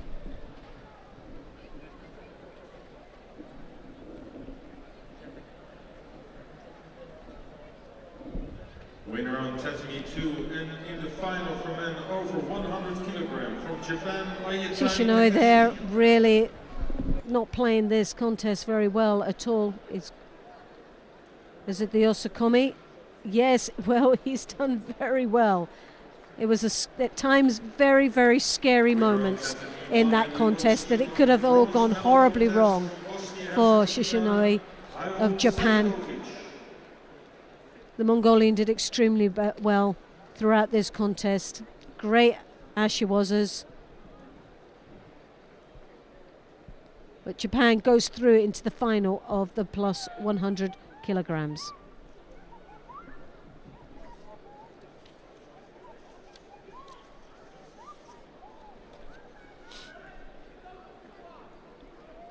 So we'll be coming up quite shortly now with the next match. And let's see where we look. I think we'll stay with mat number 3, where we have now a semi-final with the under 70 kilos.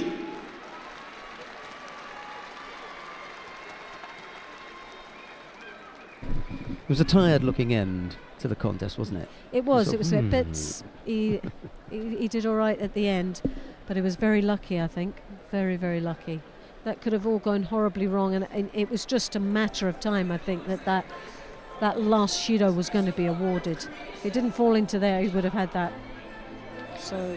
Right, for you sports fans at home, what's happening is that each weight category will get introduced one after the other, and we'll have 2 semi-finals in the middle with the repechage contests from that weight category at either end of the competition hall. So we'll have a repechage contest on mat 1, a repechage contest on mat 4, but the 2 semi-finals will be on mat 2 and mat 3, and you can choose whichever of those mats you want to watch. We're going to see the contests now in the under 70 kilo category, or at least we're going to offer you up the opportunity of watching the contest in the under 70 kilo category. There's a repechage contest down on mat 1 featuring Sana van Dijk and Sara Rodriguez. There's one down on mat 4, Marie-Eve Gahi and Nizo Asaki of Japan, and we've got the 2 semi-finals taking place on mat 2 and mat 3.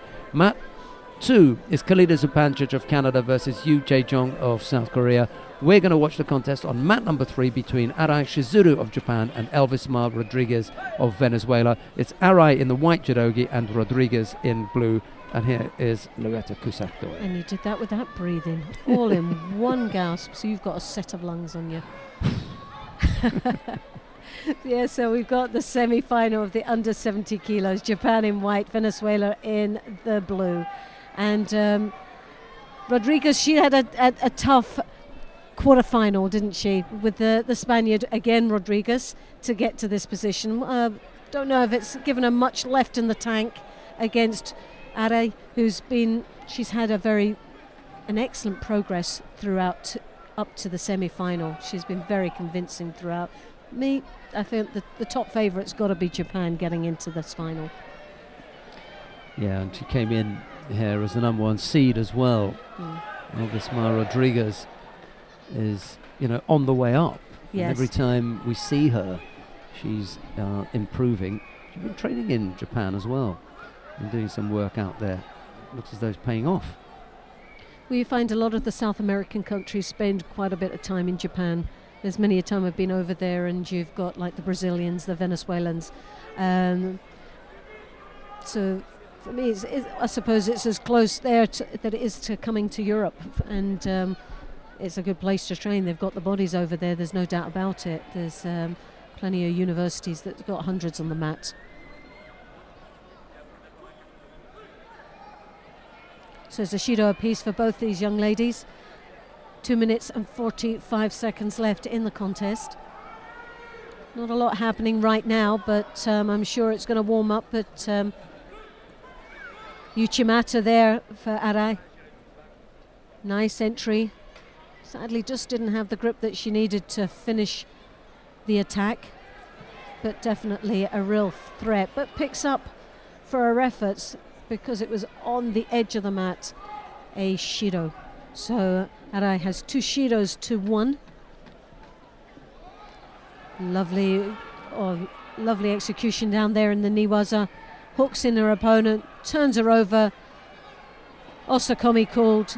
Just Rodriguez working so well to get out of that. Now that was a lot of effort that was taken there from Rodriguez. She did extremely well to get out there, but she's still not out of her hot water. She's still in a dangerous position. There you've seen the arm lock. That figure four there that she's working on. Now she's opted to tying up the upper part of the body, but leg was really, that's what saved her. So deep. Well, it must have been strong on that leg because she had no intentions of even trying to get a leg out. She was just concentrating on the arm lock.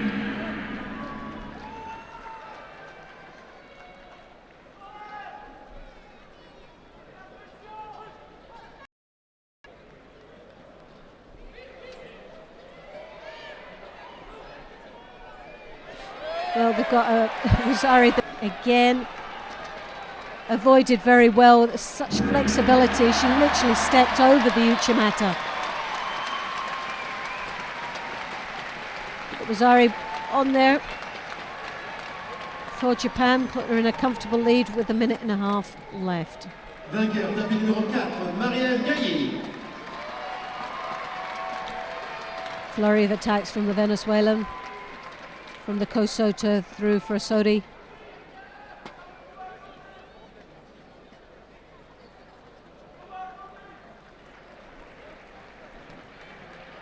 Arai now looking again for the Niwaza.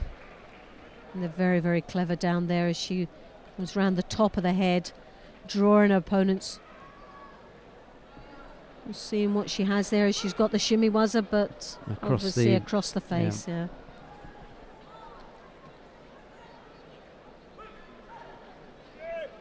So just under a minute left. Arai still leading with the two Judos on the board against her, which is still a very dangerous, but has got that Wazari.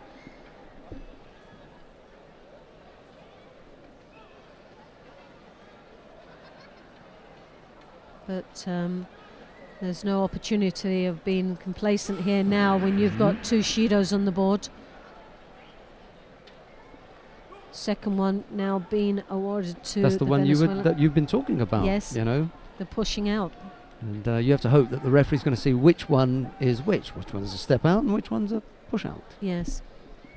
Oshidashi in Japanese. Oshidashi. The push out. Venezuelan there with the right hand around the back, working from the Kosota, stepping across with a Sodi. Good combination, but it wasn't enough for today. And finds herself now dropping into the bronze medal final later on. But it's not a bad shout for Elvisma Rodriguez. She's done really well. She's going to be in the bronze medal contest at the Paris Grand Slam, losing out to the number one seed. She's had a good innings, and it was a good match there. Yeah. And Arai goes into the final of the women's under 70 kilos. Not sure who she'll be against. Yeah, because the other semi-final has gone into golden scores between Khalida Zupancic of Canada and Yoo Jae-young of South Korea. We can go there actually. Let's go to mat number 2 and take a quick look and see what's happening on mat number 2.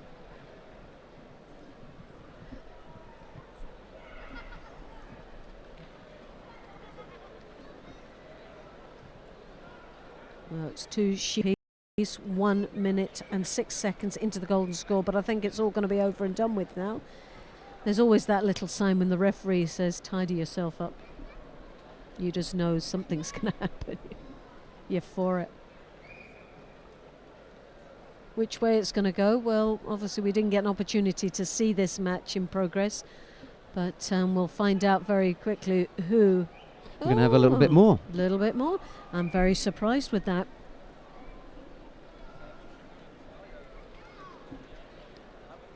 Khalida Zupancic is another fighter who's done quite a lot of work out in Japan.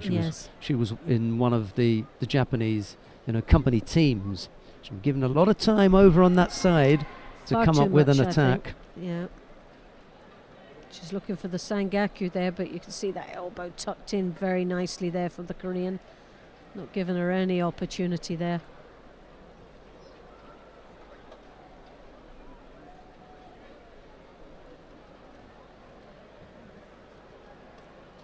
Supanic, that sounds a little bit like a Hungarian or an Eastern Bloc. It is originally, I think, I'm going to get in trouble here. Simon can tell us where it's from. Originally, I'm going to ask him before I get myself in trouble here. Right. And while he finds out where the origination of this young lady from Canada, her roots are from. So we have this battle going on with 2 minutes 15 seconds into the golden score. So these young ladies have been at it now for 6 minutes, just coming up to 6.5 minutes. It's a long time out there. The Canadian, both these 8 ladies are just desperately trying to get the preferred grip. The Korean doing a drop and looking for the Oso Tagari. It was a good opportunity there for you. She defends very tightly down there in the Niwaza.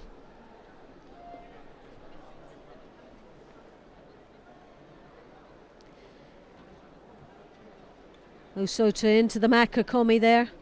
Left it a little bit loose on the arm and lost the leg action as she now works for the Sangaku turnover. Trying to pick up something in there, but in the meantime piling a lot of pressure on the Korean as she tries to draw that arm, taking her own lapel. She hasn't hooked the arm, but she's taken the elbow, now works towards the wrist, but very, very tight from you. She's hanging on for dear life. The referee did well to keep that in play.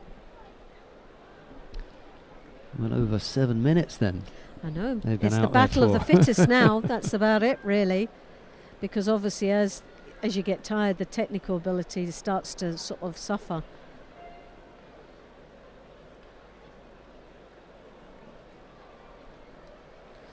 Osota into desperately trying for the Makakomi.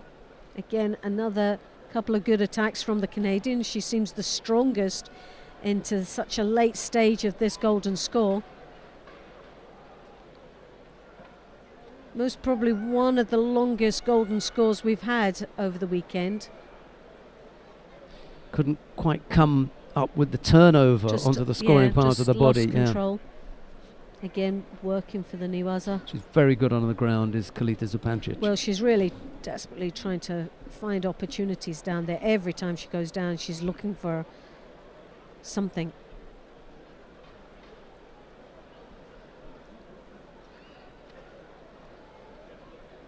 Well, arm over the top there. Is this all right? Well, there's very little in it, isn't there? But so we're talking about 8 minutes now.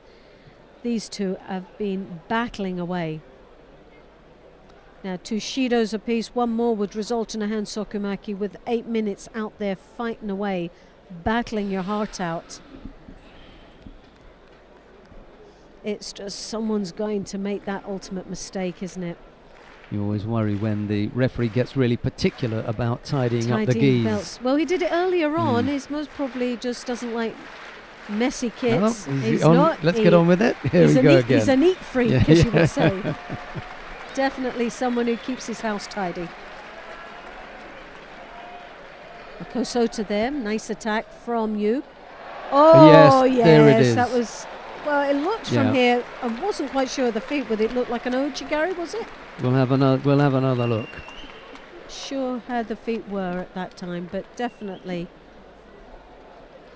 a nice finish to what has been a very tough 8.5 minutes out there. Ochigari, left-sided, yeah. And even Vincent Dura is laughing. Oh no? That'll do. One way or the other. Well, she just punches the air, so I'll just take anything. After 8.5 minutes, I don't care whether you give me a score or not. But it's actually got a Wazari there. Yeah, well, it's now Ippon, because it's either Wazari or Ippon, so the two things. I thought they'd taken the score off completely. They had, but when they give the when they give the negative Yeah, thing, when they then give the, the the hands- score goes yeah. over the hand sokamake. Yeah, Yeah, I'm doing a daft moment. That's okay. A daft We all moment. have them. Yes. We all have Thank them. you I for have pointing several that. every day.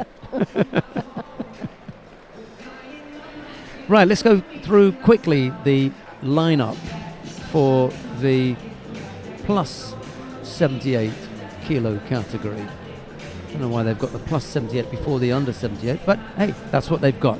Down on mat number 1, it'll be Santa Pakanita of Lithuania to face Kim Min-jong of South Korea. Mat number 4, we're going to see Marina Slutskaya of Belarus to face Yelisaveta Kalanina of the Ukraine. On mat number 2, it'll be Yamabe Kanae of Japan to face Eva Bisseni, and on mat number 3, it'll be Emily Andiol of France to face Asahina Sara of Japan. You know where we're going. Let's go to mat number 3 and see Emily Andiol, the current Olympic champion, to face the 20-year-old Asahina Sara of Japan. And given the problems that Andiol had last week in Sofia when she faced the number 9 Japanese, let's see She's what going to be number very Japanese she's weary, facing isn't now. she, in Yeah. this match? I think Andolo, she will be apprehensive because, for a change, she's not the smallest. She's got the Japanese that's smaller than her. That's right. And she's so used to having these big women that she reaches up and high collar and draws down and makekomis. But she's got someone that's very equal in size, well, in height, but not in weight. Well, Asahina is the number 4 ranked Japanese, so she's facing someone who has a slightly, well, she has a considerably higher ranking than the one that she faced last week, with whom she had so many problems. Ooh, Oh, she can see it coming now. That's It's Yoshina disappeared. Oh, Kazuri Yoko Shiogatami well, she from made that Asahina. look so easy, didn't she? And the crowds, you can hear them, they've uproared. This one is gone. This is the gold medal that they thought they might get, and it's just being kissed goodbye. Well, I told you that she had problems with Tomita last week, who's a similar size. When they fought in Sofia, she only just shaded it in golden score. She wasn't in this one. No. Vainqueur sur le tapis numéro 3 et qualifié pour la finale des plus de 78 And it's kilos. Asahina, the 20-year-old Japanese, who upsets the Olympic champion in her house. That's nice to have under your belt, isn't it, Yeah. to go home with? Done. Not only a medal that she secured, but she also beat the Olympic champion doing it. Right, let's No. move quickly, to mat number 2, and we'll pick up the rest of the action in the other semi-final between Right. Yamabe Kanae of Japan. She faces the other French fighter, Eva Yeah. Bisseni. So mat number 2 then. Could it possibly be an all-Japan final in the plus 78s? Well, possibly.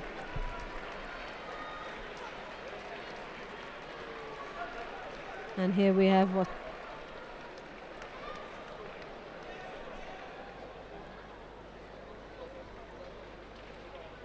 Oh, Japanese there. Looking for something in the knee. Was 2 minutes and 3 seconds left in this contest. Eva with a Judo on the board.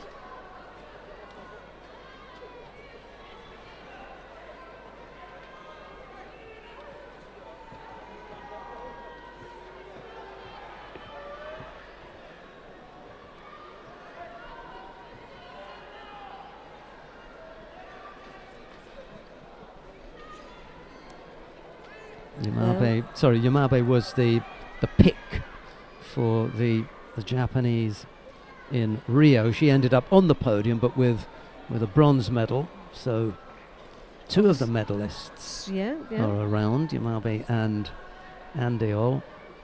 And one of them still has a chance of coming out here with the gold, but it's not the Olympic champion. No. A lot of pressure, huh?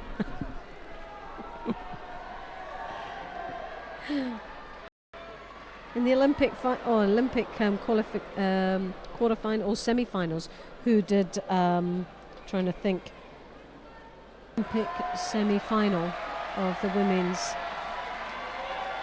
plus 78. Who did the French girl beat? Andiol. Yeah, Andiol. Well, it would have. I think it was Yu Song, the Chinese. Right. I remember it being. She'd been quite a big class. Well, it was Yu or. Yeah, it would for me it's Yu Song. I'll have a look at that, but that's my memory kind of goes with Yu Song. The Chinese. You had. There was the toss-up for the Chinese as to whether they would send Yu Song or Ma Se Se, and they decided to go with Yu Song. Well, Bassini here attempting the Tomonagi. I think she's just put herself in a very difficult situation here as the Japanese now looking for the Osakomi as she's pulling that leg out. The referee had already called Mate. It was Yu Song that Emily Andiol defeated in that semi-final. And Yamabe Kanae is going to find her teammate Asahina Sara. That'll be different. That'll be interesting, huh? All Japan head to head. There you go. That's the heavyweight lineup done and dusted. We've still got one contest going on down on mat number 4.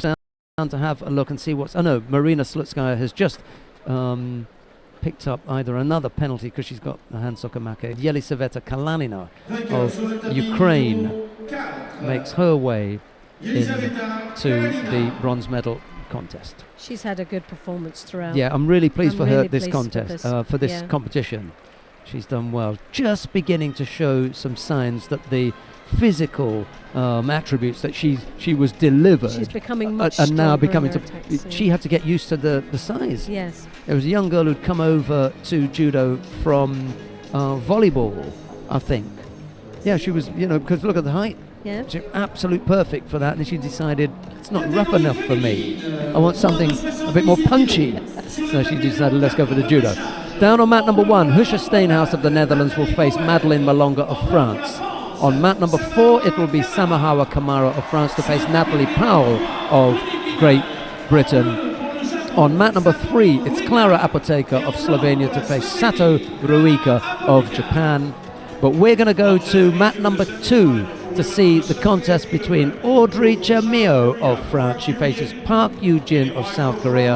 It's Chermio in the white judogi and Park in blue. And here's Loretta Kusakdua. And is this going to be the chance? Well, it's a place in the semi-final. So is it one of the chances that they need to get that gold medal? Is this one of the bigger hopes? Well, we'll see how she is on form today.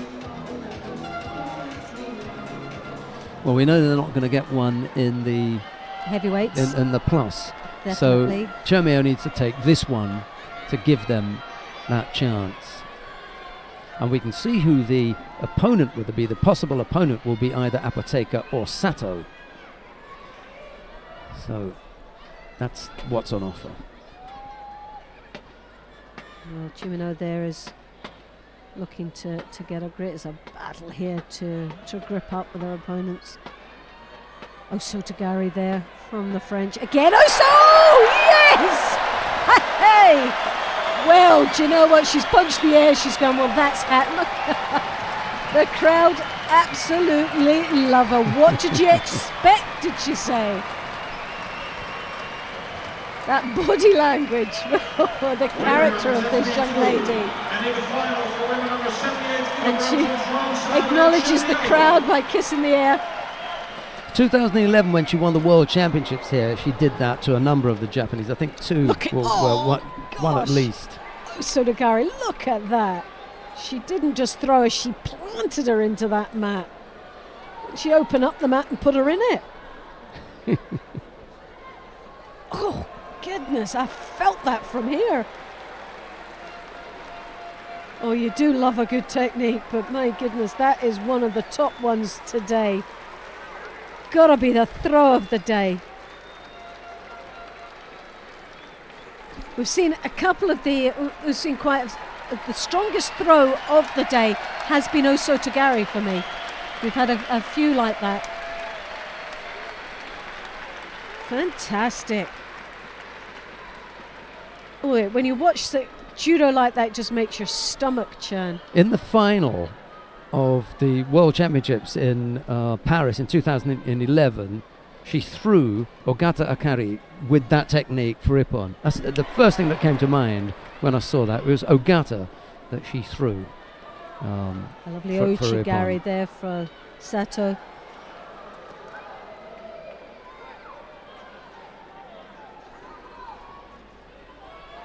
Right, we're watching the second semi-final between Klara Apoteca of Slovenia.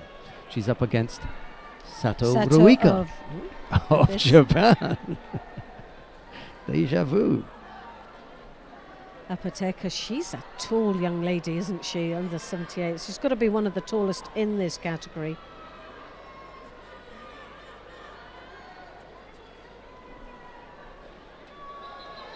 An attempt there from Sato of the Ippon Seoinage, but as you can see, right as you tell your children at home on the judo mat, your youngsters, your young judokis, you hook under the armpit, not around your neck. It never works that way, and that's a fine example of why the Ippon Seoinage didn't work. Just out there, it's not how you do it.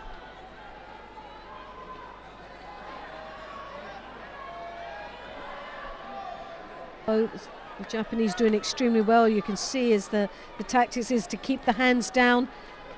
Ouchi's drop Seoinages, getting under the center of balance of the Slovenian.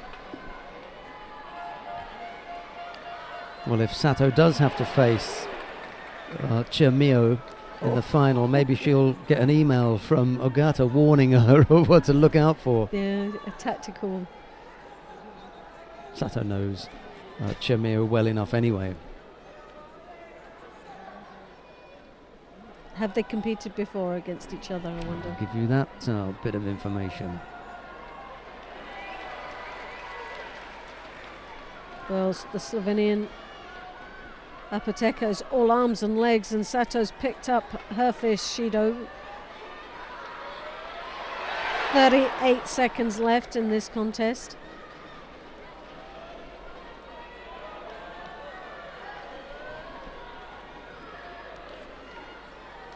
Apoteca just trying to get control of her opponent.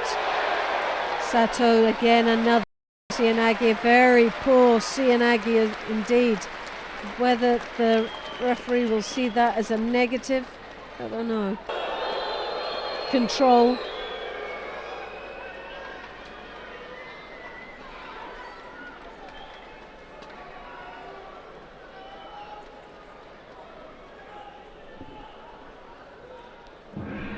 Again, a very deep grip from the Slovenian as she comes over the back into golden score. Now we go.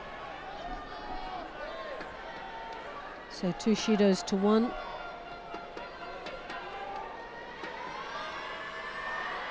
Winner Tiffany Wong, and she will be fighting for the bronze medal. Apoteca for the throws that arm Netherlands. over Sato, just hits her first with the Seoinage, anticipates the first move and blocks with that Seoinage.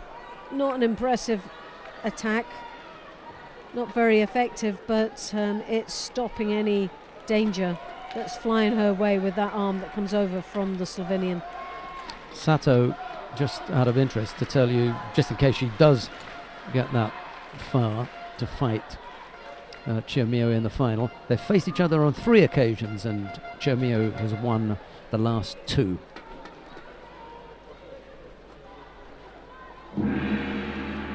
Well, the one thing that she will have is the advantage of home crowd, and she does like a centre stage, doesn't she, Chimeo? So 33 seconds left is into the golden score.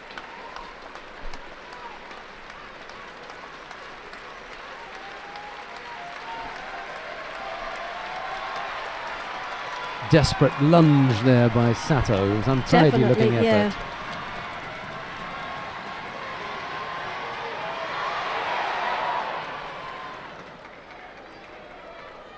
it's starting to look very scrappy indeed, but the Osota Gary, the danger of this tall Slovenian is that she doesn't really have to make much of an effort to engage with her opponent.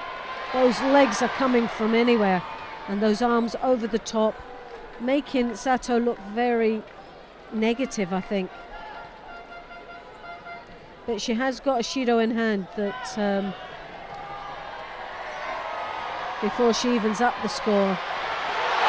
So 1 minute into golden score.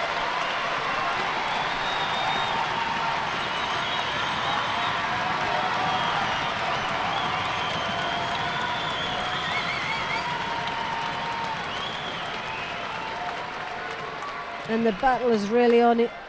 1 minute and 12 gone now, so 5 minutes. These two have been battling away.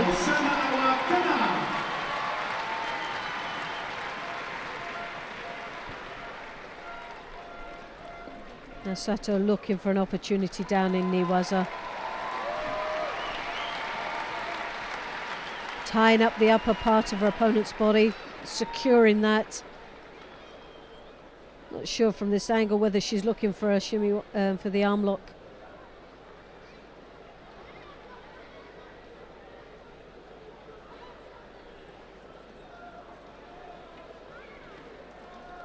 Big difference in heights, isn't there?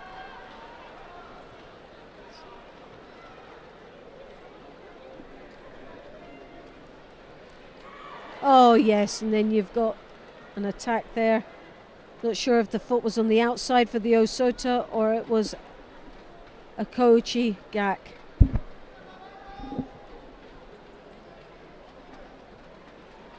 But it was, it looked for here, it looked to score.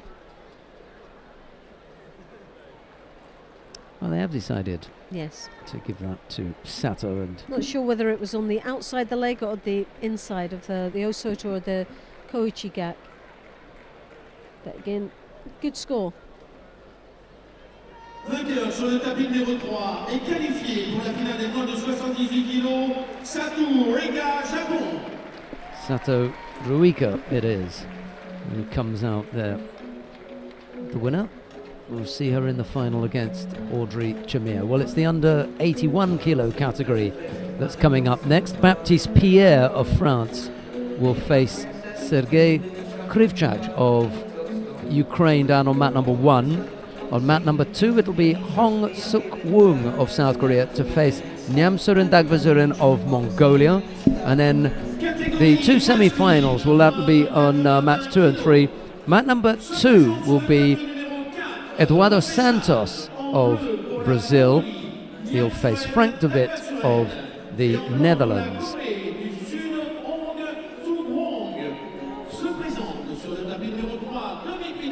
We're going to see the contest on mat number 3 between Zobeida Rekviashvili of Georgia. He's going to face Pape Ndeye of France. It'll be Rekviashvili in the white judogi and Ndeye in blue. On Saturday, won the record charge for men under 81 kg in blue for the Ukraine, Sergei Krivchak, and in white for France, Baptiste Pierre. Right, we're underway with the semi-final between Rekviashvili and Ndeye. Rekviashvili had that really nice flying Jujigatami earlier on. Impressed us quite a bit.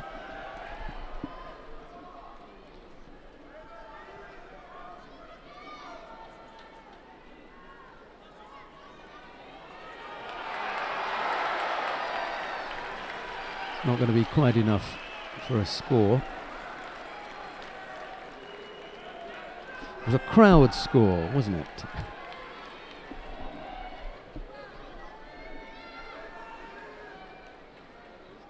Winner on Saturday 2, and in the final for men under 81 kg from the Netherlands, Frank de Witt.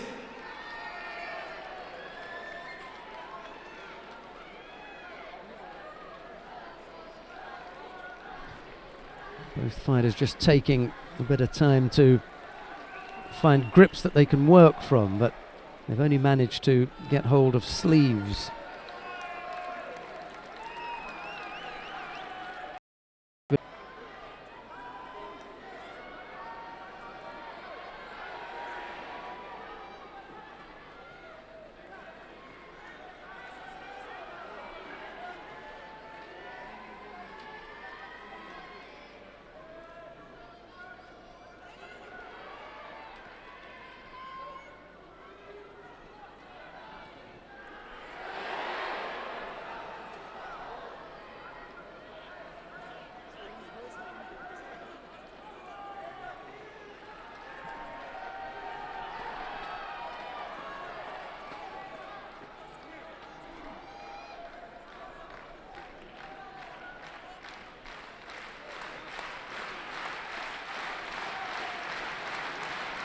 Tense moment in the contest now as both fighters try to think about where the score is going to come from. Rekviashvili tried on a couple of occasions with techniques that are not normally his go-to techniques.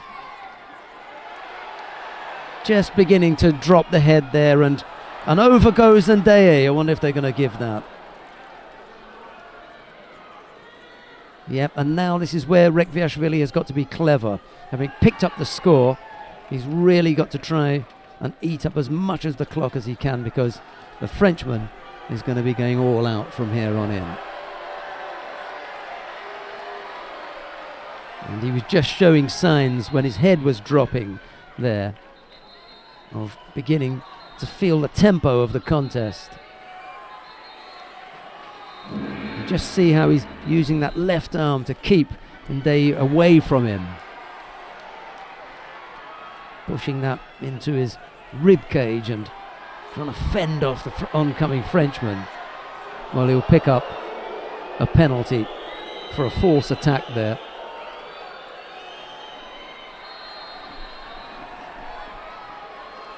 "20-odd seconds left to go. He's just got to stay upright, has Rekviashvili, and he can take this one. Bit of grip fighting to keep the Frenchman out. Not quite enough for a score. And there are 9 seconds left.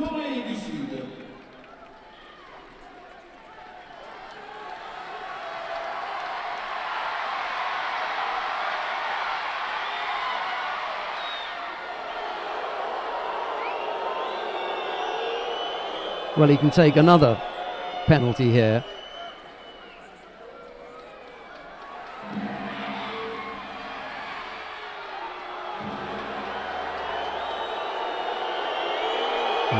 Rekviashvili is not going to endear himself to the Bercy crowd if he's going to keep that up. But hey, he gave the positive score, and that's what's going to win out.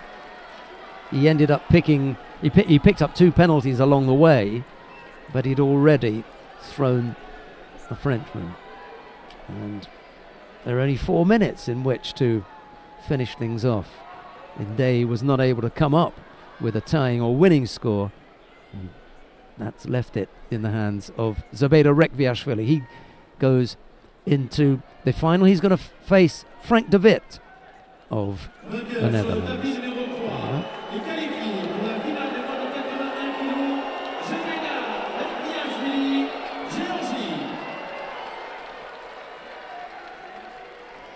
He may find a few more boos when he comes out for the final. Maybe they'll have forgotten by then. Anyway, a big round of applause for the Frenchman as he leaves the arena. He came off second best there, but they'll see him again when he comes out for the bronze medal contest. We've got one repechage contest still taking place. That's down on mat number 1. It's Baptiste Pierre of France. He faces Sergei Krivchak of Ukraine. There's no score yet. Krivchak has picked up 2 penalties, and we're already a minute and change into golden score. If Krivchak picks up a penalty here, that'll gift it to Baptiste Pierre, but whomsoever comes up with the first score can also take it. That's where we stand at the moment. He hasn't quite got him on the scoring part of his body. He sits the Frenchman down on his backside, so there's no score there. Good effort from Krivchach. Pierre now picks up a penalty for passivity as Krivchach tries to push forward.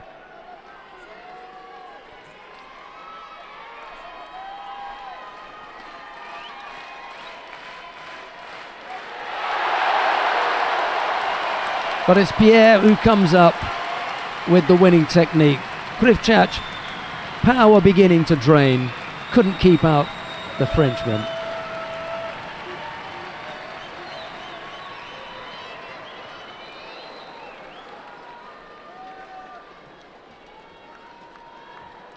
And as they backed up into that far right corner, it was Pierre who came up with a nice left-sided Taniotoshi to bring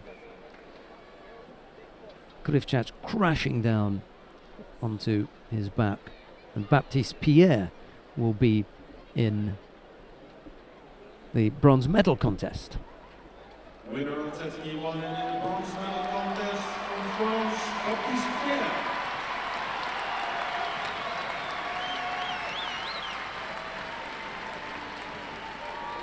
So that's the under 81 kilo category done and dusted. We know the final, Zabela Rekviashvili and Frank David, the two Frenchmen have made it into the final. Pape Ndeye will face Hong Suk Wung, and it'll be Baptiste Pierre to fight Eduardo Santos. Let's take a quick look at the lineup for the under 100 kilo category now. Karl Richard Frey of Germany will face Valan Lipatiliani of Georgia. That's down on mat number 1. Grigori Menashkin of Estonia will face Zlatko Kumric of Croatia on mat number 4. The semi-finals will be between Ida Kentaro of Japan and Jorge Fonseca, but the contest that we're going to have to see is between Cyril Marais of France and Michael Correll of the Netherlands. We got no choice. He's the defending champion, Frenchman at home. Got to go with Cyril Marais. Right, there we go. Oh no. Well, let's hope he throws for a pawn. We can always hope. Marais in the white judogi for France, Correll in the blue judogi for the Netherlands, and here's Loretta Cusack-Doyle. Well, again, it's going to be an exciting match between these two, but Marais, obviously the strongest opponent. He's 3 times gold medalist here in the Grand Slam. Will he make it a 4th and get himself into the final of this under 100 kilograms? And he started off really well. Obviously, Correll, he's no stranger to being in finals and have been up at this level of competition. So he's not going to have an easy ride through into the final, if he actually makes it at all.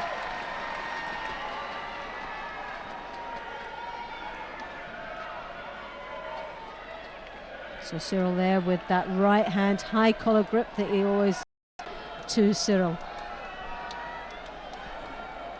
A big mistake there for Michael Correll. And now he's got his work cut out for him. 2 minutes, 18 seconds left in this contest. Still a long way. But it's a long way when you're chasing. Drops Sianagi then for Correll. He still looks very comfortable and confident out there.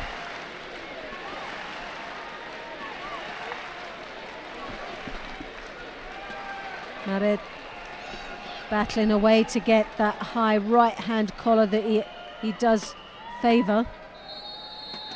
Sumigashi attempt as he follows through into the knee waza. Correll there, as you can see, with the roll.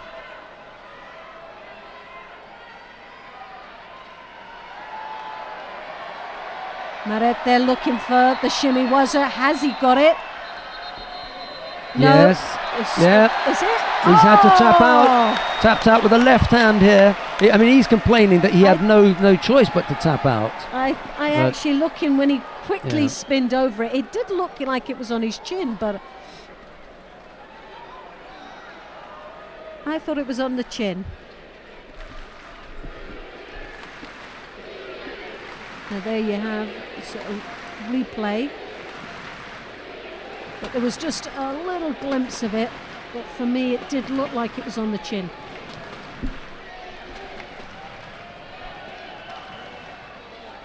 Yeah. Yeah, and they've said Oh, no. yes, Okay. Yeah, so it did. I mean, it most probably tapped because it was crushing Yeah, the jaw, so- and he and could I'm- have dislocated it. So Not want to put myself in this kind of rarefied company, but I've done that myself. Where you've got no choice. No choice. You have to tap out. Bronze medal contest from Georgia, Harlem Lipartaliani.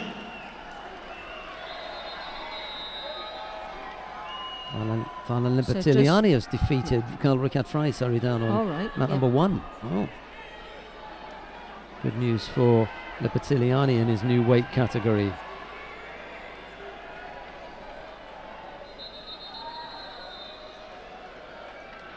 So just under a minute now, 46 seconds. One Wazari on the board. It's that step forward for Cyril to make a bid for his 4th Grand Slam title here in Paris.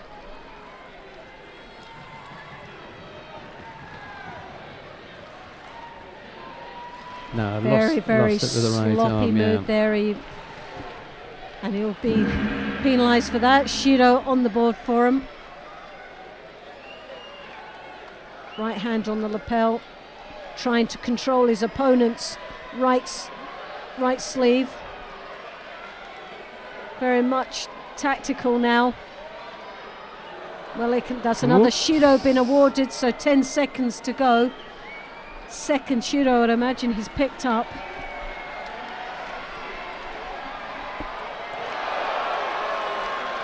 As the clock ticks away, seconds to go, and Cyril Maret goes into the final for the 4th time.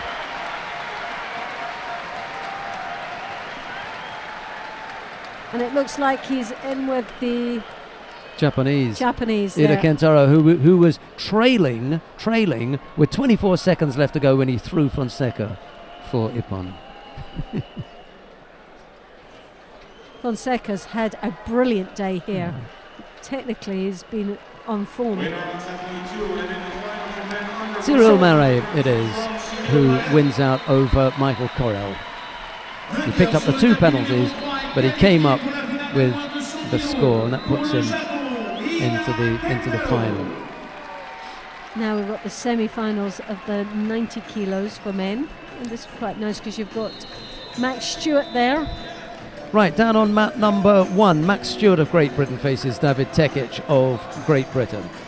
On mat number 4, it's Beka Gviniashvili to face Komranshaw Ustapirion, the Georgian against the Tajik. And on mat number 2, Guakdong Han of Korea to face Chen Shunjiao of China. We really should go to mat number 3. You knew what was coming, didn't we? Yes, yeah. Axel Clerget of France will face Michal Skank of Slovenia. It's Clerget in the white judogi, Skank in blue. And for those of you that want to see Gviniashvili, just click on number 4. You'll be able to go down to mat number 4. For those of you who want to see Max Stewart, David Tekic, mat number 1, Guakdong Han and Chen Qinxiao, mat number 2. In case you missed it first time round.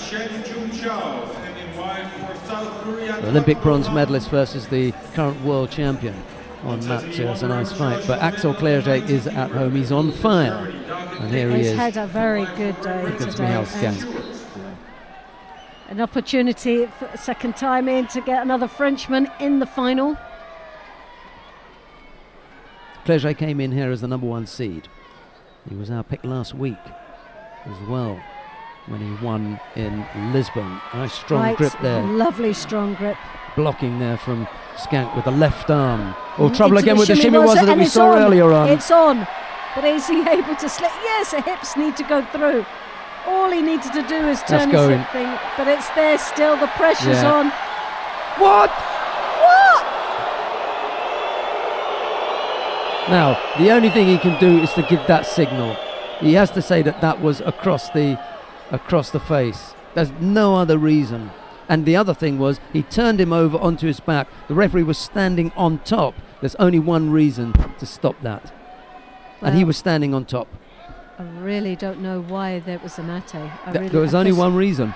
It had to be across the chin. But he didn't give that. He doesn't give signal. the signal, and that tells everybody. That just says, okay, that's good. That's the argument. We over we and know done with. we know what you're doing, because you've said, across the chin. That's the only reason. And the other thing was, he was standing right on top of them. Yeah. He'd allowed him to turn him off the tatami, so there was no problem with the space. He allowed that to happen. He allowed him to continue with the shimiwaza whilst they were off the mat. So Yeah. it could only have been that he saw it That's- across the yeah, chin that's and the he only didn't thing. give the signal. Yeah. That's all. That's the only thing.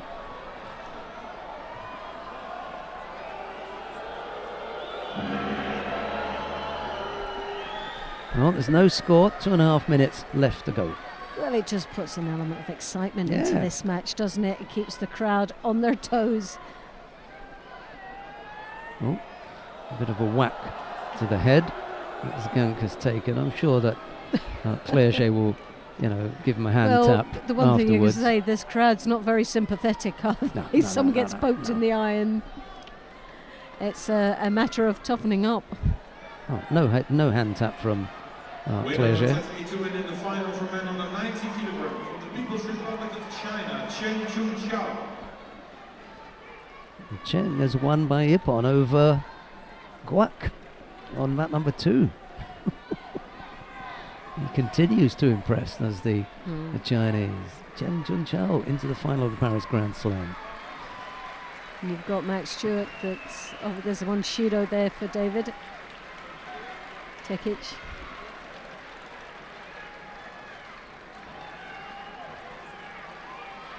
There's Yoko Tomonagi there. So much of what happens with Clerget in Tachiwaza is to develop and to set things up for when he takes him to the ground. He never misses an opportunity to He's follow up. all the Yeah. time. Every opportunity is down there looking for something. He's got a lot of energy there. Very fit. Fit man. Chang of China is waiting for the winner of Arm this over in the the top. final. He hooks in. Is he going to get the Makikomi? Oh, is he going? He's still persevering with it.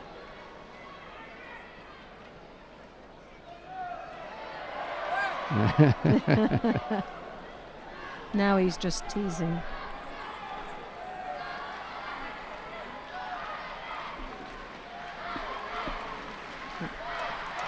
Just get the suspicion here that if Clerget, gets in another attack, then Zgank gonna is be a going to Shido.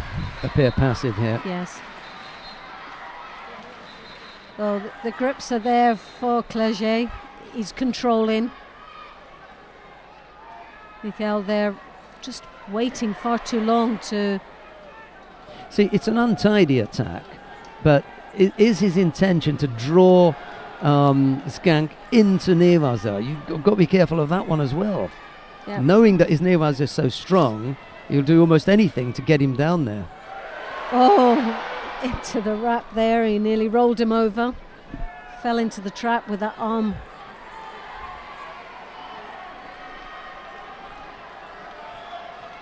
"30 seconds left in this contest.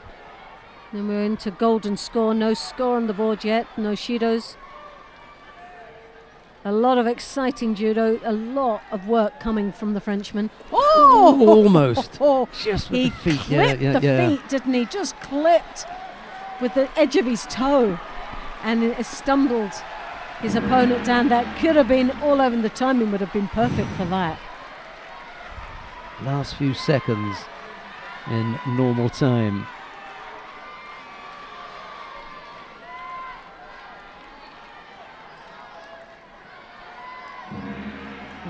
Right, so now we're into the golden score. No Shidos on the board. It's been a very tight match, but still puzzles me back in that Niwas a bit. I'm still worrying about that one.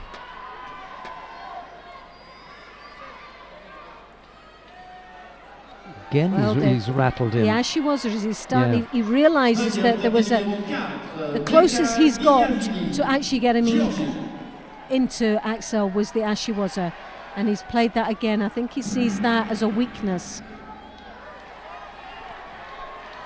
And based on what we see, he is vulnerable to the rear, isn't he?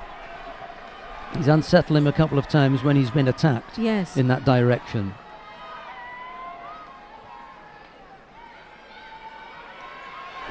Almost caught him. That's as close. Again!